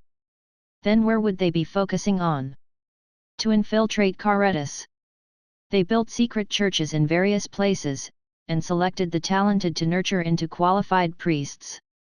At the same time, they placed believers in influential political positions and strengthened their influential power. Different from the plan in Ferelden, they have more patience here, and everything was moving on structurally. Without sufficient preparation, they would not reveal their true intent. As for their act of evangelism, they have been doing it in the dark, so the king himself wasn't sure of their progress. Miles instead estimated an amount the nation would have no less than 6,000 secret parishioners. Hearing these numbers, Benjamin felt another surge of pressure. If these numbers were compared to the population of Karetas, it was nothing, as it was less than 1%, but this matter was different from war. One could not rely on force but rather their social influence. As an example, a celebrity who has a few 100,000 fans could do as he will and appear on television every day. Hence, it was a group of existence that was a force to be reckoned with. After Benjamin left the restaurant, he exited the city and prepared to return to Amber City as fast as possible to inform his subordinates. They could finally start to go into action after finding out about the situation in Karetas. What do you plan to do? Miles followed behind him and suddenly asked. Benjamin turned as he heard him with a face of helplessness. When did you follow me? The king had me help you. Miles shrugged. If you wish to destroy the church's base or assassinate anyone, I think I would be of assistance. Benjamin stopped short, narrowing his eyes while examining him. What are you trying to gain? His tone at a slow pace. Judging by the king, he doesn't have anything to appeal to followers, so why are you helping the king? The king aside, who Benjamin was still willing to offer an ounce of trust after the meeting. But this fellow in front of him. He really couldn't figure what he was up to. No one would do anything without reason. I am merely fulfilling a task. Miles responded, the king once lent me a tremendous hand, so I have agreed to help him in 3 tasks. That's it. Miles nodded, that's it. Benjamin felt it was odd. There should be some story behind a man with such unique constitution, but, he was only willing to say this much, it wasn't right to question more. No matter what, if Miles was willing to put the effort, the church would be easier to defeat. Could you just eliminate the bishop that's in charge of Caretas? Benjamin inquired. I have tried once. Miles shrugged in helplessness, that bloody crosses were too much. There was layers and layers of shields. I could cut through tens of layers of but a few thousand. I wasn't even close and the holy knights almost had me surrounded. I thought you're pretty good, what's there to be afraid of the paladins? Benjamin took pleasure in his failure. What's the point? Dozens of holy knights in armor ganged up against you with nowhere to run. No matter how good you are, you can't escape. Miles raised his arms in surrender and continued, during that time, I escaped with much difficulty. The bishop then was more alert and couldn't get close to, so you can't depend on me to take care of him. Benjamin shook his head. Whatever. He didn't plan to count on others, it was a casual question. What do you plan to do? Seeing Benjamin did not say anything, Miles had to ask again. Why do I have to tell you? Benjamin questioned back, if you really have a lot of time on your hands, you should raid every secret base of the church. Kill as much as you can and lift some of my burden. Miles rendered speechless. Didn't you want to help? You wouldn't be able to help with my plans, so following me is pointless. It's better to go kill more priests. Benjamin continued. You're for real? Benjamin nodded in all seriousness, yeah, there's just too many informants of the church in Caretas. If we want to make a move, it would be better to have something occupying them. A large-scale assassination, this basically has your name written on it. All right then. Miles couldn't argue. Although what he said made sense, but he still felt that he was just taunted and tossed aside with a random task. Since there is no objection, then you better get a move on. Benjamin showed a friendly smile and waved at Miles. Time waits for no man and I have something going on, so I won't take up any more of your time. See you next time, you can do it, good luck. And that was how Miles was successfully brushed aside by Benjamin. Phew! Such a mysterious fella is finally gone. As he watched with a smile as Miles leave, Benjamin shook his head and turned to continue his journey outwards the city. Although those words were meant to dismiss him, but he wasn't lying about his upcoming plan that Miles couldn't be of assistance. He was planning to come up with another publication of the Declaration of the Freedom of Magic. The Caretas now couldn't be solved with physical force. Moreover, the church has learned its lesson and hid in the dark. They couldn't play up a conflict even if they wanted to. Hence, Benjamin has to start with brainstorms and discussions. But this time, the Declaration of the Freedom of Magic was no longer targeted at mages. The mages in Caretas has lost their will to fight and retreated in the mountains. Benjamin would have a hard time locating them. Losing this large quantity of support, Benjamin has to obtain the support elsewhere. Therefore, as just in the grasslands, he planned to spread the knowledge of magic to the commoners. Benjamin's thoughts were simple. If he could not find mages in Caretas, then he would simply train one. Right here and then, the term about magic being the devil's strength has yet to circulate around. In their efforts to publicize, the commoners would be curious about magic and attempt to try. By then, wouldn't it be the birth of new mages? Chapter 429, Declaration 2.0. Benjamin rushed back to Amber City that very night. After communicating via the magic tool, he and the rest of the mages exited the city and met in the wastelands outside the city to exchange information. Of course, we say exchange information, but in reality, this event was mainly for Benjamin to share the information that he had gathered with everybody. The mages had made great efforts to gather information in Amber City, but the church had mostly kept to themselves throughout the period, resulting in them making little to no progress. It was fortunate that Benjamin had met the king, or they would just be walking around in circles. So that is the present situation in Karetas. But, don't worry too much. We have obtained the support of a highly influential person. As long as we're cautious, the church won't have anything on us. Benjamin did not mention about the king because he knew in his heart that the king's help was only in the form of external support and could not directly help them much. He didn't want to get everybody's hopes up. Thankfully, the reactions from the mages were positive. After all, they had not obtained any information themselves and were getting nervous. Now that Benjamin had given them a lead, at least they could be sure they were not at a dead end. As for the church's influence in Karetas, looking at their faces, they had to be under some pressure. Benjamin just hoped that the pressure was enough to keep them on their toes during any missions to avoid having the church meddle in their affairs. Rubnve.c. Benjamin then started to plan the next step. We're going to repeat what we did last time out. We meet to set up a base of operations to spread the declaration of the freedom of magic around this country. Therefore, we will start moving separately. You will be split into groups of 5, with each group in charge of a different region. Take this half a month to familiarize yourself with the surroundings. Remember to be careful as the church has informants in every city. The mages all nodded and took turns to step forward to take a note from Benjamin. On the note was written the region that Benjamin had allocated to them. Since they were to continue with their underground movements, it would better if they didn't know about each other's situations. Benjamin decided to do this as a safety precaution. Benjamin also chose Amber City as the location for their central base. Since the situation all over the country was identical, why not go for a location that was convenient for them?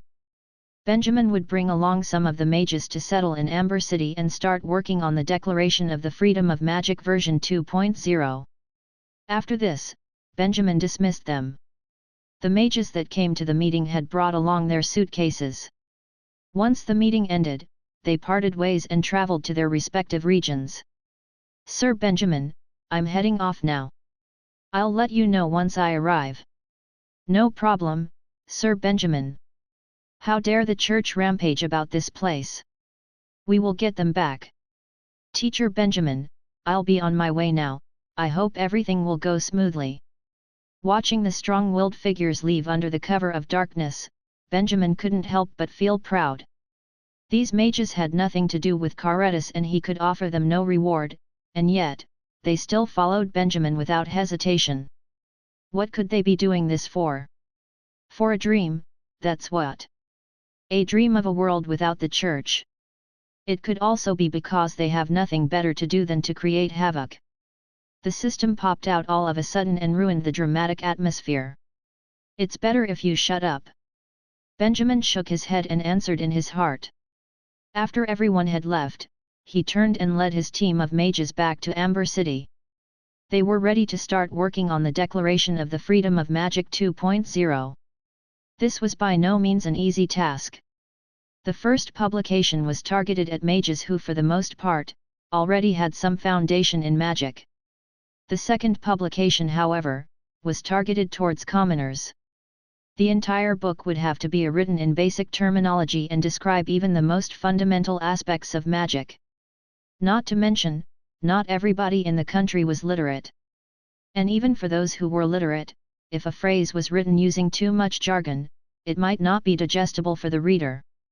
Hence, they needed to do a head-to-toe makeover from versions 1.0 to 2.0. If they're illiterate, then would we need to use drawings? Back in a room in an inn, Benjamin gathered with the mages to discuss how they could edit the new version of the declaration. Frank had his face buried in his hands. He was clearly stressed out. Drawings could be one way, but how do we describe how to recite incantations with drawings? Benjamin heard the suggestion but noticed a flaw. The few mages fell back into silence. Benjamin couldn't help but scratch his head. The way he saw it, version 2.0 deflation did not need to be some high and mighty scientific research thesis but could instead be like those Buddha's palm comics sold at $10 a piece on the streets. Therefore, his thoughts shifted towards drawings. But because incantations had a role part in magic, there would be major problems right from the offset. He could not figure out a solution and, so asked the others to keep brainstorming. Judging by their faces, nothing came to mind. Actually, there wouldn't be a lot of them that are completely illiterate, right? Varys knocked the surface of the table with his finger and pondered out loud, we could just forego this particular demographic, use alphabets to mark the syllables, and hope that the majority of people will understand it. Benjamin shook his head, it's best not to do that. The church has already infiltrated quite a number of communities. If we surrender this group of people, it would basically be sending them straight into the arms of the church. Varys sighed, I really can't think of anything else. Benjamin was not ready to give in and looked at Frank once more, what about you? Weren't you researching forbidden spells back then and managed to conquer the ancient issue to learn over 30 magics? Have you thought about anything? Frank massaged his forehead and spoke slowly, we could try to use drawings to mark sounds. How do we do that?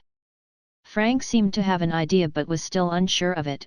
Take, for example, there are people who don't know how to spell the word apple but still know how to pronounce the word and know what it means. If this was the case, we could draw an apple in the book and then use its drawings to represent its sounds. Although it won't be completely accurate, it could at least help them recite incantations. Everyone else stared at him with mouths wide open. Is it really that bad? Frank asked helplessly. Can the incantations be recited accurately this way? Will we have problems with nobody being able to recite accurately and calling us liars in the end? Varys was silent for a while before posing a question. No, there's actually a deviation range for the accuracy of the incantation. Frank explained, take myself, for example, although I still can't pronounce the incantations accurately, I have found the keynotes in every incantation. My magic will not be affected as long as I recite them correctly. Benjamin expressed his joy. Chapter 430, Subversive Light Magic. Benjamin's preparations took about a week. The mages successfully spread out across various cities disguised as hunters, farmers, and merchants. 1 week was not long, but it was just enough time for them to blend in with the locals and familiarize themselves with the city. News from all over the country was traveling through the magic tool and everything seemed to be going smoothly. Benjamin was relieved. Usually, at this point, he would be afraid that his subordinates may accidentally leak something to the church. But because of his earlier precautions, the damage would be mitigated even if they were indeed compromised. However, it seemed that the church had their mind elsewhere at the moment. Although the news has yet to spread among the public, Miles had informed Benjamin that he had just assassinated 8 priest leaders. Now the church was in chaos. The king confirmed this by mentioning that even the bishop has looked lethargic over the past few days. But Benjamin could only respond harshly, only 8? No can do you know how many I killed in Feral Dan? You're the boss. Miles was rendered speechless. Anyway, the continuous deaths of the priests had put a lot of pressure on the church. Rumor has it that the church even started to suspect that Benjamin had arrived at Caretus and so had laid out multiple traps in hopes of capturing him. It was a shame, however, that the assassinations this time were not carried out by Benjamin. The traps that the church set up were useless, and Miles had managed to kill several more priests before the church finally realized that this was a totally new enemy. However, the assassinations would stop here. The church had increased their defenses, and Miles had also indicated that any further assassinations might reveal clues about the king, which caused Benjamin to cease the operation. But, Benjamin was already quite satisfied with the result. The church's attention was now diverted, and the priests were living in such a paranoid state. This allowed Benjamin to set up his base in Caretus relatively easily.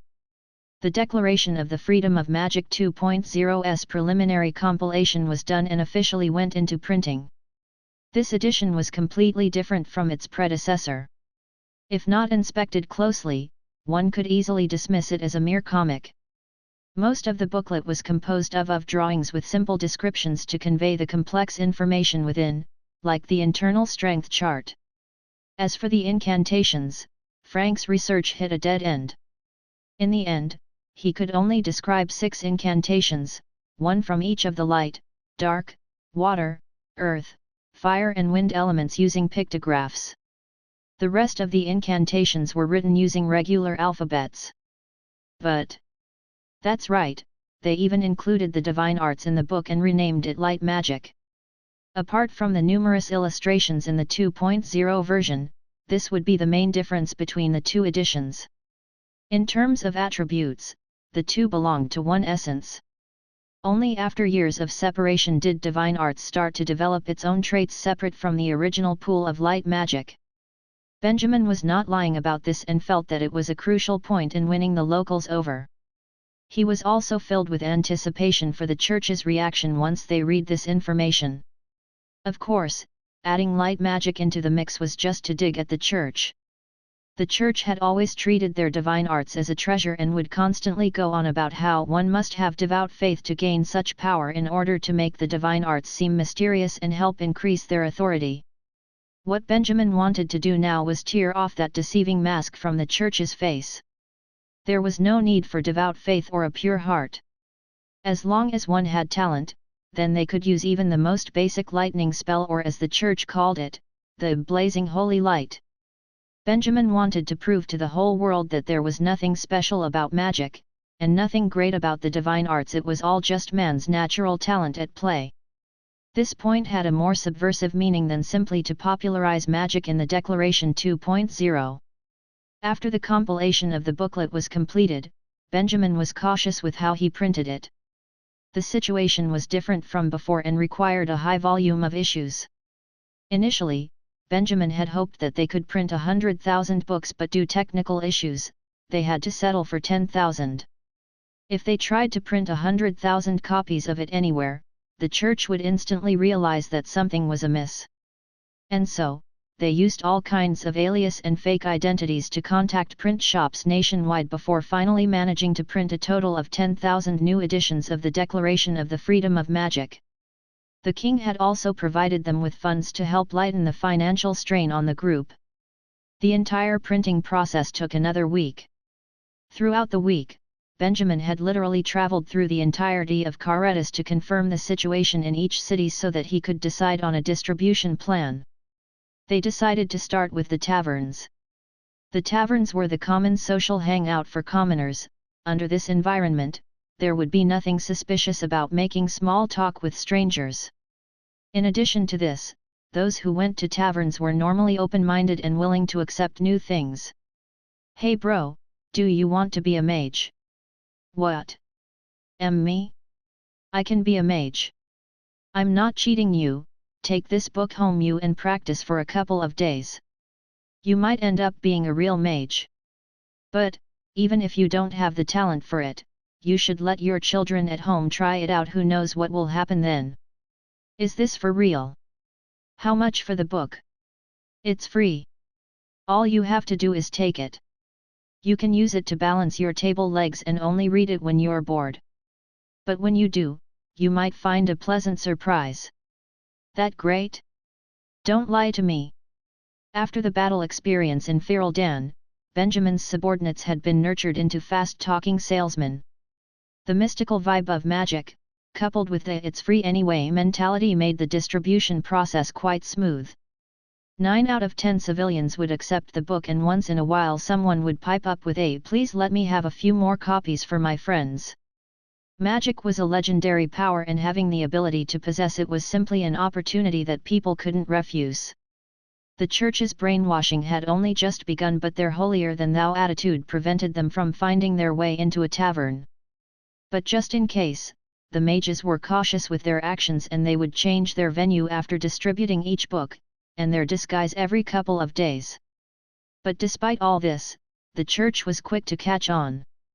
"Your Excellency, tonight at the Fire Stove Tavern, south of Gelera, a few unknown foreigners were distributing this among the commoners. It feels fishy." A spy dressed as a fisherman entered the palace and handed the new edition of the Declaration of the Freedom of Magic to the bishop in front of him. The unfamiliar bishop frowned and took the booklet. He took a glance, and immediately the color of his face changed. Declaration of the Freedom of Magic. The foreigners have come from Rayleigh. He quickly flipped open the pages and looked inside. The more he read, the darker his expression became. And when he read the section about the light magic, Rib. At that moment, his face turned purple and he looked ready to kill somebody. He grabbed the book and tore it in half with his bare hands. Sinner! How can he speak such blasphemy? This unforgivable sinner! The spy was clearly taken aback by the bishop's enraged state. Your Excellency! The bishop took a deep breath and returned to his senses. He spoke with a deep tone, "Inform your companions. Investigate the person who had distributed this book and find their leader and hideout. Be careful and don't be hasty to act. Most importantly, do not let them detect you." The spy quickly nodded. "Yes, Your Excellency." The spy left in a rush, and the bishop returned his gaze to the ripped-up booklet on the ground. Immediately, his eyes glowed with anger and he summoned a blazing fire to burn it and the ground beneath it to ashes. Chapter 430, Subversive Light Magic. Benjamin's preparations took about a week. The mages successfully spread out across various cities disguised as hunters, farmers, and merchants. 1 week was not long, but it was just enough time for them to blend in with the locals and familiarize themselves with the city. News from all over the country was traveling through the magic tool and everything seemed to be going smoothly. Benjamin was relieved. Usually, at this point, he would be afraid that his subordinates may accidentally leak something to the church. But because of his earlier precautions, the damage would be mitigated even if they were indeed compromised. However, it seemed that the church had their mind elsewhere at the moment. Although the news has yet to spread among the public, Miles had informed Benjamin that he had just assassinated 8 priest leaders. Now the church was in chaos. The king confirmed this by mentioning that even the bishop has looked lethargic over the past few days. But Benjamin could only respond harshly, "Only 8? No can do. Do you know how many I killed in Feral Dan? You're the boss." Miles was rendered speechless. Anyway, the continuous deaths of the priests had put a lot of pressure on the church. Rumor has it that the church even started to suspect that Benjamin had arrived at Caretus and so had laid out multiple traps in hopes of capturing him. It was a shame, however, that the assassinations this time were not carried out by Benjamin.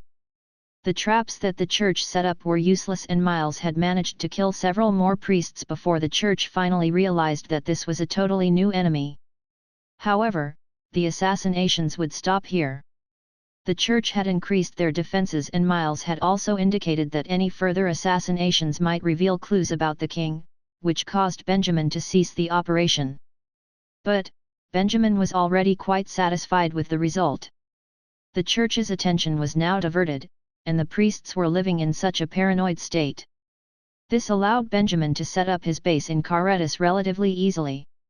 The Declaration of the Freedom of Magic 2.0's preliminary compilation was done and officially went into printing. This edition was completely different from its predecessor. If not inspected closely, one could easily dismiss it as a mere comic. Most of the booklet was composed of drawings with simple descriptions to convey the complex information within, like the internal strength chart. As for the incantations, Frank's research hit a dead end. In the end, he could only describe 6 incantations, one from each of the light, dark, water, earth, fire and wind elements using pictographs. The rest of the incantations were written using regular alphabets. But that's right, they even included the divine arts in the book and renamed it light magic. Apart from the numerous illustrations in the 2.0 version, this would be the main difference between the two editions. In terms of attributes, the two belonged to one essence. Only after years of separation did divine arts start to develop its own traits separate from the original pool of light magic.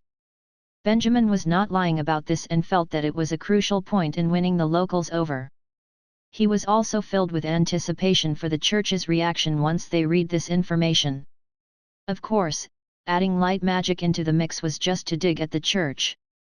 The church had always treated their divine arts as a treasure and would constantly go on about how one must have devout faith to gain such power in order to make the divine arts seem mysterious and help increase their authority. What Benjamin wanted to do now was tear off that deceiving mask from the church's face. There was no need for devout faith or a pure heart. As long as one had talent, then they could use even the most basic lightning spell, or as the church called it, the blazing holy light. Benjamin wanted to prove to the whole world that there was nothing special about magic, and nothing great about the divine arts. It was all just man's natural talent at play. This point had a more subversive meaning than simply to popularize magic in the Declaration 2.0. After the compilation of the booklet was completed, Benjamin was cautious with how he printed it. The situation was different from before and required a high volume of issues. Initially, Benjamin had hoped that they could print 100,000 books, but due to technical issues, they had to settle for 10,000. If they tried to print 100,000 copies of it anywhere, the church would instantly realize that something was amiss. And so, they used all kinds of alias and fake identities to contact print shops nationwide before finally managing to print a total of 10,000 new editions of the Declaration of the Freedom of Magic. The king had also provided them with funds to help lighten the financial strain on the group. The entire printing process took another week. Throughout the week, Benjamin had literally traveled through the entirety of Caretas to confirm the situation in each city so that he could decide on a distribution plan. They decided to start with the taverns. The taverns were the common social hangout for commoners. Under this environment, there would be nothing suspicious about making small talk with strangers. In addition to this, those who went to taverns were normally open-minded and willing to accept new things. "Hey bro, do you want to be a mage?" "What? Me? I can be a mage. I'm not cheating you. Take this book home you and practice for a couple of days. You might end up being a real mage. But, even if you don't have the talent for it, you should let your children at home try it out. Who knows what will happen then? Is this for real? How much for the book?" "It's free. All you have to do is take it. You can use it to balance your table legs and only read it when you're bored. But when you do, you might find a pleasant surprise." "That great? Don't lie to me." After the battle experience in Feral Dan, Benjamin's subordinates had been nurtured into fast-talking salesmen. The mystical vibe of magic, coupled with the "it's free anyway" mentality, made the distribution process quite smooth. 9 out of 10 civilians would accept the book, and once in a while someone would pipe up with a "please let me have a few more copies for my friends." Magic was a legendary power, and having the ability to possess it was simply an opportunity that people couldn't refuse. The church's brainwashing had only just begun, but their holier-than-thou attitude prevented them from finding their way into a tavern. But just in case, the mages were cautious with their actions, and they would change their venue after distributing each book, and their disguise every couple of days. But despite all this, the church was quick to catch on. "Your Excellency, tonight at the Fire Stove Tavern, south of Gelera, a few unknown foreigners were distributing this among the commoners. It feels fishy." A spy dressed as a fisherman entered the palace and handed the new edition of the Declaration of the Freedom of Magic to the bishop in front of him. The unfamiliar bishop frowned and took the booklet. He took a glance and immediately the color of his face changed. Declaration of the Freedom of Magic. The foreigners have come from Rayleigh. He quickly flipped open the pages and looked inside. The more he read, the darker his expression became. And when he read the section about the light magic. Rib. At that moment, his face turned purple and he looked ready to kill somebody. He grabbed the book and tore it in half with his bare hands. Sinner! How can he speak such blasphemy? This unforgivable sinner! The spy was clearly taken aback by the bishop's enraged state. Your Excellency! The bishop took a deep breath and returned to his senses. He spoke with a deep tone, inform your companions. Investigate the person who had distributed this book and find their leader and hideout. Be careful and don't be hasty to act. Most importantly, do not let them detect you. The spy quickly nodded. Yes, Your Excellency. Chapter 431, A Spy's Purpose. Benjamin came up with a plan overnight. Be careful, the king has given us news that the church has started taking action. They have very likely found out that you were working in the bar, they might have even seen that book of yours. That night, Michael found Benjamin and personally told him the news. Benjamin nodded but did not seem to be surprised. The church had many sets eyes around, it would be more of a surprise if they had not noticed. He expected the church to act on the second or third day, but for them to find out so fast was unexpected. Thus, he took out a piece of wood covered in weird runes. He stuck the piece of wood into his mouth, concentrated his energy, and spoke into it. The church has started taking action, be careful as you follow the plan. After saying this, the wood shone dimly and a wave of energy dispersed outward from it. Benjamin nodded and proceeded to keep the wood. That item is really useful. Michael smiled while saying. Not as useful as you think, it still takes an hour for them to receive the news. Benjamin shrugged, but, before going off I had already reminded them to be careful anyway. Luckily, they were prepared. After the church starts taking action, bars all over the kingdom will be filled with their eyes. At that point, it wouldn't matter what disguises they used, the church would still find out about them. Thus, they could only regretfully give up this method of distribution for now. Right now, the church in Caretas has noticed their existence. The games have begun, and a secret game of cat and mouse will be played until one of the two sides is eventually defeated. The good news was that in this case, Benjamin had taken the incentive. Their next step was going to take place in the gambling dens. If the church had determined the location of their distribution, then they would immediately change to another location. With this, they would be able to run circles around the church, it would be impossible for the church to try to predict their movements. And so, they could continuously have the upper hand. If Benjamin was slow, they would end up being caught. If the church was slow, they would be dragged around in circles until every single copy of the booklet has been distributed. With the king as a spy, Benjamin was confident he could keep up his dance with the church. As first night drew to a close, the mages hurried home from all over to give their reports. They have successfully distributed over 1,000 copies of Freedom of Promoting Magic, the effects of which have yet to be seen.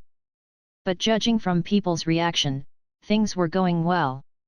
Statistically, only 1 in 10 of the people who received the books had magical talent, but meditating was a technique that everybody could do, and which claimed to make their mental state sharper. Once the books proved themselves, it was likely they would allow their children to start reading it as well. And so, the circle of influence would grow. From friends to relatives to siblings and colleagues. And so, Benjamin did not have to print any more issues, the locals would most likely copy it by hand and pass it around themselves. In the mages' reports, there was also no sign of the church's shadow, despite Benjamin being sure that the church had begun moving. Thus, Benjamin deduced that the church was more secretive than they thought, and they had to careful not take them lightly. After a short afternoon break, the mages grabbed a new batch of issues and marched themselves into gambling dens around the country. Benjamin himself participated. But he could not help but feel like a drug dealer with his huge cape, darting eyes, and random questioning of strangers. "Bro, want a book?" Luckily, the church seemed to be still focused at the bars, and the mages were free to do as they pleased in the dens. In reality, Benjamin's actions were not illegal in Caretus. The church showing themselves was illegal, and they had no legal reason to make the king ban the booklet. So, the church had to be sneaky with their actions. "Your Majesty, a gang of criminals have been going around Caretus and spreading rumors to influence our people. We have to put a stop to them." In the palace, the bishop spoke aloud, waking up the king who had fallen asleep on his throne. "Bishop Cameron? What happened? Why are you so angry?" The king rubbed his eyes and drowsily asked. "Your Majesty, see for yourself." The bishop shook his head and handed over a book that was almost torn to pieces. A guard beside him took the book and handed it to the king. The king opened the book to start reading and showed a confused look. "What's this? Those people spreading fear in Ferelden, they're now in Caretus. These are their evil lies?" The bishop slowly said, "Your Majesty, think of the situation in Ferelden now. If you don't start acting, your throne might be threatened." Hearing this, the king gave an Oscar-worthy reaction. His eyes widened, and he started spitting out a mess of words in a panic. This isn't good. "Lord Bishop, what should we do?" The bishop replied smugly, "Issue a ban, call these people liars and state that everything written in the book is evil. If the civilians follow the teachings in the books, tell them they will only end up harming themselves." The king thought for a while and nodded, "Good idea, I will make those people face the full force of the law." The rage in the bishop's eyes subsided and he nodded graciously, "Your Majesty is wise." Saying this, he bowed and turned around and left, not really seeming to want to say anything further to the king. After watching the bishop leave, the king's face did not change. Instead, he signaled secretly at Michael, who was disguised as the guard. Then, he called for his officers and got ready to issue the ban. Chapter 432, Secret Church. A ban? Are they really using the same, old method? Benjamin scoffed at the news. Without a doubt, the bishop had started panicking and instinctively reacted. "Do you have anything to tell the king?" Michael asked. "Don't hope for too much, the king has already issued the ban. With the bishop pressuring him, you can't hope to stop it." To this Benjamin replied, "If I can't stop it, then I will at least try to delay it." "You can try, but it won't last for long." Benjamin nodded, "Every bit helps." The ban would bring a multitude of effects for the distribution of the booklet. Some will pick it up specifically because it is controversial, but the majority of people will avoid it. In addition to that, giving books out randomly to strangers would become extremely dangerous. If they meet any loyal followers of the king, they might get reported, which would cause them a lot of trouble. Thus, he needed the king to buy them more time. Over time, the declaration of freedom of promoting magic could prove itself and its influence would naturally grow, severely diminishing the effects of the ban. If they wanted to successfully induce a nationwide response, they had to distribute more. And so, they had to make use of their time wisely. After thinking for some time, Benjamin asked, "Oh yeah, isn't the church secretly training local priests? Where is the secret training spot located?" Michael raised his eyebrows. "There's a few of them." He did understand why Benjamin was asking this but replied anyway, "There's one in Galloway, another at Halidon beside the ocean, and a few others that I'm not so sure about." Benjamin heard this and asked, "Tell me about the one at Halidon. Why are you suddenly asking this?" Michael did not understand. Benjamin smiled, "Because, I have to do something to distract the church." Benjamin promptly gave word to the other mages and proceeded to make a new plan. Then, he set off for Halidon together with Frank and Michael. Benjamin and co safely arrived by dawn of the next day. "We're here." Benjamin landed and gently woke up Michael, who was still sleeping. "Quick, lead us to the location of the church." Michael yawned before lazily replying, "Are you not tired after traveling for the whole night?" Frank shrugged and replied, "I'm used to it." Then, they disguised themselves and walked through the city gate. Halidon was a coastal city, but they have yet to find any neighboring countries to trade with. However, this city was still convenient to travel from other coastal towns, allowing the town to grow to become one of the most economically developed cities in Caretus. Walking into the city, Benjamin did not taste any salty air but instead felt water elemental energy surging all around, much more active than in other cities. How convenient! Benjamin had previously sent some mages here, but they have already left for a neighboring town after getting word of Benjamin's plan. So, now the three of them were left alone with the townsfolk. They reached a storage area some 10 minutes later. Being a merchant town, the port had a lot of storage rooms. Some were packed to the brim, while others were left empty and abandoned. This particular area was filled with empty storage units. They were once inhabited by crooks and lowlifes which have all inexplicably left, leaving the area to become the most deserted place in all of Halidon. But Benjamin knew the real reason why: the church had turned the entire complex into their training facility. The three snuck around the storage area and stopped in front of the smallest one. Benjamin felt weird, but after working his water elemental sensing technique, he delved inside. The storage was empty with only a few priests guarding it. But digging underground, Benjamin saw a whole new world.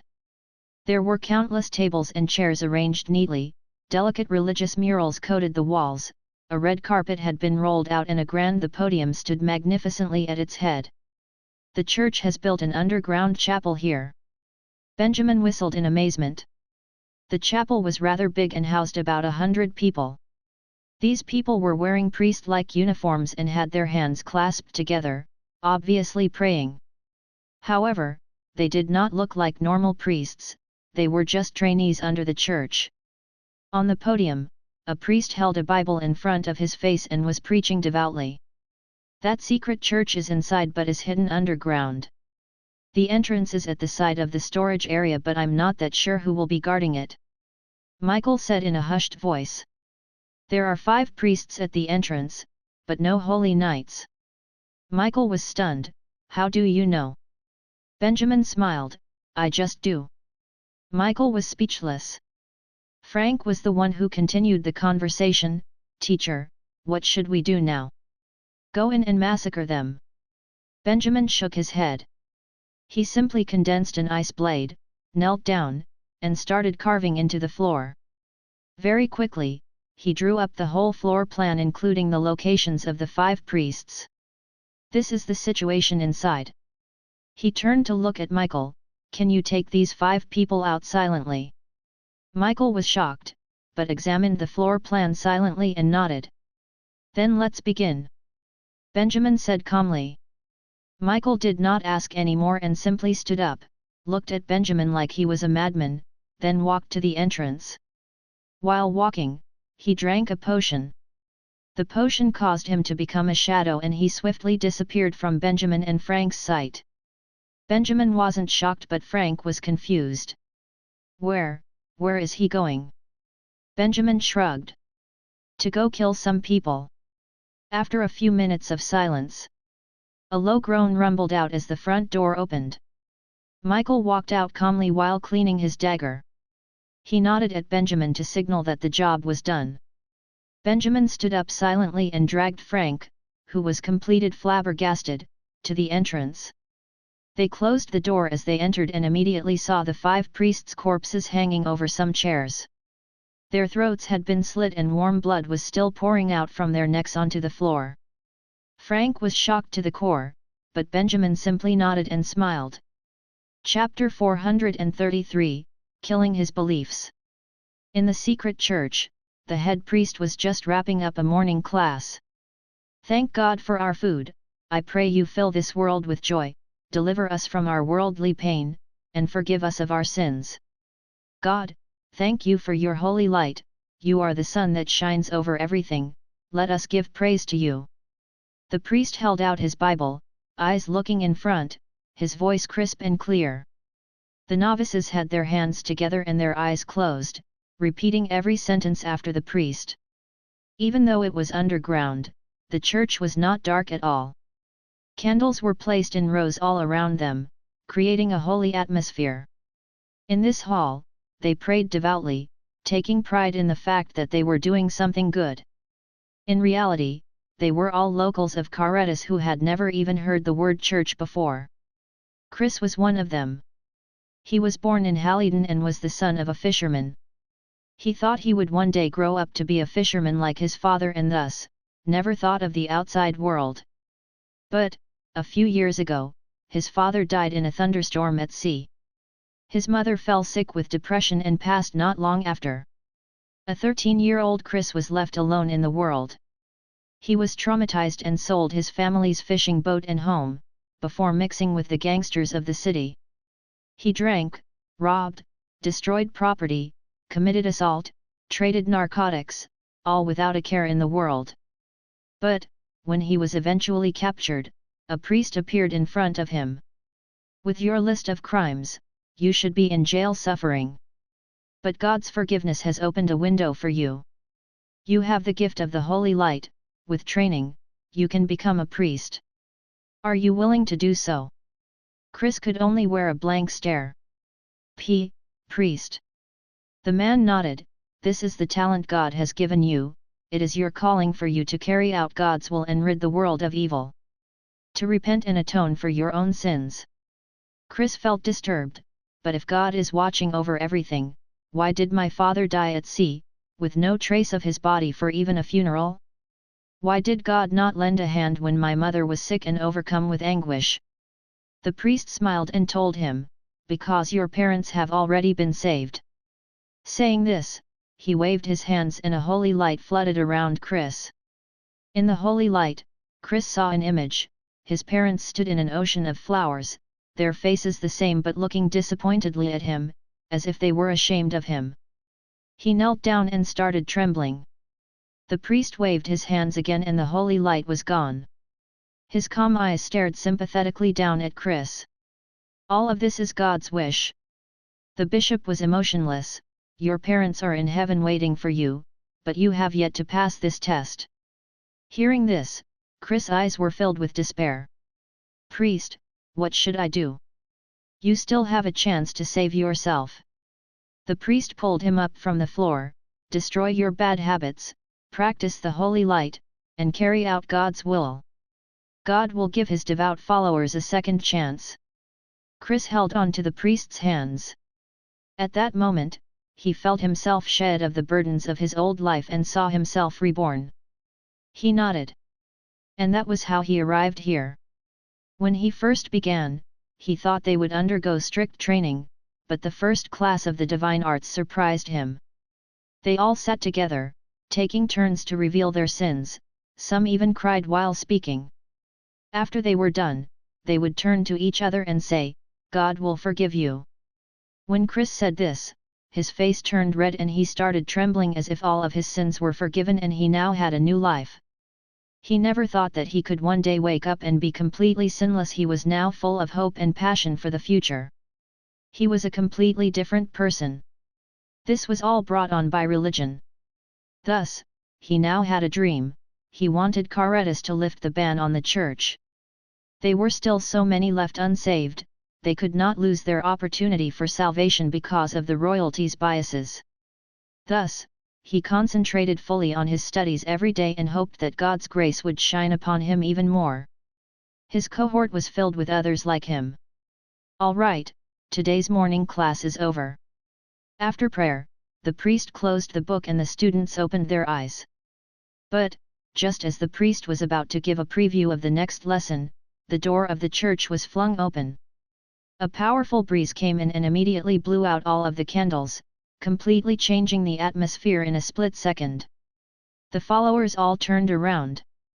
They saw two unfamiliar priests walk in. Wait, who are you people? Why have I not seen you two before? The priest on the podium frowned as he looked at the two priests walk in. The two priests answered, something has happened in Galloway. The bishop has given orders that he wants you to go over. We will take over the classes. Galloway?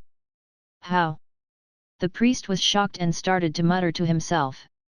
Time is of the essence, you should leave immediately.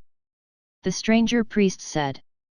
But, the priest merely rubbed his chin and stared at them suspiciously.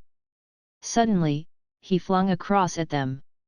In the blink of an eye, the cross split apart and became a huge ball of holy light, looking as though it was ready to disintegrate the opposition. At the same time, the priest ran away. He rushed to the side door with the intention to escape, without looking at the students at all. The students could not react in time to the chaotic situation. But, just as the priest reached for the handle, he stopped. Why are you running, priest? Where is your god now? Following the mocking words, an icy mist appeared and started to wrap around the priest. The icy mist seemed to have been there for a long time and was hidden near the side door. The priest tried to break free but was eventually dragged under and suffocated. At that moment, the crosses on his body all cracked to shield him but proved useless against such immense pressure. The priest's movements became rigid and in a few moments, was frozen into an ice sculpture. His body dropped to the ground with a horrified expression frozen on his face. Priest! The students were all shocked and could do nothing but stare. He's dead. The two strangers said. The students turned to look at them and saw that the light was gone, but the two priests were standing there completely unharmed. The students watched as the men tore away their white robes, revealing a set of black ones underneath. They're mages! One exclaimed. Benjamin heard this and tossed the white robe aside. He walked to the podium and smiled at the students. That's right, I'm a mage. He placed his hands on the table and slowly said, I want to rescue all of you before you are brainwashed by the churches. You're lying. A person stood up and pointed at Benjamin.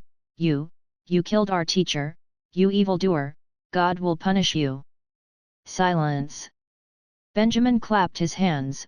You're too convinced of their lies, it's no use trying to save you. That student that stood up could not make another sound. He turned into an ice sculpture just like the priest. The crowd was shocked. You have all seen it yourselves. They are so devout, yet God did not save them. Benjamin continued, there is no God in this world, God's will is just a lie the church came up with. Nonsense. Chris stood up and said angrily, this is all God's test. We will not believe you. Saying this, they started chanting and got ready to retaliate. Benjamin saw this and shook his head helplessly. Then, he clapped his hands again. A warm humid wind blew over and the students started screaming in agony, their chanting brought to an abrupt stop. Their heads ached after their casting was interrupted. The holy light will not listen to you just because you are devout, they have their own laws and will not be swayed by any amount of willpower. Benjamin continued, it is not even God's holy light. Divine art is just a branch of light magic. God's will is incomparable, stop your blasphemy. A student shouted as he slowly recovered, give up you damn demon. We will not be influenced by you. Benjamin heard this and smiled cruelly. Frank, your turn. Frank coolly stepped forward. The crowd watched as he chanted a fireball spell. In the blink of an eye, a basketball-sized fireball appeared in his left hand. The students calmed down and looked at his hands, as waiting for the judge to give the final verdict. What they did not expect was for Frank to put out his right hand as well. He started reciting a familiar chant and a familiar light energy surged forward and gathered at his right hand. In the blink of an eye, a ball of holy light had appeared in his right hand. Frank held the fireball in his left and the holy light in his right. Standing at the podium, he looked like a perfectly balanced scale. Humans are weak, they need lies to support themselves.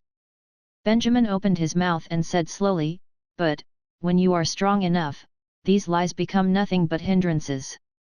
Chapter 434, Promotion has to be done through entertainment.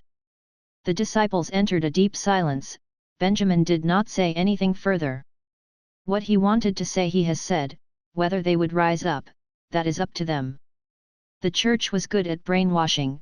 He had to seize this opportunity when they were not fully brainwashed yet, when they could still doubt. This was enough.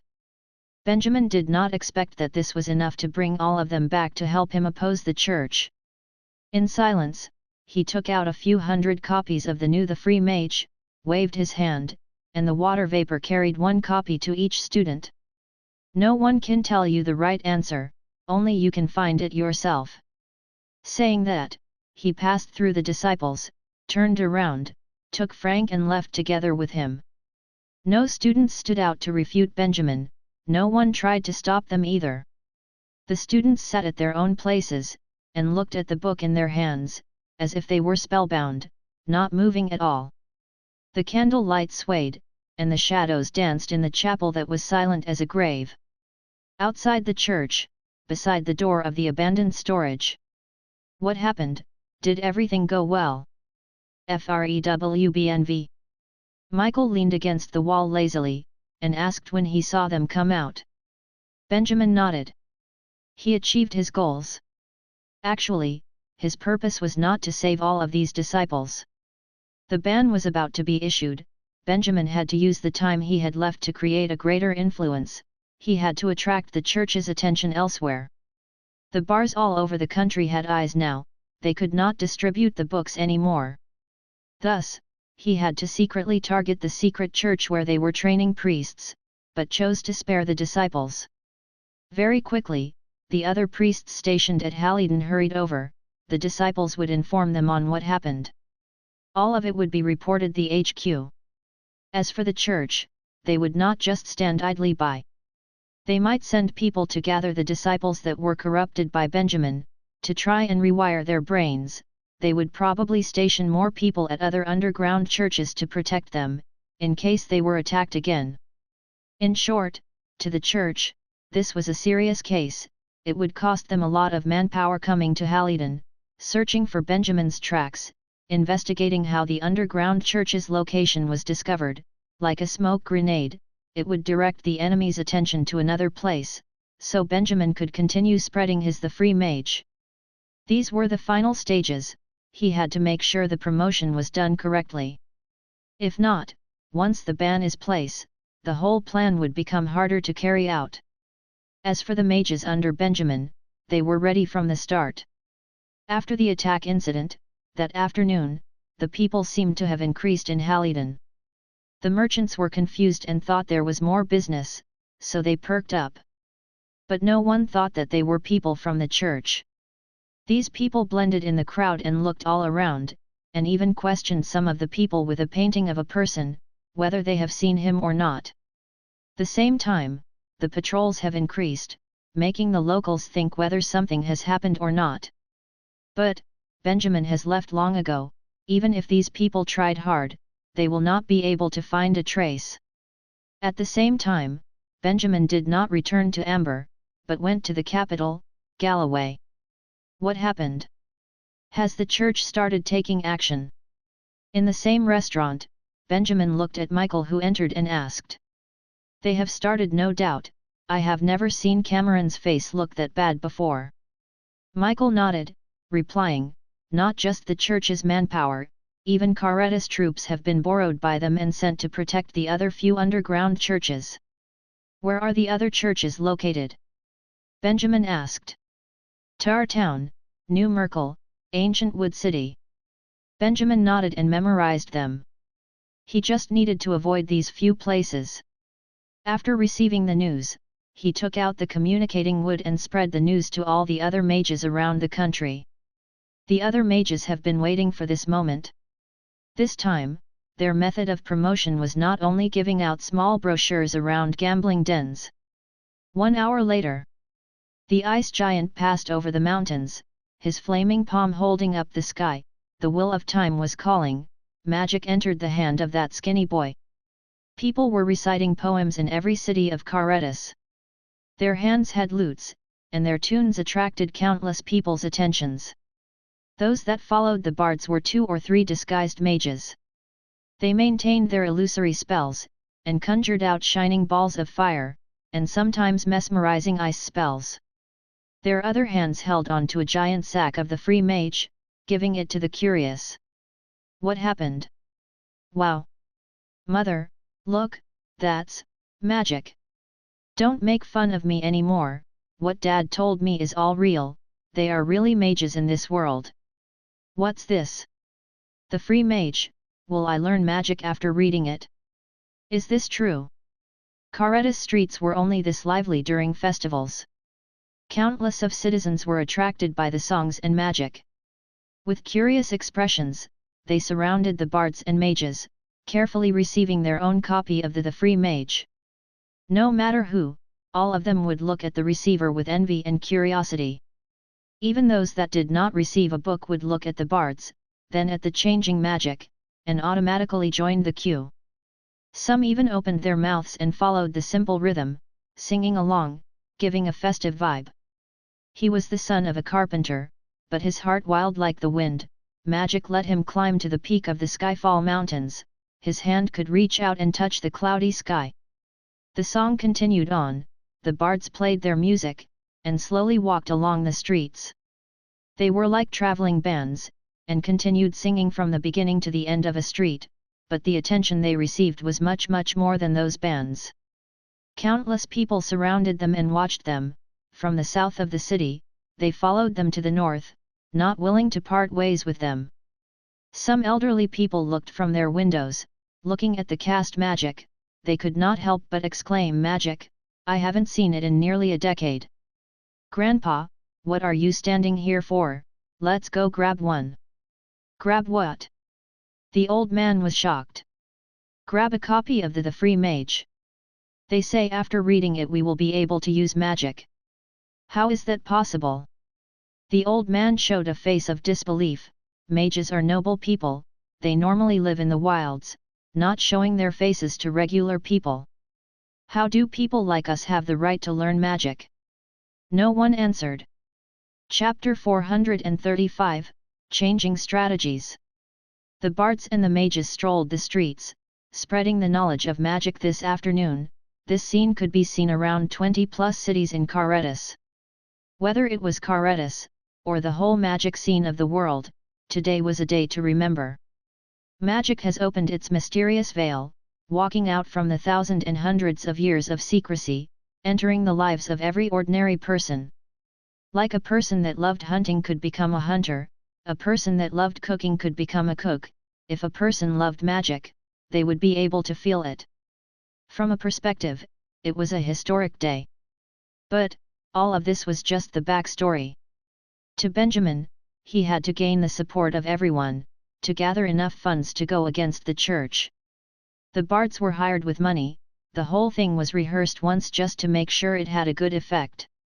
Right now, Benjamin sat in the restaurant in Galloway, he was excited, not knowing how the response was. He wanted to join in personally, but he had to observe the church, so he could give information to the other mages. He had to wait patiently here. Parading the streets while singing was a common sight, it did not break any law. But their songs were different from the usual busking. If the church wanted to, they could round all of them up. Their plan being a success was because of the church's attention being drawn to Halidon. Other cities did not have much people left. Once the church reacts, for safety purposes, they had to avoid direct conflict. They've started moving. Suddenly, Michael came in and said in a low voice, "The bishop is outraged, the king was helpless and forced to give a secret order. The troops in Amber will move out soon, and would disband all of these people. But you should know, to your mages, their orders are not just to chase them away." Benjamin did not panic and nodded. He took out the communication wood, lowly saying, "Those in Amber, be careful, get out of there after 10 minutes and blend into the crowd and hide, don't let the church find you." The wood shone and emanated a wave of energy, bringing Benjamin's voice to them. The magic tool needed time, the secret order needed time to be issued from Galloway to Amber as well. If they could estimate this time, they were totally in control and will disappear before their enemies could reach them. But did they issue this order for Amber only? What about the others? Benjamin asked. The news about Amber came the fastest. Right now, the bishop thinks the mage parade is only happening in Amber. Michael shrugged and said, but, once the news come from every part, he should go berserk. Benjamin heard this and smiled.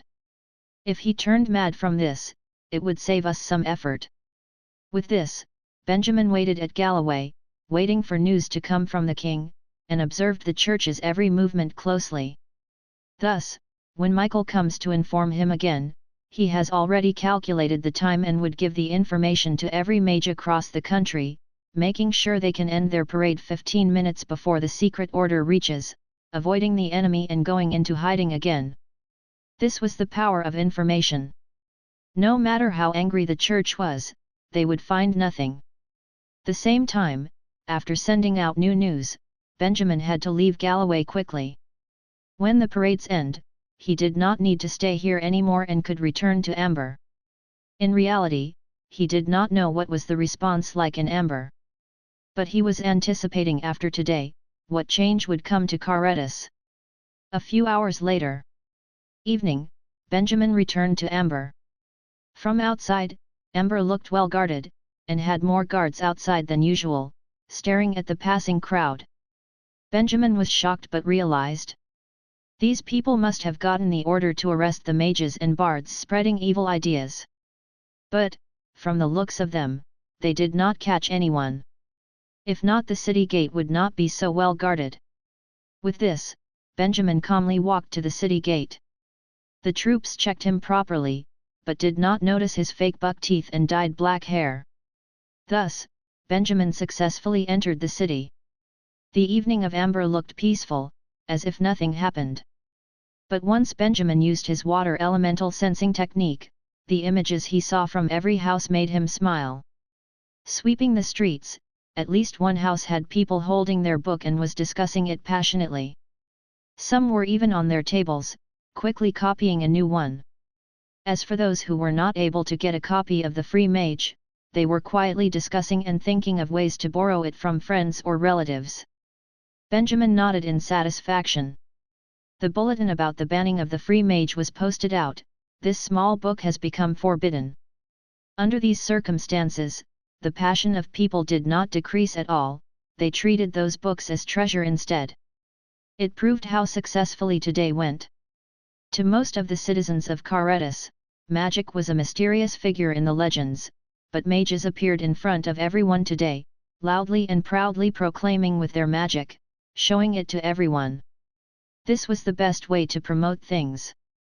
Thus, the bulletin saying the book's contents are fake did not have much effect. But, Benjamin did not immerse himself in this success. Forcing the king to send troops, and even issuing the ban like this, from the looks of it, the church has really been angered by him. The following days, these people would be searching for him like madmen, they had to be careful. Very quickly, Benjamin returned to the inn and removed his disguise. The other few mages in the city was gathered there as well, showing faces of excitement. "Teacher, these people are way too passionate." Frank looked excited. "Our remaining 1,000 books were given away in less than 2 hours. All gone?"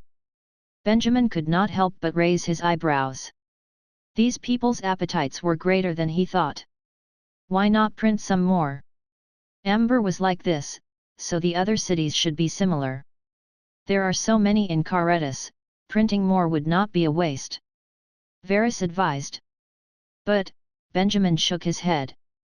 Following this, the church would be watching the printing shops closely, waiting for Benjamin and Co. to enter their trap.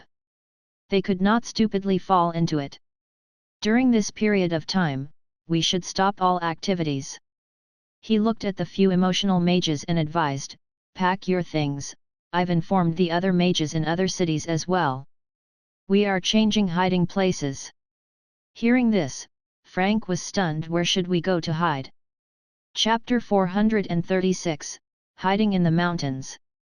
After a few days, Benjamin brought the mages to the mountains in the northwest of Carretas. In these few days, the ebb and flow in the nation had changed. To find Benjamin, the church had even, by using the king's authority, announced an arrest warrant, turning Benjamin and all the mages under him who had shown themselves into fugitives. Of course, their excuse was very simple: having secret communications with the Kingdom of Helius, intentionally subverting the government. It was a blatant copy of the arrest warrant issued in Isar. Right then, their portraits and names were practically hung in every town in Karetas. An arrest warrant of such importance had never been seen before by the people. However, the arrest warrant did not relate Benjamin to the free mage. It was possible that doing this would reveal their intentions too much, and the church also did not want to help Benjamin advertise for free. But in reality, without any dissemination, the free mage had already become the hottest topic in Karetas at that time. Although it was already banned by the officials, but amongst the people, there were already many who followed the instructions given and had produced the most basic beginner-level magic. The church had started trying to control public opinion, and spread that there were false rumors in the content, but the people themselves had seen with their own eyes the little flames they had summoned themselves. This sort of persuasion was like no other. And because of that, in spite of the church's diligent efforts at controlling public opinion, but through the people's word of mouth, the popularity of the free mage continuously increased. Benjamin was very clear that this period of increasing popularity would last for 2 months. The church could not do much, the law fails where there are too many violators. Right now, almost everyone was passing around freedom of promoting magic. The church had tried capturing 1 or 2 people as an example, but the effect was not significant, and they could not capture everyone. Because of that, even though Benjamin did not know what the church was up to now, there was no question that the anger of those people were definitely being vented in his direction. It was good that he had run fast. Of course, running deep into the mountains was not just to temporarily hide from the danger. Karetas's situation could still changing. It was better for Benjamin to start taking action when the first batch of people with magical talent had become mages and had revealed themselves. During such a dangerous and empty period of time, Benjamin kept thinking, and finally, he still decided to use it to find the mages who had hidden into the mountains. In the realm of Karetas, the places one could hide in were not few: the vast grassy plains on the borders, the marshes in the south, the range of mountains in the northwest. He had already been to the vast grass plains and had not seen any mages. The marshes were also not convenient to live in. In the end, Benjamin chose this mountain range called Candela. It could be felt that the Candela Mountains and the mountains to the west of the Kingdom of Helius were somewhat similar. The terrains were complicated and magical creatures abound. It was famous in the country for being dangerous mountainous land. There had even been rumors of some cannibalistic tribes, only that the area was not as big as the Kingdom of Helius. However, Benjamin had dealt with even the gigantic pestilence. How would he be afraid of the danger in the mountains? Regardless of how dangerous the magical beasts are, they were still safer than the church. At the same time, thinking about the Academy of Silence which was hidden in the western mountains, Benjamin felt that the probability of Karetas mages hiding in the Kadila Mountains was very high. If he could convince them to join him, Benjamin's team would be strengthened at a very fast pace, and might even be able to provide the power needed to fight the church directly, and there would be no need to hide about like this now. Thus, Benjamin brought a group of over 100 from a valley into the mountains, valiantly and spiritedly. "Teacher, these are the things we had collected from all over the country. I have already organized them, you can take a look." On the way, Varus used magic to drag a huge box and suddenly came to Benjamin's side. While speaking, he handed over a small book on which was a detailed list of everything. Benjamin could not help but raise his eyebrows. Where did this haul come from? He looked onto the book. They were mostly donated gold and jewels. It looked like, while they were spreading knowledge about magic amongst the people, they had also gained the people's favor and love. Some people, after getting freedom of promoting magic for free, had even sponsored a bit of money for their work. Other than that, there were also some miscellaneous things. What surprised Benjamin was that there were even 2 elemental crystals, donated as some sort of mineral material to them. And also, A magic crystal ball. Let me see that crystal ball.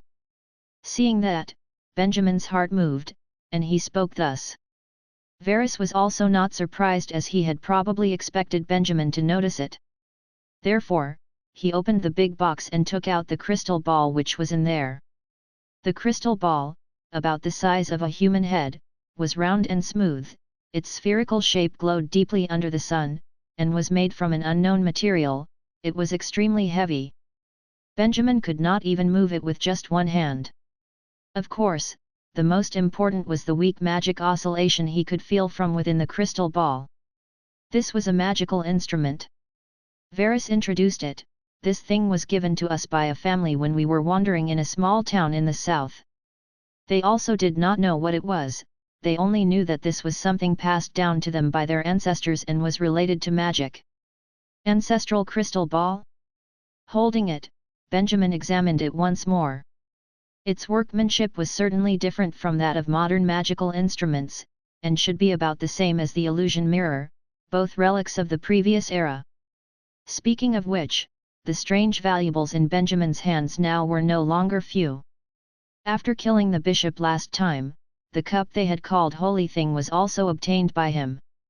Only, after examining the cup for half a day, he had not found the way to activate it. Even though he had called upon some mages who were well versed with the powers of light particles, there was no way to summon the wall of light or beam of light whatsoever like the bishop had.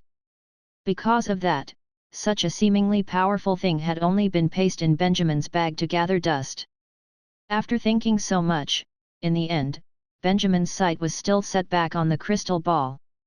What effect did it have? Following the most typical starting up method, Benjamin focused his mental concentration on it. Whang! The crystal ball in his hand suddenly vibrated and emitted a strange buzzing noise, white light shining from within. After that, the crystal ball that had been so heavy changed, in an instant, to become as light as a feather, and did not feel the least bit heavy. Benjamin felt very amazed, but also somewhat doubtful. Crystal ball. Was it not supposed to help with spiritual energy or to strengthen spell casting? But after Benjamin had started it up, he had not felt any response to his spiritual energy. Was it only to become light? Touching the crystal ball in his hands, there was no weight to it, but it was as hard as a rock. This feeling was rather strange. With this feeling, Benjamin suddenly felt like doing something, and as though learning how to twirl a basketball, he gave this extremely light crystal ball a soft turn on the top of his finger. With a swipe, the crystal ball was somewhat out of control and was immediately flew out from his hands, flying straight into the thickets in front. Following instantly after was the loud sound of a boom. For a moment the ground moved and the mountains shook. Everyone was shocked and stopped in their footsteps to steady themselves, almost falling into a mess. The other mages came back to their senses and looked at Benjamin dumbfoundedly, not knowing what sort of alarming incident he had caused again. Benjamin himself was confused. They could see, in the thick bushes before them, a huge, deep pit had been smashed in by the crystal ball. The pit seemed to be almost 10 meters wide, the ground was cracked like a spider's web, and the cracks had even stretched out under their feet. If one was not careful, one might even step into it. And in the middle of the pit, the crystal ball had landed perfectly, no longer vibrating, the white light inside had dimmed. Benjamin, stunned for a moment, suddenly summoned water vapor and dragged the crystal ball from the deep pit, back into his hands. Thinking for a moment, he once again focused his spiritual energy onto it. A buzz. Looking at the crystal ball that had once again lit up in his hands, Benjamin was somewhat dumbfounded. He roughly knew what this toy was for now. Chapter 437, Attack of the Gigantic Magical Beast. Just as Benjamin was about to say something to let the mages who were following behind him take notice, his expression suddenly changed, and looked forward. It looked like the smash just now had startled something in the mountains. Very soon, there came bouts of roaring noises, which all the other mages noticed. Sensing with the water element, Benjamin could see, in the forest far away, some small magical beasts had swarmed out. However, these magical creatures did not seem to be rushing towards Benjamin and the others, but there seemed to be something more frightening behind them, forcing them to flee in all directions, thrown into a panic. "Be careful, prepare to fight." Seeing this, Benjamin was forced to shout in a loud voice. Hearing thus, all the mages put down their luggage, holding their breaths and bracing themselves, going into their battle stances. Entering these mountains, they had already prepared themselves to face the attack of magical creatures, so, they probably could not blame Benjamin's smash for this, right? Very soon, the terrible fellow that had been chasing the smaller magical creatures appeared before their eyes. It was a bear-like magical beast. At first it was only the size of a normal brown bear, other than the pure white skin and fur on its body, there was nothing special about it. The bear-like magical beast let out a roar that could shake the earth, and rushed out from the forest. Seeing Benjamin and his men, it charged over as though it had been provoked. The mages, of course, immediately opened fire. However, when the first fireball hit the bear's body, not only did it not get hurt, but at that moment changed form. It let out a muffled sound as though it was coughing out mucus from inside its throat. Following which, its body, as though under by some kind of magic, suddenly began to increase in size and height.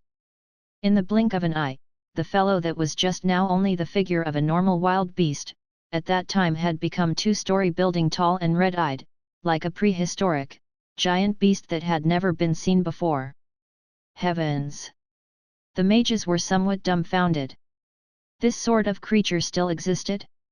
At that instant, the giant, 2-story tall bear stood up and let out a rumbling roar. He blocked the way before Benjamin like a huge mountain, even the light rays shining from the skies became dim. Immediately after, it raised its huge bear paw high, and ruthlessly slammed it down towards Benjamin. "Careful, teacher!" The 100 over mages rushed to chant spells, condensing a tightly woven, thick and solid shield to defend Benjamin from the front. However, the force of the giant bear's clap was beyond imagination. The bear paw that was almost the size of a building clapped down, the elemental shield was destroyed like a bubble and could not stop the other party in the slightest. Suffocating, Benjamin could only take this chance, using water vapor to speed up, to rush his whole body backwards to evade this hit. Boom! The claws hit the ground, creating a huge paw print. The trees in the forest reeled left and right, the birds and the beasts scattered. The mages also could not but sway, as though experiencing a magnitude 8 earthquake. As for Benjamin, he had practically rolled on the ground and barely escaped. Quivering, he stood up once more. He looked at this unheard of giant bear, revealing a stunned expression. What the F? It was so powerful? However, before he could do anything, the giant bear once again let out a roar that almost destroyed their eardrums. Having hit nothing, it seemed to be dissatisfied, beating its chest like an ape. It immediately clapped a second paw towards Benjamin. Again? In such suddenness, Benjamin could not prepare any powerful magic and could only dodge backwards. However, as he dodged, his sight fell on the crystal ball in his hands. The crystal ball was still vibrating and emitting light. He had just started up this toy, and the giant bear's sudden attack had not cancelled it. In that case, an idea flashed through Benjamin's brain. In such unexpected circumstance, he could not conjure up any kind of powerful attack and could only blindly escape. As for the trouble before his eyes, from a certain perspective, it could be said that it was caused by this crystal ball. Why didn't he let the crystal ball solve this problem?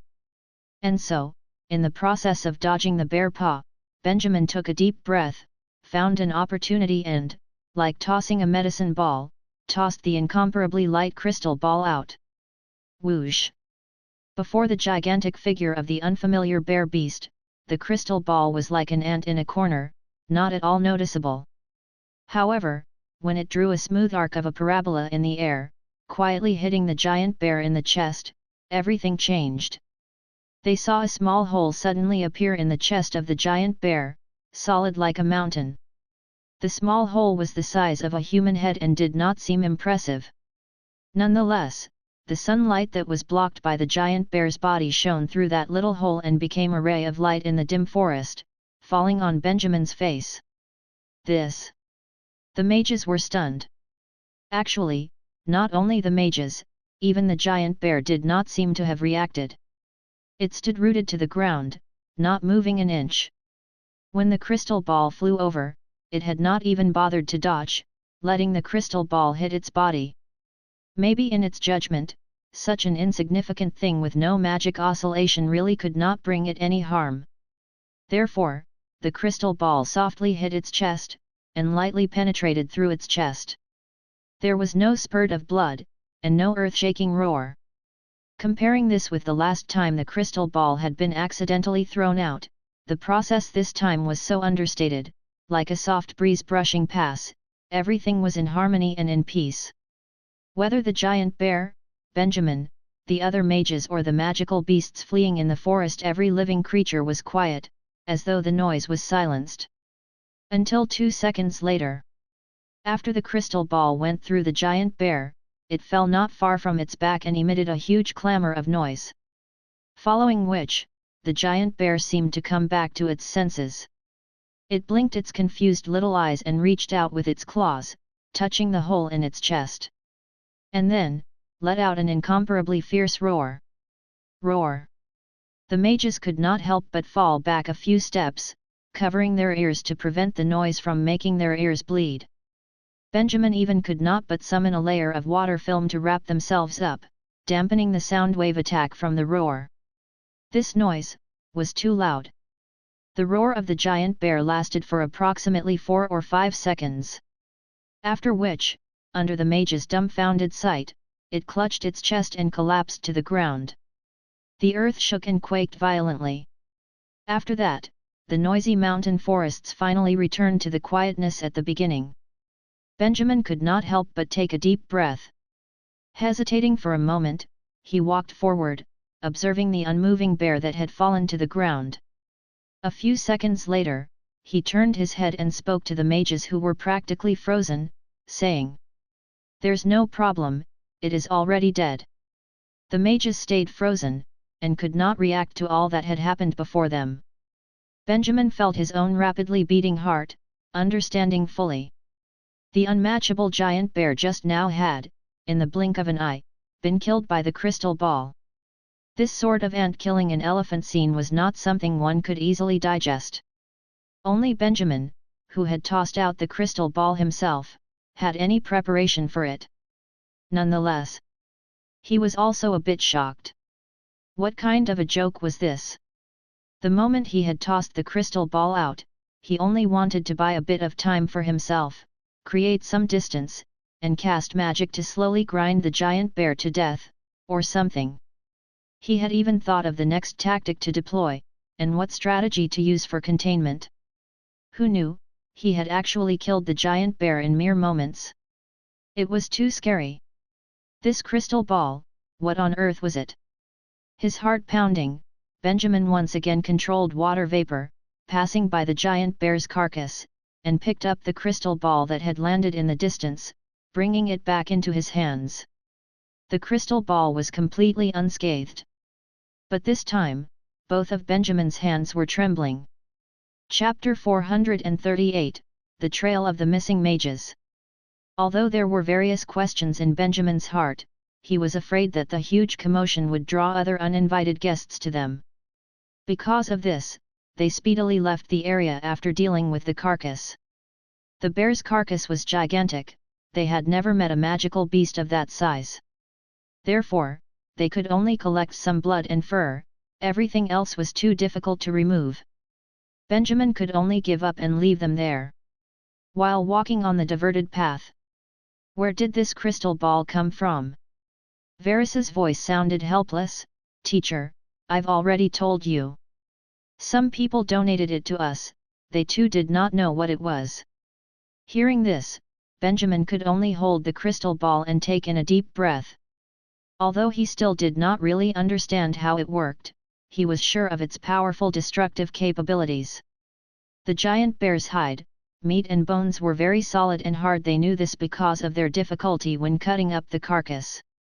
But to the small little crystal ball, it was as soft and fragile as tofu. What was its use? Was it purely for physical impact, or was it accompanied by some abnormal elemental effect? The hole in the chest of the giant bear was also examined. It looked as though somebody had shot a bullet clean through it. The powerful impact had pierced through both the lung and the heart. Benjamin couldn't believe his luck and whistled when he inspected the damage. This solid ball was thrown with such strange accuracy. From their examination, they determined that it must be purely physical damage. But Benjamin still felt that something was not right. He could not get over it. "Teacher, that. Don't keep holding on to the crystal ball." Suddenly, Varus walked up to him. He was quivering while speaking. "Everybody feels a bit scared seeing you hold this thing. We're scared that you'll accidentally toss it out again." Benjamin came to his senses and turned around to look at the trembling mages behind him. He broke into hearty laughter. Fair enough, this thing was indeed rather dangerous. With no other choice, he could only put the crystal ball into a special box, the inside of which was lined with thick cotton. Otherwise, it would be bouncing along the way and the mages under him would be anxious. Benjamin didn't want his men to get a nervous breakdown. Benjamin quickly put his thoughts on hold. He should be focusing his attention on the situation in these mountains. They had only walked for a few hours and were still on the outskirts of the mountains range but had already met with a magical beast of this caliber. Benjamin could not help but hesitate on whether or not to continue. It was not because he was scared that something might happen.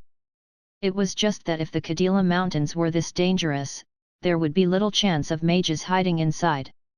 If there were no mages, then there was no point in Benjamin being here. "Teacher, look over there." He was just thinking about this when Frank suddenly exclaimed while pointing at some small mounds in the thickets ahead. The few sudden protrusions on the sides of the zigzagging mountain path were extremely eye-catching and looked to have been created recently. On the mounds were a bunch of picked wild flowers, which, by now had completely wilted. They could not tell how long it had been put out for. Benjamin's heart jumped. He did not go over to dig open the mounds but used water element to scan through it. He saw a few sets of white bones along with some torn-up clothing, probably the clothes of the deceased. This was a grave. Judging from the freshness of the mounds, they had probably been buried within the past few months. Could it be the mages who had hid in the mountains? Benjamin was hesitant. He was suspicious of the fact that clues had suddenly appeared in front of him just as he was feeling doubtful and was thinking of heading back. It was as though there was someone, or something, that wanted him to go deeper into the mountains.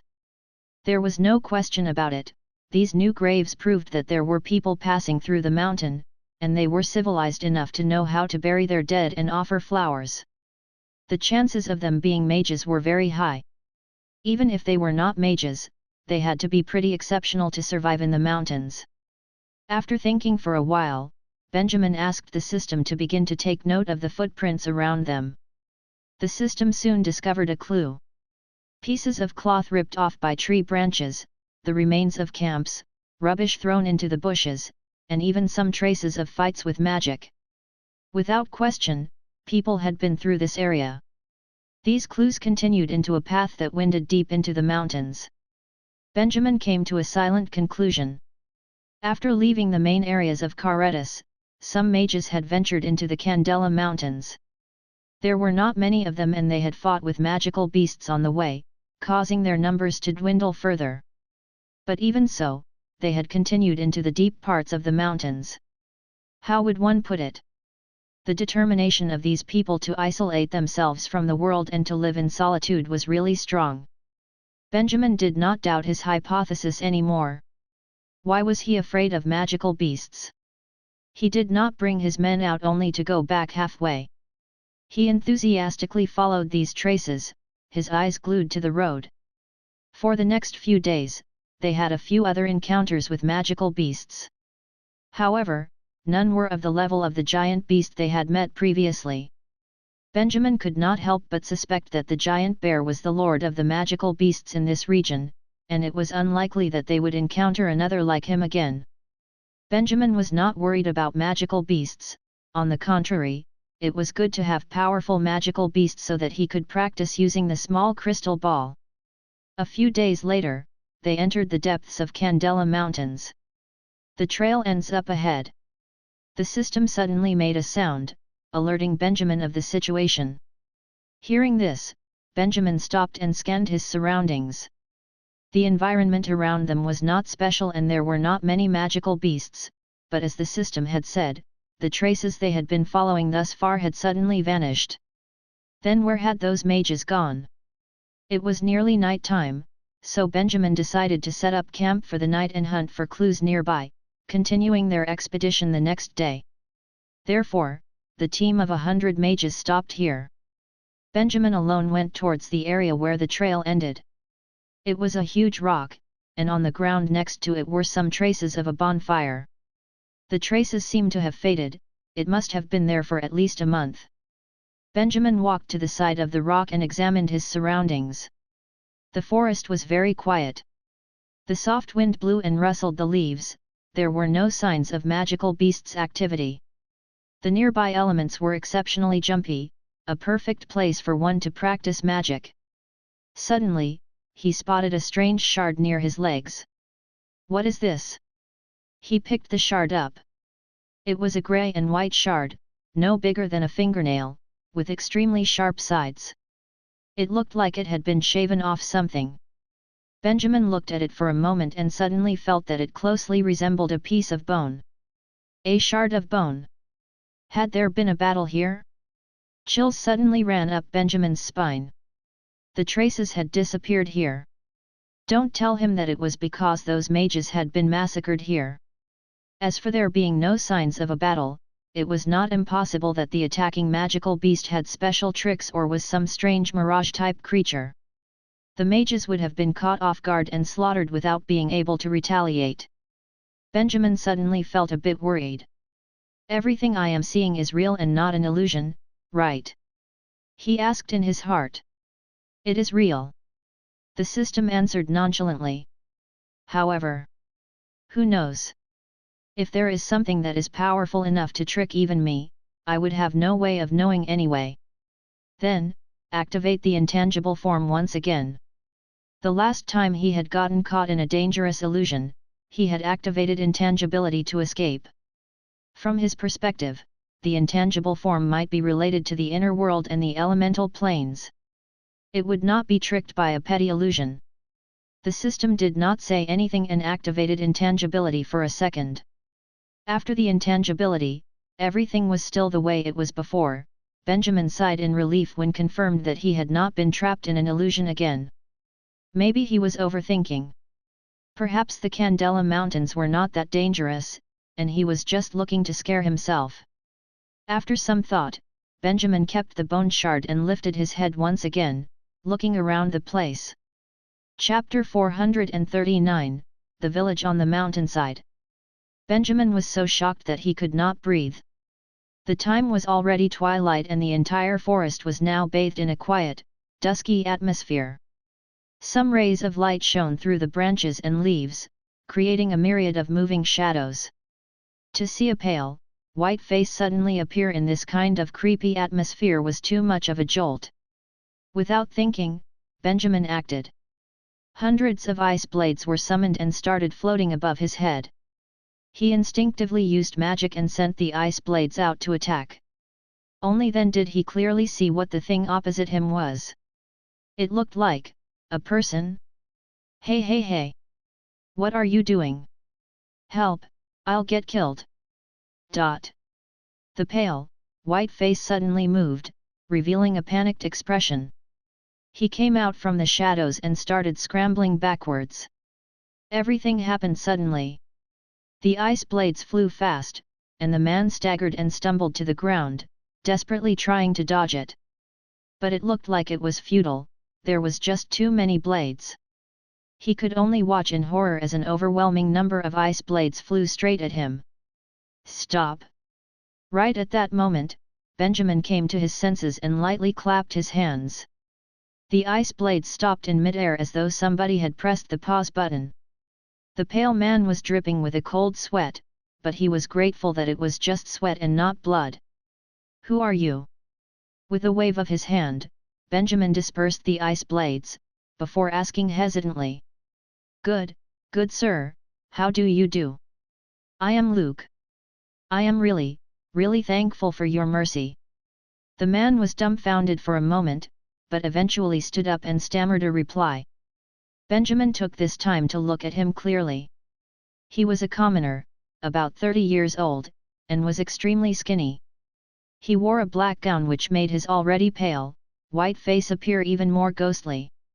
His entire body had a sickly, sullen feel to it. He looked extremely fragile.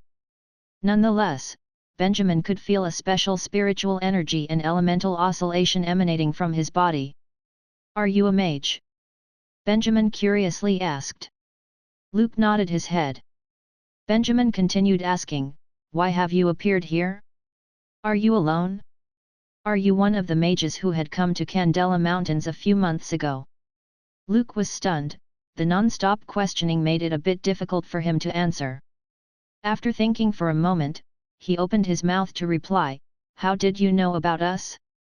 "After the mages' Freemasonry collapsed, we felt that living in the country was becoming more and more difficult, so my companions and I moved into the mountains." Hearing this, Benjamin released a sigh of relief. It seemed that he had found them. "How many of you are there?" he asked again.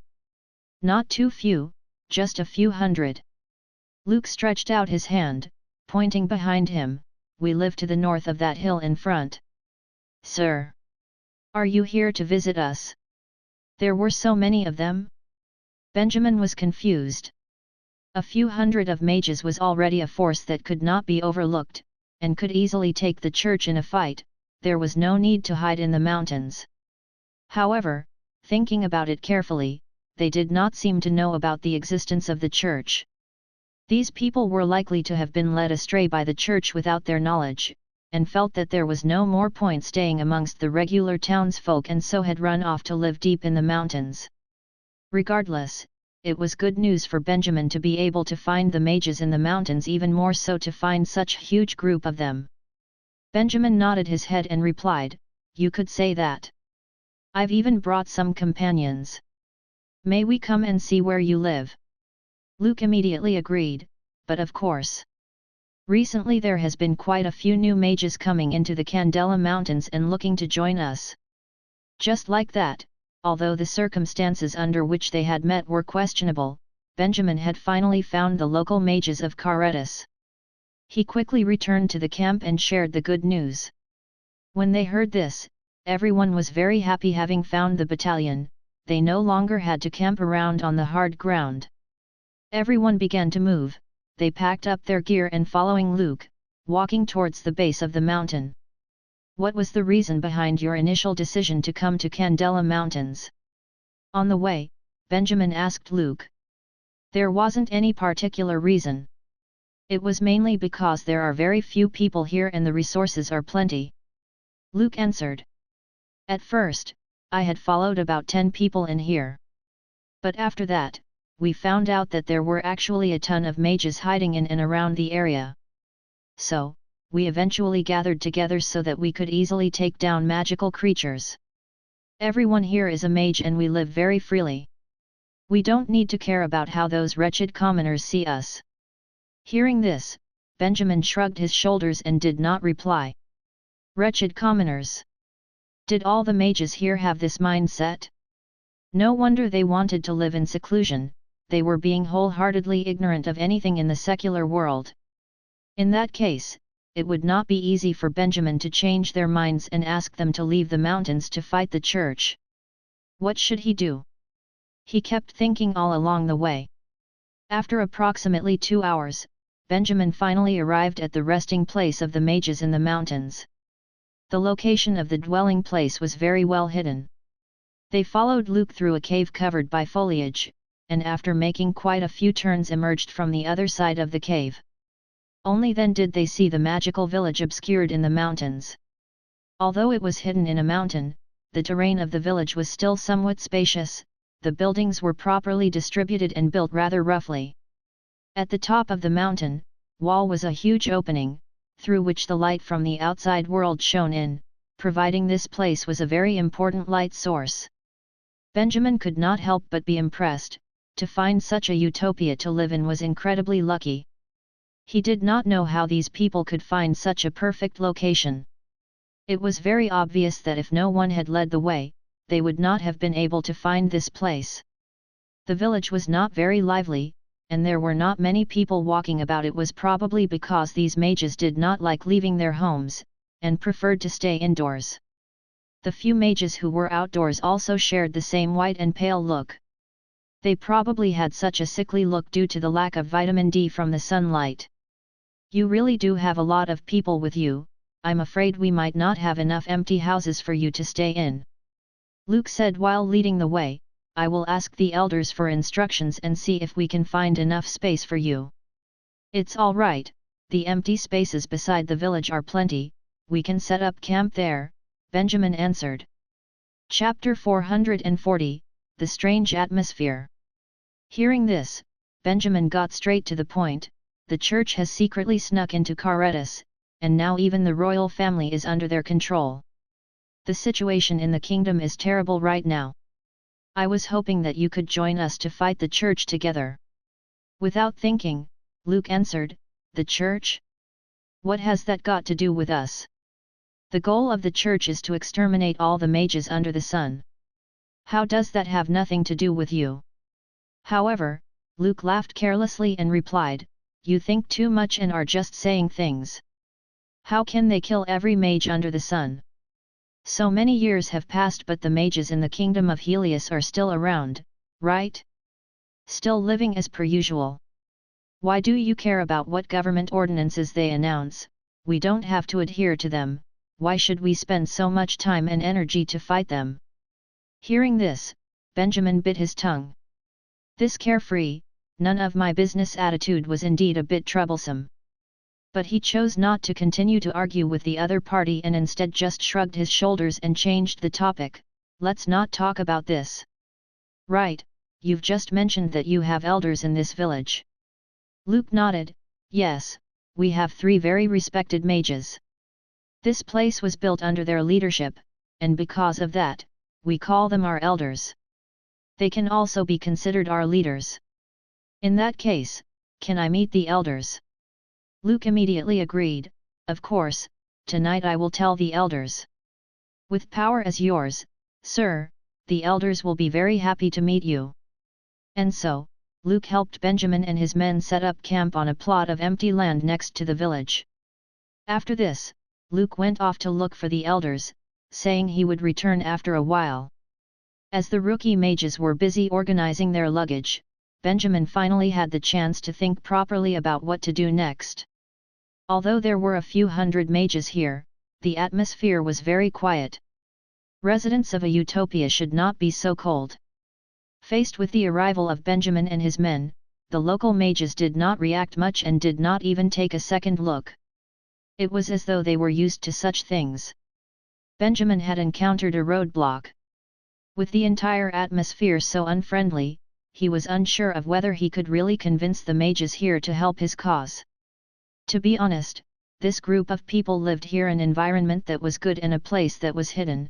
Even if the church really did conquer the entire world, chances were that they would be left alone anyway. If that was the case, then what incentive did they have to care about the outside world? With such a mindset, although this group of mages had only begun to live in isolation a few months ago, they had quickly adopted a couldn't-care-less attitude, unable to listen to advice and unwilling to solve anything. What to do now? Teacher, this is a bottle of the giant bear's blood. We really don't know how to use this stuff. How about we ask the people here? Suddenly, Varus brought a glass bottle full of the sticky blood over to Benjamin. Hearing this, Benjamin took the bottle of bear blood and nodded his head. Give it to me, I am about to go take a walk around the village. And so, Varus returned to continue organizing things and Benjamin, holding the bottle, walked into the settlement. He planned to use the bear blood as an excuse to get in touch with the mages who lived here. After a while, he came to the front of a house and knocked on the door. There came the sound of footsteps from inside the house, and after a few seconds, the door opened a crack. A pair of alert eyes peeked through, coldly watching Benjamin. "What is it?" Benjamin raised the bear blood in his hands and shook it in front of the person. "I had killed a giant, silver bear in the mountains a few days ago, and have taken some of the blood. I don't know what the blood may be used for. Would you happen to know?" "A giant, silver bear? Is it from the outskirts of the mountains? You killed it?"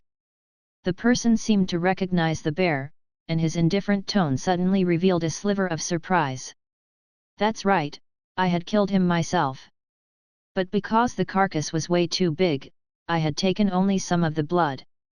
The rest of the carcass is still on the mountain path on the outskirts." The mage in the house could not keep still and swung open the door to walk out. "Which mountain path is this? Tell me." Benjamin replied casually, "First, you have to tell me what use is this thing." Hearing this, the other person looked at Benjamin angrily. His expression revealed that he was not to be pushed around. After a moment of silence, the mage suddenly opened his mouth and spoke. You should be a mage from the outside, right?" "Yes, why? Did you not also come from the outside?" However, halfway through Benjamin's sentence, the man turned around and went back into the house. He slammed the door shut, cutting Benjamin off. Benjamin was stunned. Why? Coming back to his senses, he knocked on the door again. But no matter how hard he knocked, the man did not open the door again. He spoke angrily from inside, "Go away," causing Benjamin to be even more baffled. What kind of a situation was this? Helplessly, he moved to a few other houses, and his results were the same with every one of them. After saying a few sentences, they would retreat back into their homes, close the door and refuse to open it again. Benjamin felt that something was not right. An attitude of indifference toward the outside world was still understandable, but this moody behavior and logic were really baffling. They were all mages. If there was anything to be said, why not talk about it properly? After getting rejected so many times, Benjamin could not help but use water element sensing technique to spy on the situation inside the houses. He saw the mages sitting on their beds with their eyes closed and seemingly in deep thought, totally ignoring the knocking on the door. This made Benjamin frustrated. These people were just too strange. At that moment, he had given up all hope of convincing these mages. Expecting these people to fight the church was an impossible task. Even the general population of Caretus was easier to communicate with than they were. Shaking his head, Benjamin turned to leave and returned to the camp that had been set up. His enthusiasm had already greatly diminished. All he could do now was wait to meet the elders and talk to them properly about the situation. After an hour, Luke reappeared. "Sir, the 3 elders are waiting for you. Follow me." Benjamin did not have any objection and followed Luke into the village. Very quickly, they went through the winding street and arrived at the center of the village at the biggest and tallest wooden building of them all. There was a simple, aboriginal decorative style to the living room in the house. It was here that Benjamin met the 3 old mages. "How fortunate, how fortunate! You are the extremely powerful mage, yes? We have heard about it all from Luke. To have reached such a level at this age, your talent is really something to be praised." In contrast with the rest of the mages in the settlement, the 3 elders were very friendly. They stepped forward to hold Benjamin's hand, shaking it vigorously, the old calluses on their hands warmly rubbing against Benjamin's skin. Nonetheless, Benjamin's mood did not improve. Because at the moment he had entered through the door, the system had suddenly made a sound, and warned him in an exceptionally stern manner. Chapter 441, The New Origin Story. Benjamin's heart dropped with a thump. He turned off his water elemental sensing technique before he came through the door just in case someone with a keen spiritual energy was able to detect his snooping. He told the system to keep an eye out for trouble, and it did not take long to get back to Benjamin. It was hardly this efficient, you see. What's wrong? Benjamin asked internally while maintaining his smiles and small talk with the three elders. There's a dungeon under this house, and there were approximately 10 people locked in it, replied the system, although this wasn't much, but these people seemed to all be mages. Dungeon? Mages? FREWBNV. There were so many questions in his heart. There should not be a dungeon in a secluded village like this. However, it was not unheard of for these three elders to build a secret dungeon for law and order, or for their own personal desires. It was not in Benjamin's place to interfere if their mages did make a mistake. He was just an outsider and thus has no business in who they decide to lock up. However, judging from the mage's attitude and the newly discovered dungeon, the doubts surrounding this village gradually thickens. Benjamin had to be more alert and to study the minute change in expressions and behavior of the mages in detail. I heard from Luke that you wanted to go against the church. Is that correct? The elder finally released Benjamin's hand in the real world. He asked Benjamin, his tone a touch too friendly. Benjamin nodded. Amazing. Youths nowadays are indeed an ambitious bunch, commented another elder as he patted Benjamin's shoulder. Although we hid in this place, we could still give you some support. You lack manpower, right? I'll ask around in the valley tomorrow to see if anyone is willing to follow your cause. Thank you so much for that. Benjamin inhaled and suppressed his growing suspicion. If he was reluctant to admit it a moment ago, he was now very sure that something was wrong with this place after he heard what the elder just said. The elder's acting was too unconvincing. There was no way that someone's attitude could have such a drastic change in such a short time. He was aloof just a moment ago, but now his enthusiasm was off the charts. Who would believe that he had no ulterior motive? Besides, with how the villagers were behaving, it was basically impossible for them to leave with Benjamin. It was evident that the elder was outright lying to his face. Still, he had no idea why these people would do that. If they decided to hide within the mountains, then they should just stay low and avoid causing any major issues. However, upon inspection, the ordinary mages behaved oddly, and the elders were hiding daggers under their honey-addled smiles. A veil of secrecy draped itself over this secretive village in the valley. Are they really mages who lived in seclusion within the mountains? Aside from the dungeon, what else did you discover? Benjamin asked the system in his heart. Don't rush me, I'm still sorting the information, answered the system.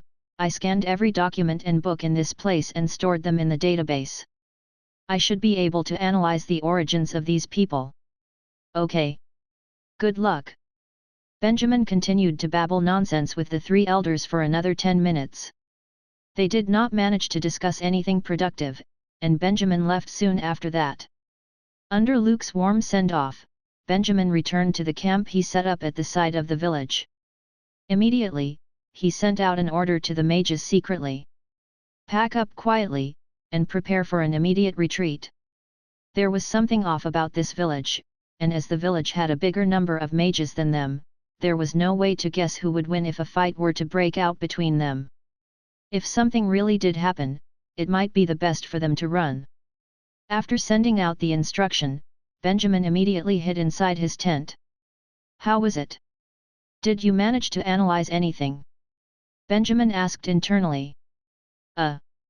Yeah, I think so, the system sounded reluctant. Just a warning, though, be mentally prepared. The origins of these people. It is quite terrifying. Benjamin shrugged. Oh, come on, what have I not seen? I will not be shocked no matter how surprising the plot twist is. Alright then. I'll start. The system adjusted its tone before it continued slowly. Truthfully, these people weren't the mages who came from Karetas to hide over these months. According to the records I acquired from the books, this village hidden within the mountains has existed for almost 10,000 years. Benjamin turned and looked at the peaceful village enveloped by the night sky. A chill abruptly crept up his spine. You can continue. After he took a deep breath, Benjamin once again spoke to the system. The system picked up the tone of a documentary narrator. He spoke in a slow drawl. The mages who live here were born and raised here, and it is extremely rare for them to leave the Candela Mountains in their lifetime. According to written records, their lifestyle existed tens of thousands of years ago, and it was passed down by intermarriage and capturing slaves externally. The system paused deliberately. And according to their records, they called this hiding place of theirs as the abandoned Valley of the Gods. Benjamin had a double take. This is the abandoned Valley of the Gods? Immediately, he retrieved the bangle that could be the key from his bag, then held it in his hand. With an inhale, he shook the bangle at the sky before gathering some spiritual energy into the bangle. However, the bangle remained its original appearance, experiencing no change despite Benjamin's efforts. Benjamin frowned. Forget it. You can continue. Benjamin kept the bangle after some thoughts. If this was just an ancient village of mages, why would their behavior be so fickle? What else did you manage to analyze? The abandoned Valley of the Gods was a legend, where some said it was located at a desert by the edge of the world, some said it was in the mountains where Benjamin was in now, some said it never existed in the first place. The version of stories differ with their geographical location, and it was completely unnecessary to fixate on any one of them. It is wiser to instead focus on their present situation. What Benjamin did not know was that the matters that differ from the original version of the legend was not only the location of the abandoned Valley of the Gods. If that's how this is going to be, I will need to first explain the origin story of this place for your better understanding. The system struggled to construct its sentences. The background of the story was the same, where there was a pair of brothers that appeared out of nowhere once upon a time, dreaming to save humankind from its doom. However, in this version, they think that the forefather of magic was not Cain the elder brother, but Abel, the younger brother. Benjamin had no words for that. It was frankly amazing how they changed everything in the stories. Who exactly was on the magic's side, and who was on the divine arts side? The next thing someone would tell Benjamin was that both of the brothers would have switched their identities around. Really? The system continued its narrative. There was no god of light nor god of magic in their legends. Instead, there was a devil. In an effort to defeat the devil, Abel sacrificed his brother with his own hands, to exchange for a greater power, magic. After he was sacrificed, Cain became a revenant who also obtained unimaginable power. With that, both Cain and Abel worked together to overthrow the devil and save the world. Since then, Abel became the god of the realm. However, he could not tolerate the fact that he sacrificed his brother with his own hands for power, and he gradually became withdrawn from the world, and experienced immense mood swings. At last, Abel's heart was consumed by his own despair. Deep in grief, he returned to the site where Cain was sacrificed, which is where we are standing now, and ended his life. Since the people made Abel as their god, they see his death as a form of abandonment, which caused this place to be named as the abandoned Valley of the God. Benjamin could not help himself but shake his head. Sacrifices, suicide. This version of the story was overwhelmingly depressing, which somehow matches the atmosphere around this place. The only uplifting aspect of this story was that there was consent when the brothers were killing each other, which was slightly more humane than the other versions. Also, even if Abel was a god in this version, humanity was still within him as he did commit suicide out of guilt. Nevertheless, Benjamin would never take the stories seriously. He had listened to so many different versions of this story that it would be foolish to believe them. The mages here wrote that they were the descendants of the story tens of thousands years ago, but does that mean that it must be true? No. Then again, he had not gotten an answer to the question he posted previously. So, what is the relationship between this weird origin story and their peculiar attitude towards me? Benjamin asked. Chapter 442, The Stubborn Shadow. The F***ck. Benjamin inhaled sharply after he heard that, trying really hard to digest the piece of information that was just presented to him. He thought he discovered a utopia, but instead it was actually a honey-addled trap. After Benjamin recovered from his shock, he remembered the pale and sunken faces of the villagers, and the bone fragments they saw at the start. Everything started to fall into place now. The Candela Mountains always had rumors of cannibals, but he never thought that the cannibals would be a group of mages.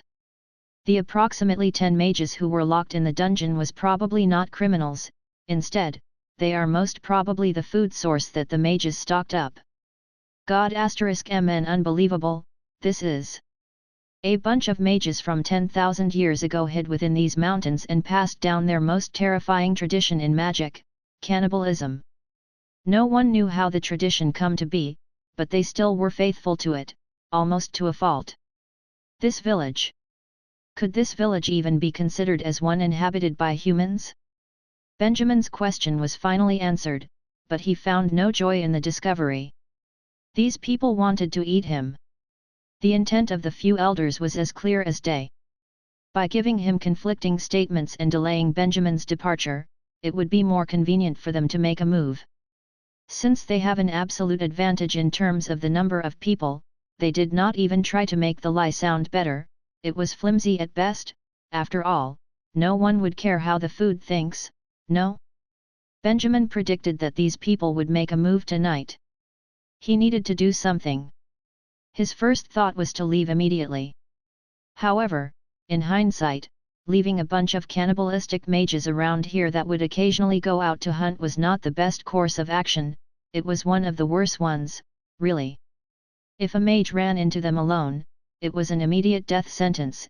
If the mages were found by the church, they would become the church's best propaganda against magic, and the reputation of mages would go to the ruins. This village was basically a ticking time bomb. How about finding a way to get rid of them, once and for all? Benjamin started contemplating. It would not be an easy job getting rid of all the mages in the village. There were at least a few hundred of them around. Those 3 elders were probably the strongest in the lot, and although their abilities were not exceptional, the eerie ceremony of eating people for sacrifice set off multiple blips on Benjamin's radar. There was no guarantee that they did not have weirder things saved up in their sleeves. The book should have their tricks and weaknesses listed, right? Thus, Benjamin asked the system. The system sounded very surprised. Why? Are you planning to go up against them? Of course, replied Benjamin, they're keeping their eyes on us now. We'll be detected right away if we attempted to escape. They know the geographical surroundings around here better than we do, and we'll never have an advantage if a chase was to happen. Might as well take the initiative, at least we'll get an edge on things. He would have chosen to run if escape was easy. Unfortunately, it was anything but. It was nothing but an unwise choice to run and fight in these mountains where magical creatures crawled everywhere. All right then. Actually, their magical system is quite similar to yours. It's just that their dark magic is exceptionally advanced, and you should definitely watch out for their unorthodox methods, though. The system briefly covered some of the characteristics of the magic here. Benjamin had an overview in his heart, and a plan slowly surfaced in his mind. Soon, he exited his camp and traveled around the base to sneakily inform the other mages. Ruvel.m. The night has fallen, and he had no idea when the cannibalistic mages would make their move. He could only start his preparations as soon as possible. After he finished his rounds, Benjamin went to seek for Luke, and requested for the boy's company with the excuse that he wanted to go for a walk in the mountains. Of course, Luke was extremely enthusiastic and led Benjamin to walk randomly around the place. "Sir, what gave you the sudden good mood to go for a walk?" "I ate too much during dinner, I need to walk it off." As Benjamin was walking back and forth around the area, he turned on his water elemental sensing technique to scan the surrounding terrain. The only entry and exit to this valley was the cave they came in from, and the huge opening positioned right above their heads. If Benjamin was planning to kill them all once and for all, it was natural for him to seal the entries and exits. It would be troublesome if one or two of them managed to escape. Meanwhile, during the walk, Benjamin realized that Luke was trying very hard to bring him to the edges of the area as if he did not want Benjamin to go near the center of the village. Does that mean that they have already started their preparations? Benjamin sensed some of the houses located at the outside of the village. Even though the lights were lit, there was no one in the house. Well, that was quick. As he was deep in his thought and came to a faraway location, Benjamin suddenly halted his steps, and asked Luke, "Oh, right. I've always been curious about something. How did you manage to find such a precious hiding place?" Luke answered offhandedly, "Nothing much, it's just pure luck. Our ancestors left us a map that recorded the existence of this place, which was why we came here." "Oh, is that so? Why did your ancestors not tell you to avoid eating human flesh? Those do not taste good." Luke was stunned. Benjamin took a few steps backward, and around him a light ice mist appeared, slowly spreading outwards. "You did manage to find out, hey?" After a brief pause, Luke instead grinned widely, his lips stretched in a bizarre way. He did not chant any spells, but the dark elements in the surroundings started pulsing abnormally, and the already dark night became even darker. Benjamin's heart tightened. "Didn't you say that they have no special tricks? Why would he start non-verbal spell casting out of nowhere?" he asked the system, slightly fed up. "How would I know? They didn't even mention it in the book." Just when Benjamin and the system were having their conversation, peculiar magical disturbances started forming before them. Then, before Luke, a weird black shadow materialized out of thin air. Benjamin immediately snapped out of it and stopped hesitating after he saw the phenomenon. Forget it, what could some weird tricks do? He could still defeat an ordinary mage with mediocre abilities.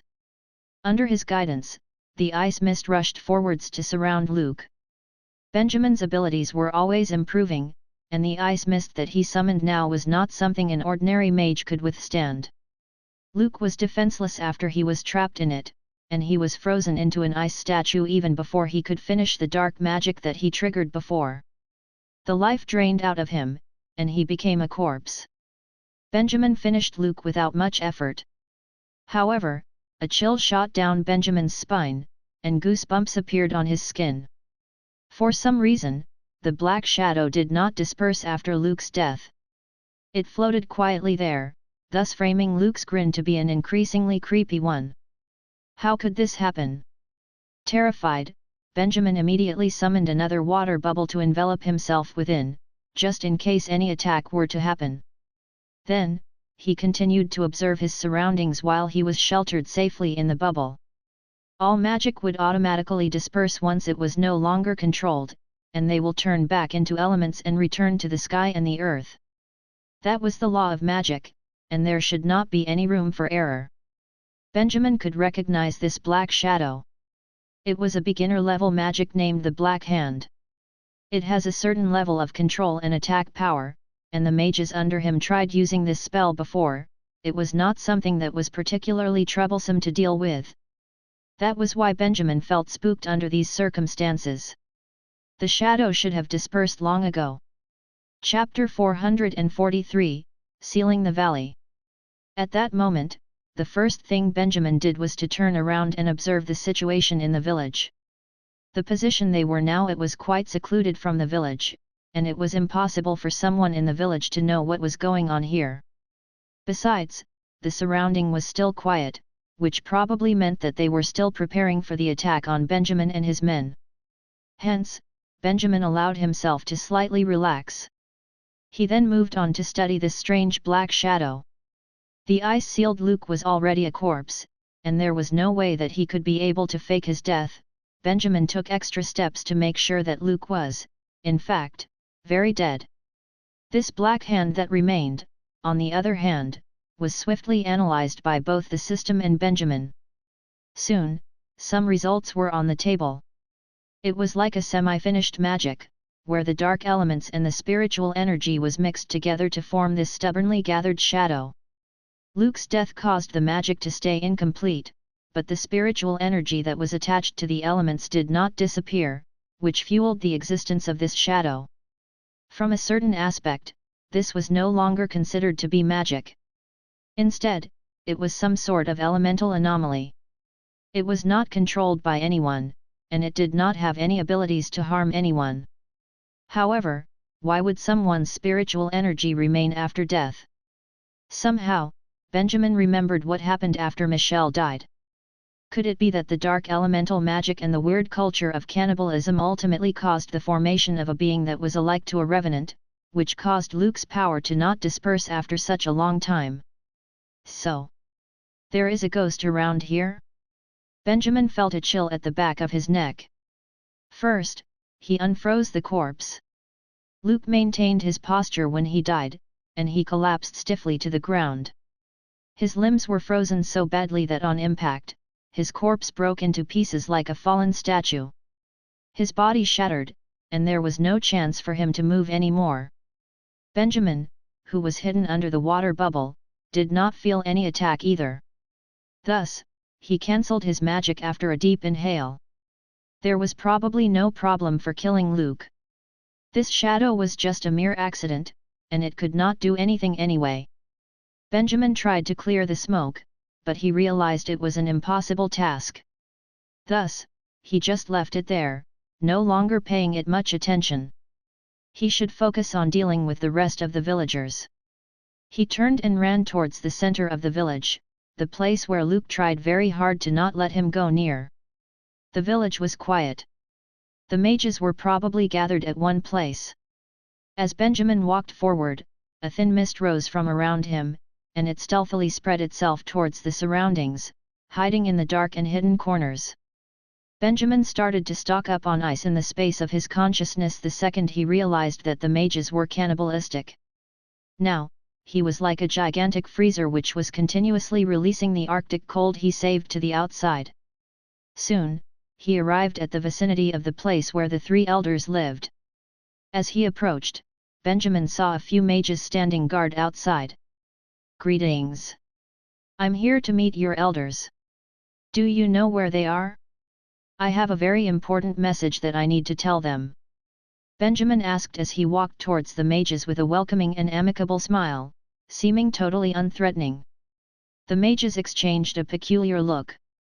They did not answer Benjamin's question. Benjamin pointed at the biggest house. "Are they inside?" he asked. Still, they remained in silence as they looked at each other.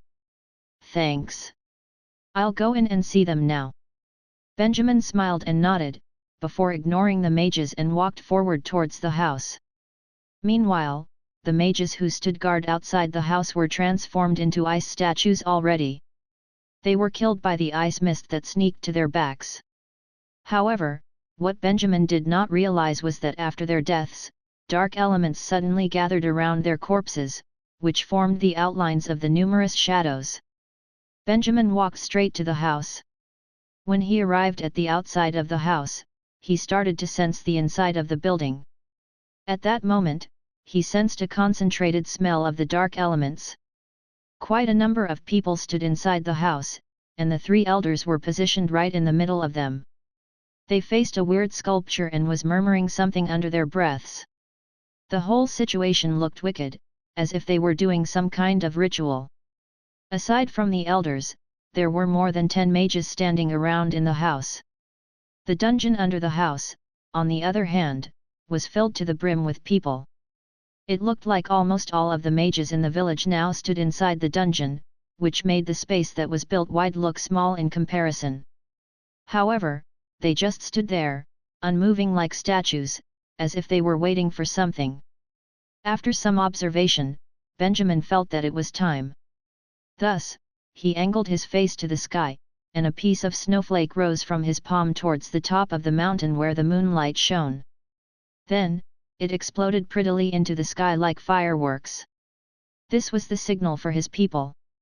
Immediately, the mages who were waiting in the campsite looked upwards, their faces lit with excitement as they rushed out. Meanwhile, the approximately 10 cannibalistic mages who were stationed outside of the campsite to stand guard looked up too, their faces drained of color once they finally realized that something was wrong. "Hey, what are you doing?" As over 100 mages poured out the campsite, the cannibalistic mages hastily prepared to retaliate as they misunderstood the intentions of the crowd. They assumed that the mages were coming for them, but it did not take them long to realize that it was not the case. As the mages ran out of the campsite, they directly flew towards the sky. Layers upon layers of ice and soil walls were summoned, and within a short amount of time, the opening at the top of the mountain was totally sealed. Shocked, the cannibalistic mages turned their heads to look towards the other entry point at the cave. That narrow cave was now totally blocked by gravels. It was impossible for people to walk through it. Yap, that was the first mission Benjamin gave to the mages, to dominate the entry points to this place. It was too difficult to predict the outcome of this event, and no matter if they were winning or losing, it was imperative to control the entry and exit points. If the enemies were defeated, controlling the entry points could prevent them from fleeing. If the situation deteriorates, they could escape easily as the soil and ice walls were summoned by them and could be easily controlled. After all, this was one uncertain battle that Benjamin was leading his men into. He needed to leave an escape route somehow. After taking control over the entry points, though, naturally, the second mission Benjamin gave them was to get rid of the fellas standing guard around the camp. In that split second, the guarding cannibalistic mages all had a peculiar expression as they were faced with the sudden attack from Benjamin and his men. It was like an eagle who was used to flying and hunting helpless rabbits that turned around and discovered that the rabbit has transformed to become a prickly hedgehog. They looked shocked, but as the mages in the sky rushed down towards them, their expressions abruptly changed. It was like they were possessed by something. They spread their arms wide simultaneously, without any prompts, their lips pulled wide to form a grin. Chapter 444, 1 vs 100. While his mages were busy sealing the entry points to the valley, Benjamin faced the house full of cannibalistic mages and attacked them without hesitation. Although he had no idea what these people were up to, but a few hundred of his enemies, all gathered up in one narrow and small place? This was a once-in-a-lifetime opportunity. At that moment, endless ice mist diffused from Benjamin's body to envelop the entire house. As he released all the ice that he stored for more than an hour all at once, the temperature of the valley dropped sharply, and the plants shriveled and wilted as if they were plunged into an abnormally cruel winter. The motions outside were too obvious for the people inside to be completely indifferent anymore. With the water elemental sensing technique, Benjamin could see the cannibalistic mages' collective shudder. The three elders halted their ritualistic actions, then frowned outwards. Unfortunately, the tiny ice crystals within the freezing mist would not allow the opponents sufficient reaction time. There was not even time for the three elders to open their mouths to speak. A sheen of ice quickly crept up the walls of the house, and the teeth-sawing soft creaks were heard. In a blink of an eye, the whole house became an ice hill. The dark elements that were gathered in the house seemed to be affected by this. They seemed to gradually disperse. Suddenly, Benjamin noticed something. He frowned. There was quite a number of icicles that popped up within the house after the initial onslaught of the freezing current. However, a dense coat of dark elements seemed to diffuse from the flesh of the three elders, and it sheltered the mages standing around them by temporarily blocking the mist on the outside. Thus, they took the chance to open up their magical shields to keep Benjamin's ice mist from invading their space. There were no casualties after that. Benjamin internally heaved a sigh. Another unexpected trick, hey? Benjamin did not bother to ask the system why did it fail to mention this to him. The system would indignantly profess his innocence by reciting the same excuse that would offer no insight to the situation. Nothing was written in the book. He only managed to eliminate 8 enemies in this ambush. The ones who froze to death were all enemies in the house. Meanwhile, the dungeon under the house was relatively unscathed as Benjamin's ice mist did not manage to permeate much into it before the shields sheltered the area. None of the hundreds of enemies squeezed in the dungeon died from Benjamin's attack. The situation was grim. Now, the enemy also got a grip on the situation. "You brat, you are quite a smart one, hey? You actually made a move before we could." The voice of one of the elders was heard from within the frozen house. "Sadly, if I were you, I would have left with my tail tucked behind my back. I would never come here to taunt, with no regards to my own life." Benjamin snorted after he heard that. "Don't count your eggs before they're hatched." Then, he stretched out his hand to aim towards the house within the ice. Then, he abruptly clenched his palm to form a fist. Immediately, the ice hill shook with the house within, and the tough surface of the ice started to shift and compress, causing a scalp-numbing noise. Outside the house, endless streams of ice mist rushed within to top up the water elements within, causing the number of water elements to stack to a terrifying amount. "Why, you brat, what? What are you trying to do?" Again, the color drained from the faces of the cannibalistic mages. Benjamin ignored their question. At that moment, his body trembled slightly with the house, his forehead peppered with sweat, his face scrunched as if he was struggling. He had been learning magic for long, but never had he controlled such a massive amount of water elements. This was different with the gigantic water ball, that was summoning, not controlling. His spiritual energy was spinning at a neck-breaking speed. In the space of his consciousness, the ice rune was vibrating at an extremely high frequency, repeatedly making crisp ding sounds as it controlled the water elements to continuously compress inwards in the house. It was very taxing on him, but this was a 1 vs 100 fight, how else could it be? Under his compression, the tall house soon changed its shape as if it was reflected in a funhouse mirror, twisted beyond comparison by the ice hill that sealed it. As for the interior of the house, more and more mages came running out of the dungeon, attempting hard to build layers and layers of elemental shields to avoid themselves from getting flattened into meat paste by this immense power. Although Benjamin looked very imposing now that the cannibalistic mages were slightly affected, the sudden quick and wide coverage of the magical shields still managed to hold up against Benjamin's attacks. All the cannibalistic mages stood together and survived the insane crushing of the hard ice just by capitalizing on their advantage in numbers. That was why Benjamin could clearly sense the initial confidence slide back on the enemy's face after they stopped panicking in the house. Great, with this ability, he will be able to bring us greater power after he is sacrificed. Once again, the elder's voice was heard from within the house. Benjamin narrowed his eyes. Then, he suddenly backed off quickly, putting a distance between him and the house. A bubble appeared to envelop him as if to shield against something. Just when he was approximately 100 meters away from the building, Benjamin's right fist that was gripped tight and trembling suddenly opened. The ice hill that was continuously compressing the house until it became slightly twisted suddenly stopped as if someone hit the pause button. A terrifying, eerie silence fell upon the valley. Then, a loud noise, bang! The ice hill exploded in a flash, and the powerful aftershock caused the whole mountain to quake and rumble.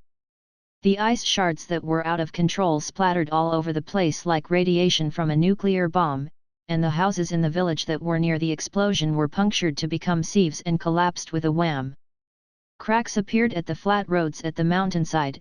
In fact, with the site of explosion as the midpoint of the circle, the cracks spread around the area like the webs of a spider. At that moment, Benjamin even expected the mountain to collapse within itself. At the outer range of the village, Benjamin's mages were rushing over to his location while they noticed the explosion. Shocked, they all summoned their elemental shields to shelter them from being killed by the aftershocks of the explosion. What's going on? This wasn't in Sir Benjamin's plans, no.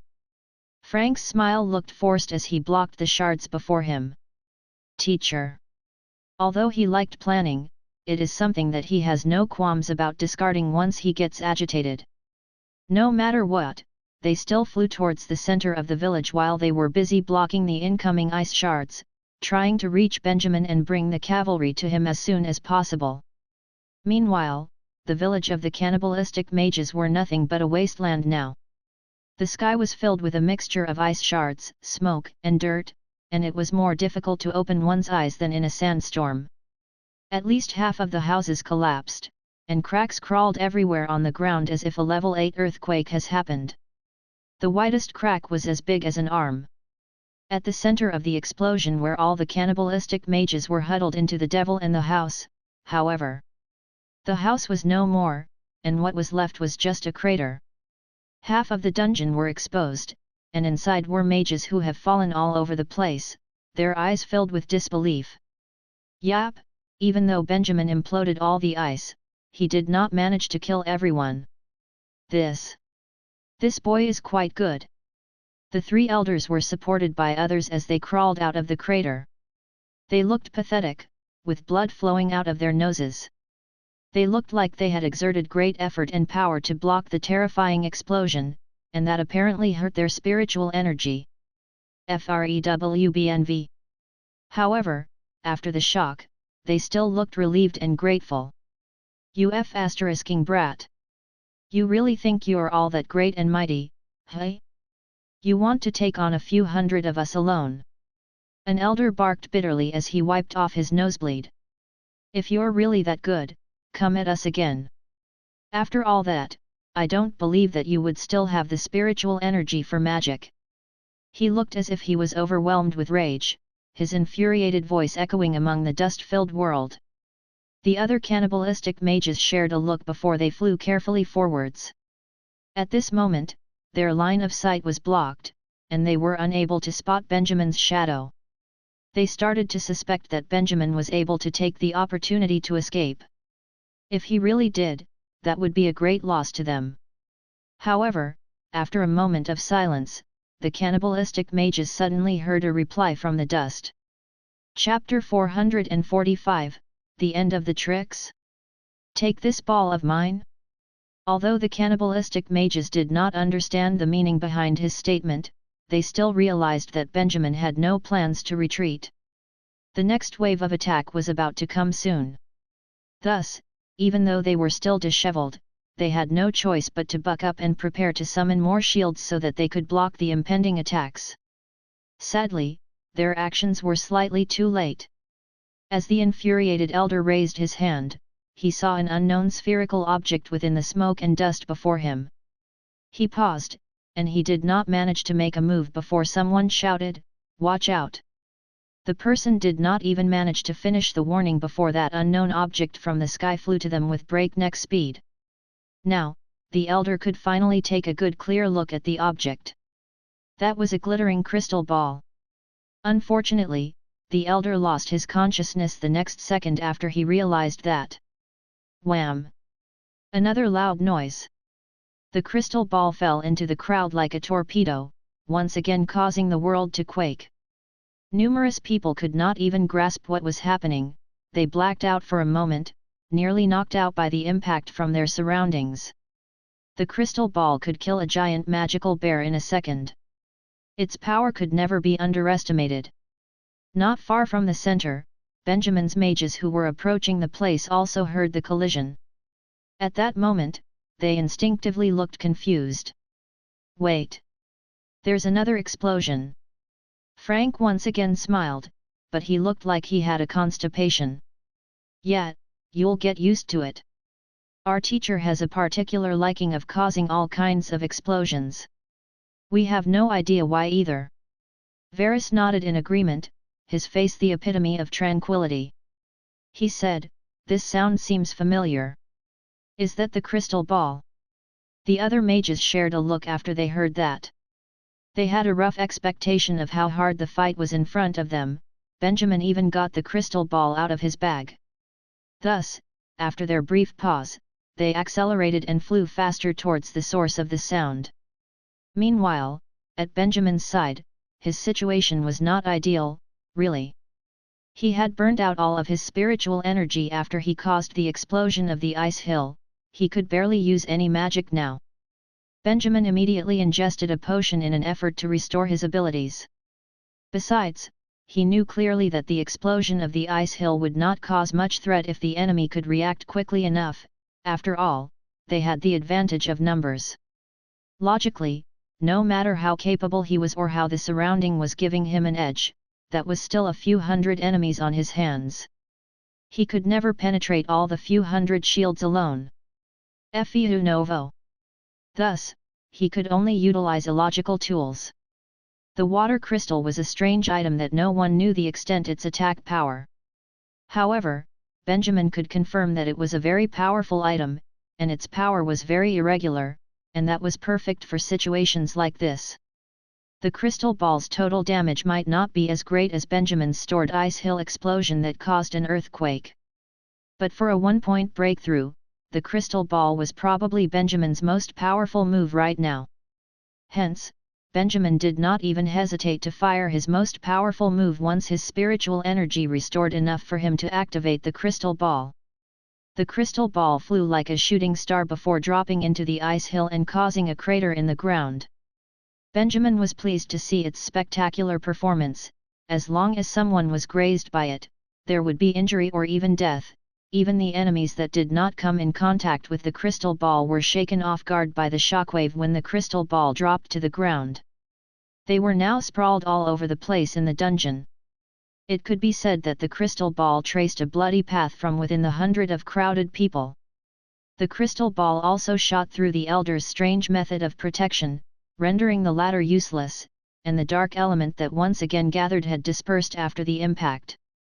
The most awful result of them all was that one of the elders, who were right on the projectile of the crystal ball, got his head hit right off his torso. He died on the spot. That was quite a good battle result.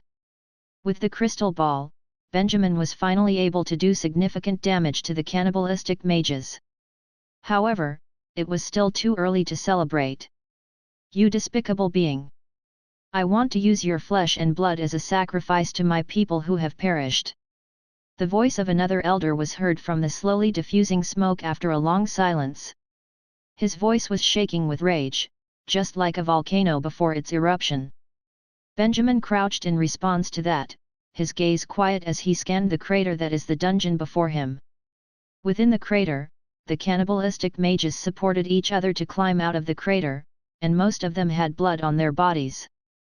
They stood outside the crater, chewing the broken limbs and broken flesh of their fallen comrades as they stared at the faraway Benjamin with animalistic eyes.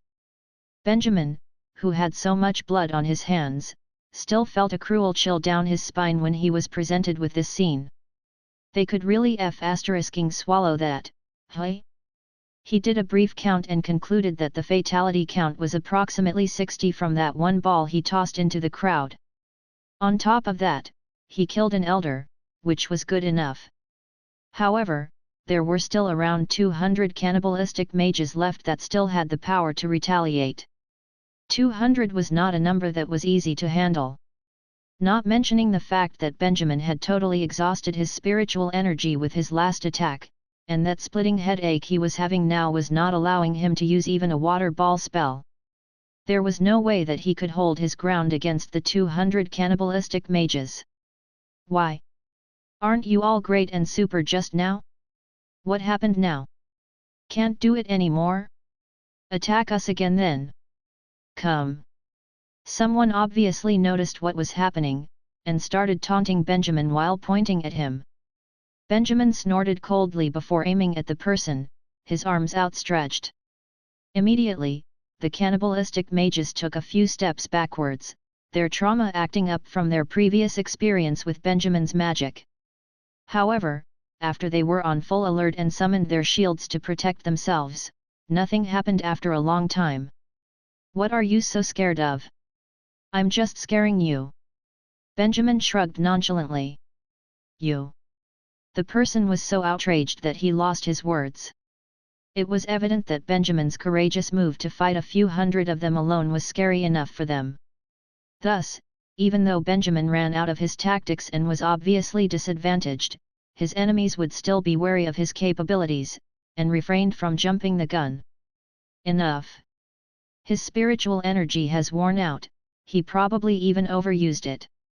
He would not be able to do anything in a short period of time. Finally, an elder spoke chillingly to his people. Kill him, and harvest his flesh and blood. The cannibalistic mages nodded at the order, determined. They impatiently chanted their spell, and at that moment, countless black shadows were summoned. They rushed straight towards Benjamin like thousands of black snakes. "Die, you mother-f***er!" One of the elders shouted, his voice trembling with emotion. Nevertheless, just as the black shadows were inches away from touching Benjamin, layers and layers of magical shields appeared before him, glittering as they blocked the shadows from their path. The cannibalistic mages were stunned by the turn of events. Benjamin was still squatting at his position with a perfect smile on his face, perfectly unharmed. He was as cool as a cucumber. At that sight, the elder tried to sense the source of the magical oscillation. Suddenly, he raised his head and gazed at the sky. **T. The Brat's men managed to arrive in time. Above them, hundreds of mages were in their lines as they flew. Their eyes were like daggers, boring holes into their bodies as they stared straight down at the cannibalistic mages. Once again, the cannibalistic mages were overwhelmed with a wave of shapeless pressure. Within the hands of the mages were balls of flames, burning brightly in the sky. Chapter 446, The Door into Oblivion. Although Benjamin was calm on the outside and looked as though everything was in control, he was secretly panicking on the inside. If his underling mages hadn't reached him in time to cast protective spells over him, he would have died on the spot, no doubt about it. How dangerous! When did these fellows learn to be so punctual? Benjamin shook his head. At that moment, there was no need for him to direct because the mages in the sky knew exactly what to do. They viciously attacked the cannibal mages on the ground. Countless fireballs filled the sky before hurtling to the ground like some grand meteor shower. Troublesome fellow! The elder wasn't too surprised at what was happening and instead merely opened his arms and dusted himself off. Then he chanted a spell and gathered all the dark elements around him. All around him, the other cannibal mages did the same, creating layer upon layer of shields above their heads. When the hundreds of fireballs hit the shield, the stone walls of the valley shone bright red from the heat. At first glance, the shields were breaking apart, looking as though they could not withstand the attack. The cannibal mages all had terrible looks on their faces, showing just how much trouble they were in. But reinforcements kept crawling out of the dungeon and joining their ranks. Slowly, the burden was eased. There was no way around it, they clearly outnumbered Benjamin's group. Eventually, the thundering sound from multiple impacts came to a stop and the burning glows of the fire dissipated. The cannibal mages looked a little worn out, but they had managed to withstand the attack without suffering any injuries or losses. Benjamin took in the and drew a deep breath. It looked like a battle was inevitable now. The two chanting elders suddenly opened their eyes and stopped chanting. A strange energy exuded out from their bodies. The faces of the mages in the sky darkened. They watched as dark elements gathered before the elders and solidified into several black shadows. The strong movement of magic pulsed continuously, and a small black ball suddenly started floating above their heads. The ball was about as big as a fist. When it appeared, there was no great gasp of horror, or cries of panic to Benjamin's mages. It didn't look special at all. The only noticeable change was the fact that the magical disturbances and the dark elemental energy suddenly disappeared. The cannibal mages also suddenly plunged into an odd silence. As he stared at the black ball, Benjamin suddenly turned serious. The door into oblivion. This was some high-level shit. What was more surprising was the fact that the elders knew how to cast a combined spell. With the two of them working together, they had completed a high-level magic in a very short period of time. Benjamin didn't underestimate the small, humble ball. It was made by compressing a large number of dark elements together until it eventually changed internally and produced a strange matter. Once used, it would swallow everything around it: matter, elements, spiritual energy. The more it swallows, the bigger it gets. Unless the spiritual energy of the caster is exhausted, it could theoretically become as big as a planet. Though the truth was yet to be discovered, some mages believed that everything it swallowed would just be transported to another world. That was how the name The Door into Oblivion came about. But from what Benjamin could see, it was just a small man-made black hole. It just lacked the black hole's gravitational pull, its destructive capability was still the same. Accept the judgment of the door, this is not a power that you can contend with. All the cannibal mages looked at the black ball with fanaticism. The two elders stood next to it, raising both their arms and directing the door into oblivion upwards into the sky. It grew as it floated upward, and before long, it was as big as a human's head. The mages in the sky were frightened. They had heard of this power even though they had never faced it before, so they wanted to see if the power of the door into oblivion was as the legends said. They launched simple attack magic like rock guns and wind blades flying towards the rising black ball. When the first rock gun hit the black ball, it was like pencil marks being erased by an eraser, disappearing completely. The size of the door into oblivion also became slightly bigger. When the other mages saw this, they immediately halted their charged-up attacks, in case they accidentally ended up feeding the strange black ball. Instead, they launched their attacks straight to the cannibal mages. But if their giant wave of fireballs turned out ineffective, this experimental attack carried little threat. Struggle. The two elders carried the same smile. They looked like clones, even their voice and attitude were completely in sync. Your will to fight will act as nourishment, and add a little energy to our sacrifice. The mages in the sky ignored their crazed speech. Start chanting Phoenix of Ashes. With Benjamin far away, Varus became their acting leader. It is also high-level magic, perhaps it can stop the door into oblivion before it grows into undefeatable proportions. Joanna and the other three nodded their heads and started chanting the spell while the other mages acted as their guards. The door into oblivion continued rising slowly. At first, it was very slow, but as it swallowed increasingly more matter, its speed also increased. They would be dead meat if they allowed it to grow any more.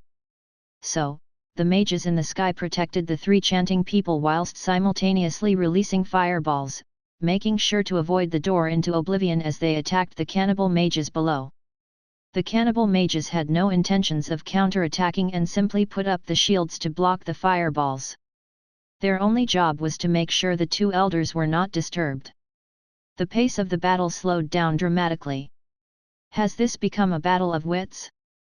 Benjamin frowned as he watched. If the cannibal mage's spiritual energy was depleted before the door into oblivion took shape, then the scary black sphere would collapse on itself. But, would they even be able to achieve this? After all, the enemy already had a huge numbers advantage. Benjamin felt as though he should be doing something. But, the destruction of the ice mountain took more of a toll on his spiritual energy than he had expected. Despite resting for an extended period of time, he was still not completely healed. He was still in no condition to fight. Because of this, the cannibal mages only focused on their enemy in the sky, refusing to pay any attention to Benjamin on the sidelines. This probably was Benjamin's only advantage. How was he going to exploit it? Benjamin went deep into thought. No, the door into oblivion is growing too quickly, we should get further away from it, Varus said after 5 minutes. By now, the black sphere had grown to be the size of a full-grown human. Throughout the 5 minutes, they had been continually attacking their enemy but to no avail. By now, the door into oblivion was only 10 meters away from them.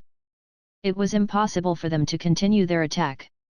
The entire group flew in the other direction, temporarily retreating from the door into oblivion's approach. They could still outrun the black sphere right now, but what about in 10 minutes? Varus' face changed as he became more serious.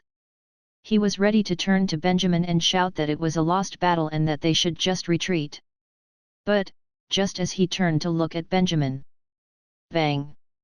Chapter 447, Not Just a Mage. Benjamin was now within touching distance of a cannibal mage. He held a silver gun in his hand and gently blew away the smoke with a sly smile on his lips. But what he did not expect was for a middle-aged man to shield the elder. He clutched his chest as he moaned and fell to the ground. Pity, these people are just too protective.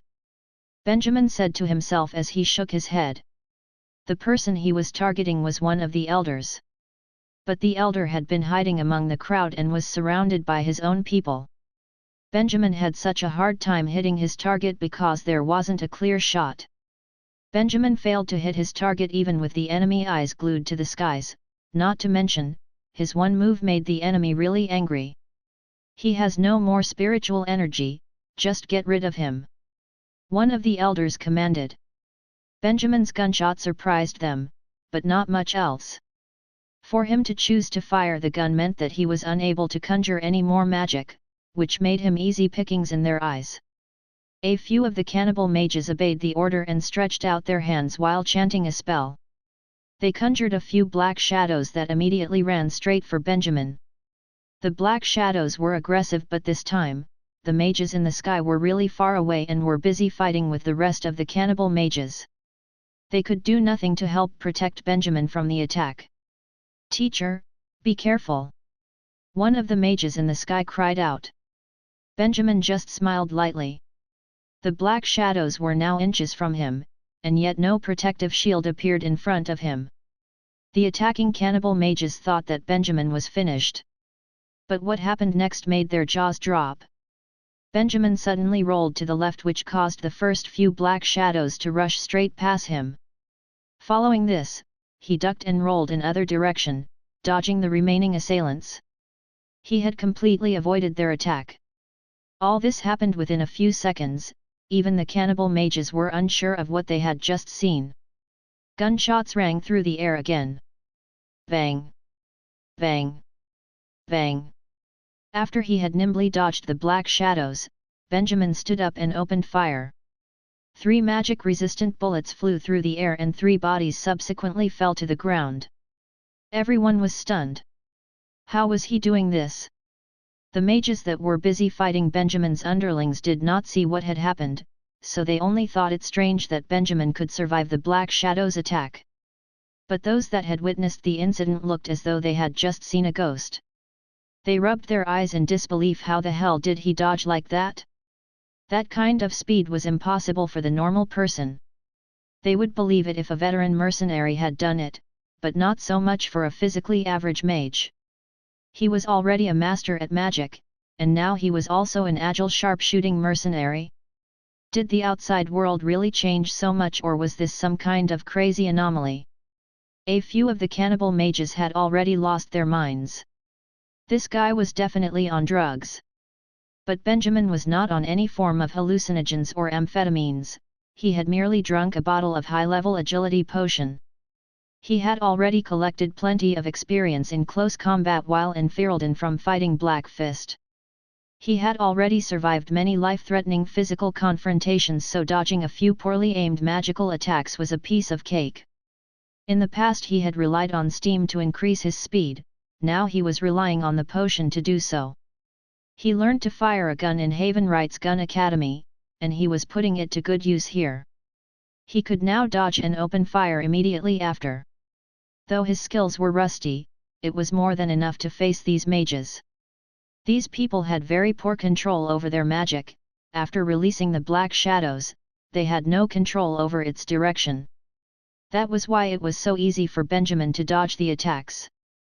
"Come on, why are you not attacking? Hit me!" He reloaded the bullets whilst yelling provocatively at the stunned cannibal mages. The only thing that he could do now was try to waste his opponent's spiritual energy. RWVEL.O. His mages were still in the air, dodging the door into oblivion while throwing fireballs at the cannibal mages. The cannibal mages continued to conjure shields to block the fireballs, making sure that the 2 elders were left unharmed. The situation had now grown to a stalemate, but the door into oblivion continued to grow larger. With it, the cannibal mages were slowly inching their way to victory. Even though Benjamin was but one mage, he could not just stand by.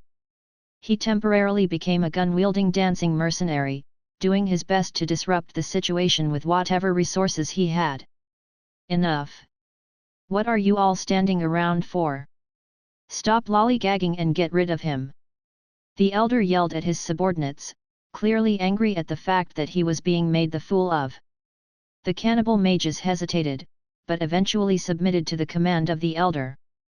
They took careful aim at Benjamin and released 10 more black shadows. It was as though they were hoping that after taking aim they would successfully hit the target. Benjamin shook his head. So naive. This time, he dodged even earlier. The black shadows were still traveling by the time Benjamin had moved to the side. The cannibal mages tried to control the direction of the black shadows, but to no avail. They clearly lacked the skills to do so. They were soon sent running from the hail of bullets from Benjamin's firearm. While they were running, bang! Bang! Bang! Bang! Benjamin's attitude was very relaxed. After being strengthened by the potion, he felt as light as a feather. Dodging the attacks required little to no effort on his part. But on the cannibal mage's side, another 3 bodies dropped dead to the ground. A 4th person sensed the danger and quickly conjured a shield in front of him, and in doing so avoided becoming another casualty. The 2 elders could not stand it anymore. "What are you?" they asked. After watching Benjamin's inhumane speed, they were so shocked that they almost forgot to control the door into oblivion. Chapter 448, The Undefeatable Black Hole.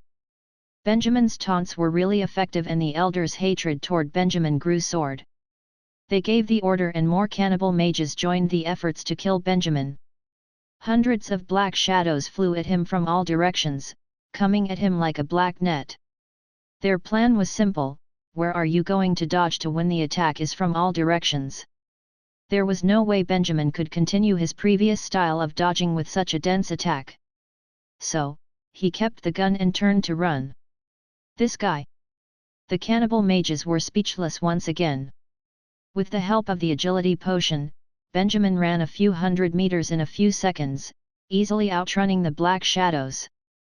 Not to mention, the group of cannibal mages did not have such a wide range of attack, so the black shadows merely fell to the ground and disappeared once they had reached the limit of their range. After the black shadows were gone, Benjamin ran back towards them and raised his gun to fire again. His hit-and-run tactic was really a pain in the ass. Even though the cannibal mages had their shields, the bullets tore through them in a second. It was obvious that they were at their wits' end trying to defend themselves against this guy. "He's running too fast, we can't hit him at all." The elder was getting annoyed and eventually waved his hand and said, "Enough, don't bother with him, what is he going to do with only a gun? Surround the area with a wall of darkness, let's see what he'll do then." In the end, they had to give up on fighting against Benjamin. The elder decided to send his people to dispose of him because he thought with Benjamin's spiritual energy depleted he wouldn't be a threat and would be a piece of cake to get rid of. But now, with Benjamin running about so fast, the cannibal mages couldn't even hurt him. They decided to just ignore the guy's taunts.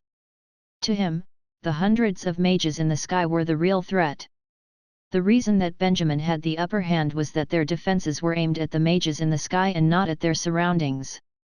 In reality, all they needed was an extra protection spell around them and the gun-toting fool would be useless. And besides, once the door into oblivion was big enough, it would mean death for both the mages in the sky and the sprinting fool. And so, the cannibal mages obeyed the elder's orders and raised a shield around them. Then they turned their focus to the fireballs raining down from the sky. Benjamin really didn't have any other choice. Once the black shadow-like wall was erected, his bullets were useless against the cannibal mages. It didn't matter how close he got, or how much he taunted them, they completely ignored him. But, he had already done enough. The cannibal mages wasted a good chunk of their spiritual energy to raise the wall.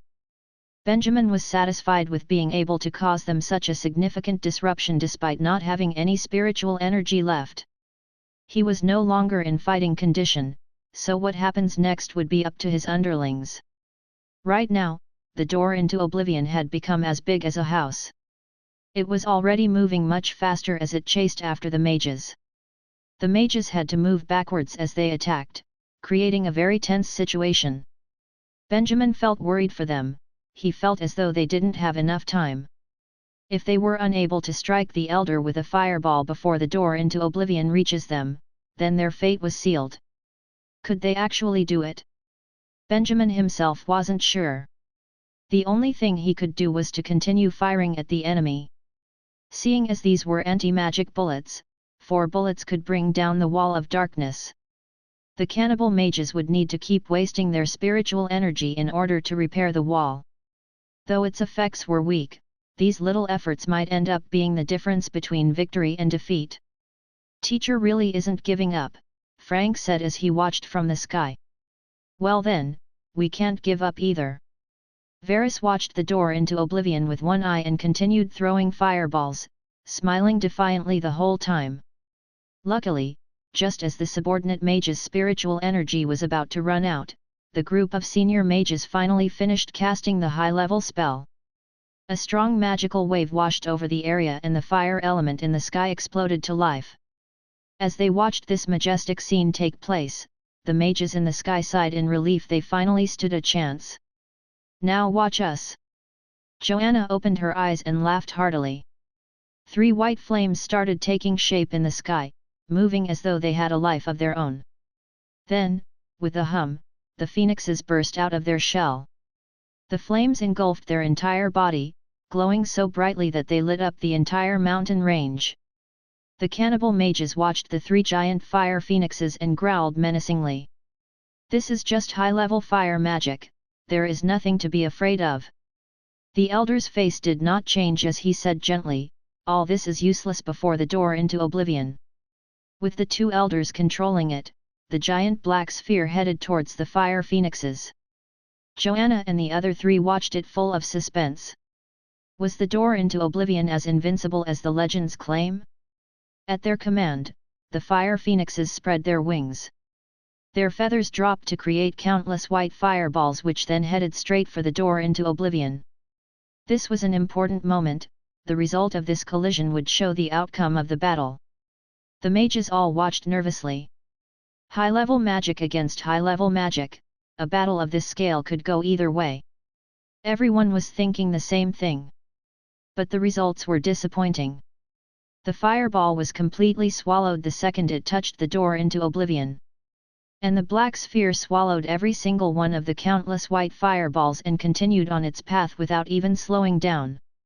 Pitiful ants, they think they are strong enough to beat the door into oblivion. The elder said in a victorious voice.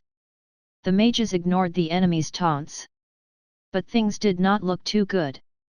Because it was also a high-level magic, so they had pinned so much hope on the 3 fire phoenixes.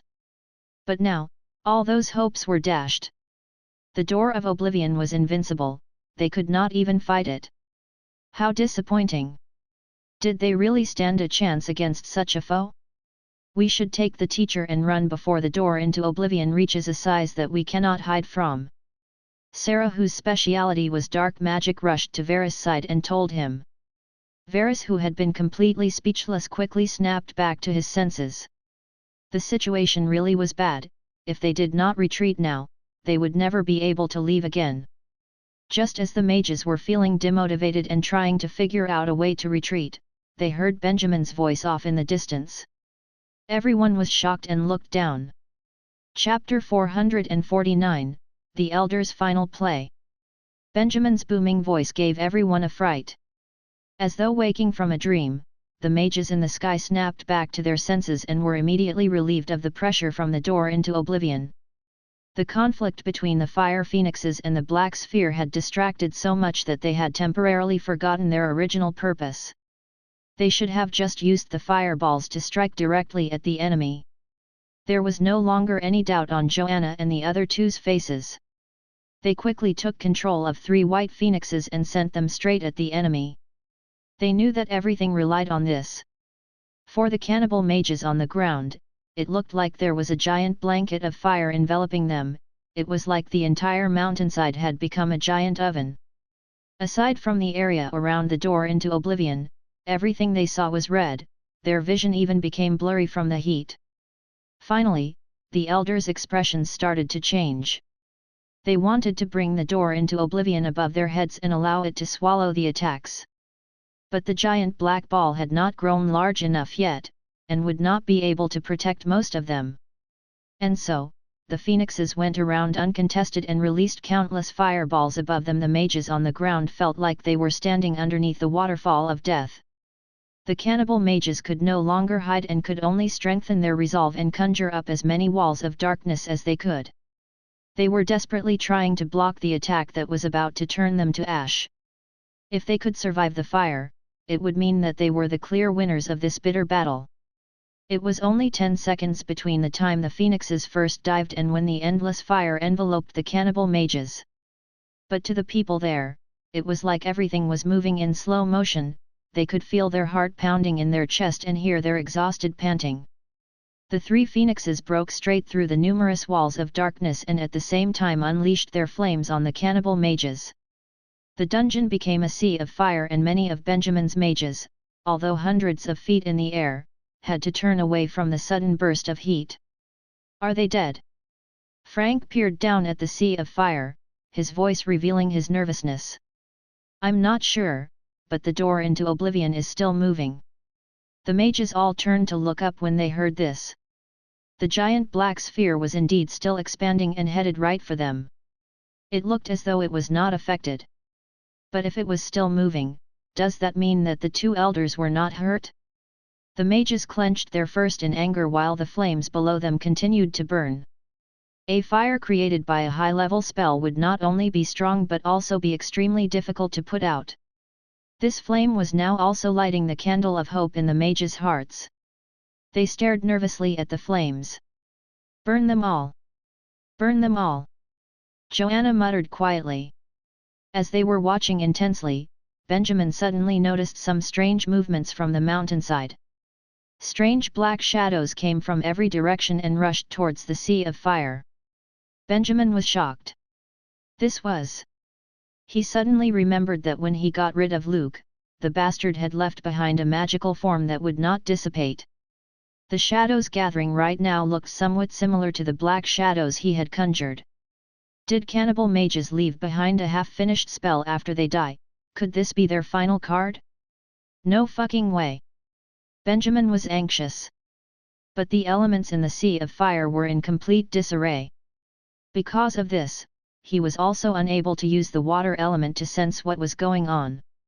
So, he simply closed his eyes and used his pure spiritual energy to try to get an idea of what was going on as the black shadows rushed into the fire. Benjamin was shocked when he saw the scene inside the fire. It was like going into another world. A mess of bodies, blood, and gore, dead and hollow eyes stared back at him from all directions, and an intense feeling of hatred pulsed through his body.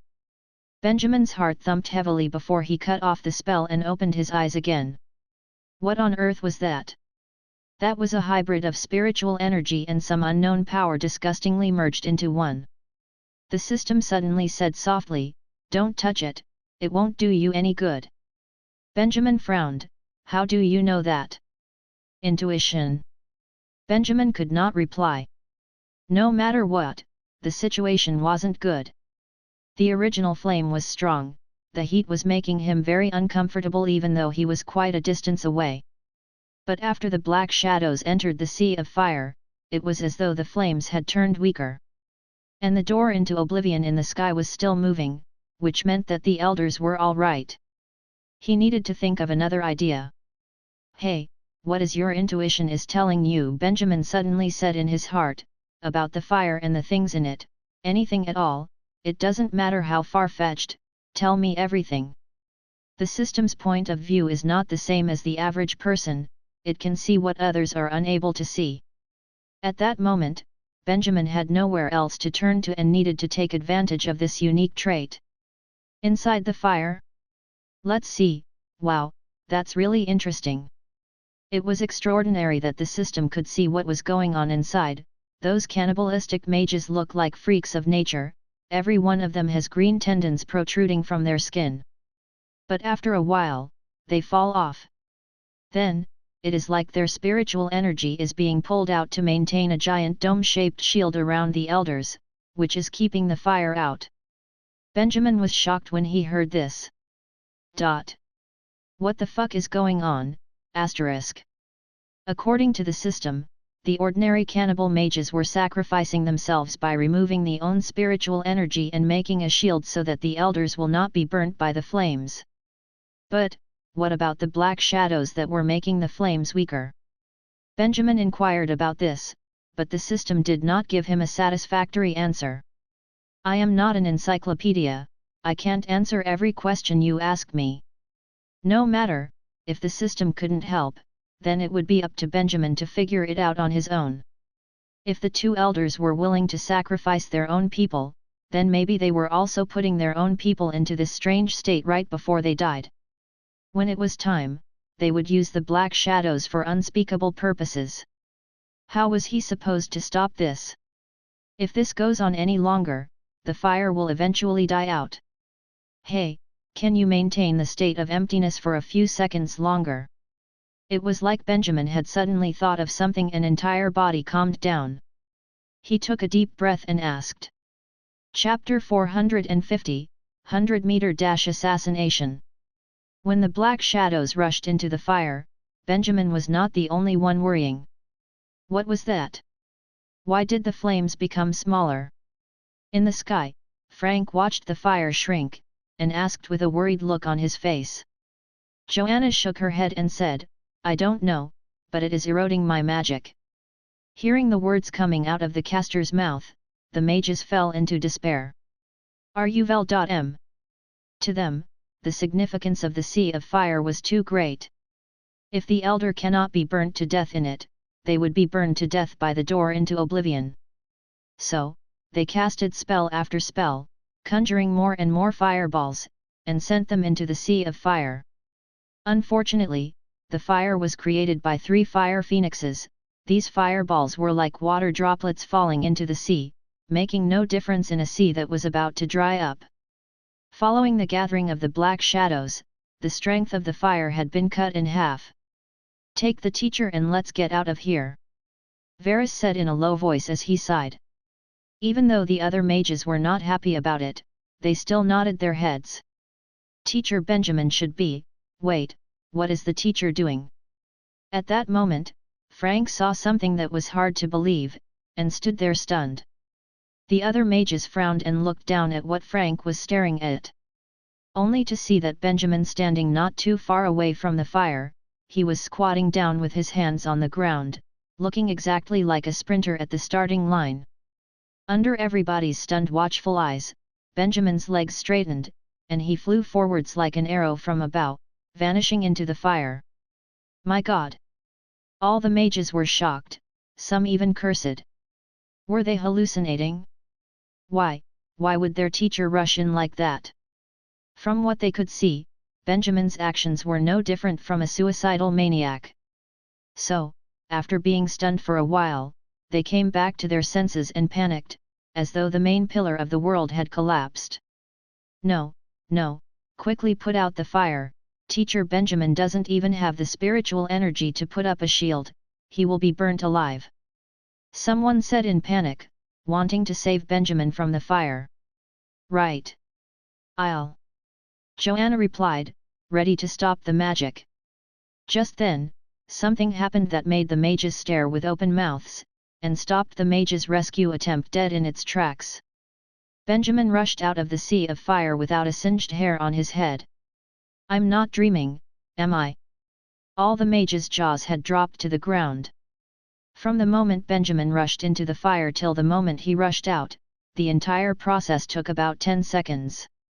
Benjamin took the potion that made his body more agile, this was understandable. But, what was going on? Why did Benjamin look as though he didn't just run through a sea of fire? How could he run out again safe and sound? And why did he run into the fire in the first place? These mages had been following Benjamin for a while now, they knew that he had a few incredible ideas and he did amazing things. But, the surprise was too much, they could not process what was going on. Teacher, are you all right? After a moment of shock, Varus brought the team down towards Benjamin and asked him. I'm all right. Benjamin shook his head, he held an ice blade in his hand that was stained with blood. He threw the ice blade down with a relieved expression on his face, you can remove the magic now, I killed the remaining 2 elders. The mages were in shock again. Seriously? Of course, I'm perfectly serious. Benjamin shrugged and said, why did you think I ran in then? To kill myself. The mages went silent. They were really thinking that. Benjamin shook his head, knowing that the news was shocking. He gave his mages some time to process the news. In their mind, the untouchable elders that fought relentlessly before could be killed in just a few seconds. Wasn't that a little far-fetched? But he really did it. When the fire became weaker, he knew that that was their only chance. Once the fire died because of the black shadows, the elders would not need to sacrifice their own people, and Benjamin would not have the opportunity to sneak up on them. And so, Benjamin chose this way. The system had divided into 2, with the water element mist around him, it could withstand about 6 seconds. To most people, 6 seconds was not enough to do anything. But to an assassin who was ready to kill, 6 seconds was more than enough. Benjamin took the potion and made a strong and sharp ice blade in his hand. This would be his first assassination.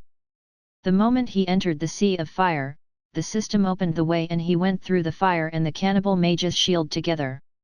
In that moment, the people within the shield were still getting killed one after another, and could not react to his presence there.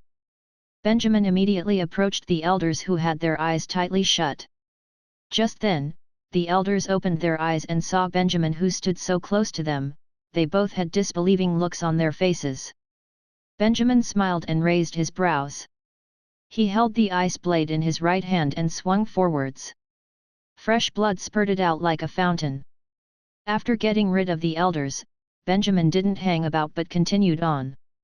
The entire process was done with him running the entire time. He dashed in, ran towards the elders and killed them and ran out again. It was like he just completed a 100-meter dash. But in this world, it would be difficult to find another bloody race like this. Thinking back to a few seconds ago, Benjamin felt that it was exceptionally thrilling. If he did not run fast enough, if his hand was not accurate enough, anything could have happened.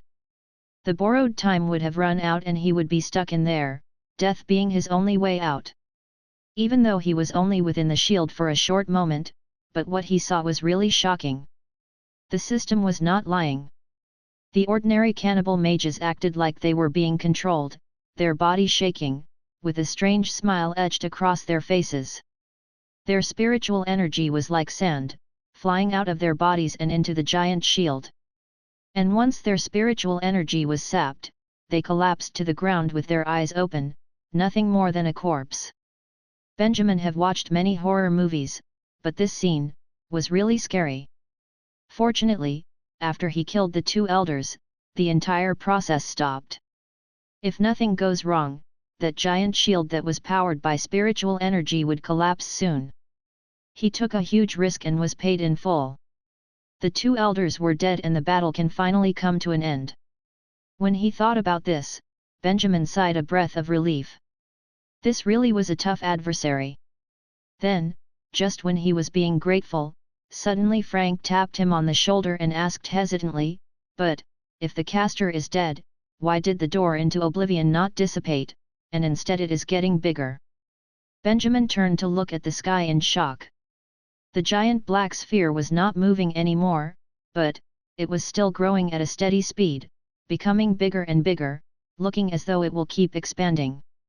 No way! Thinking about the residual black shadows, Benjamin's heart sank right into the valley.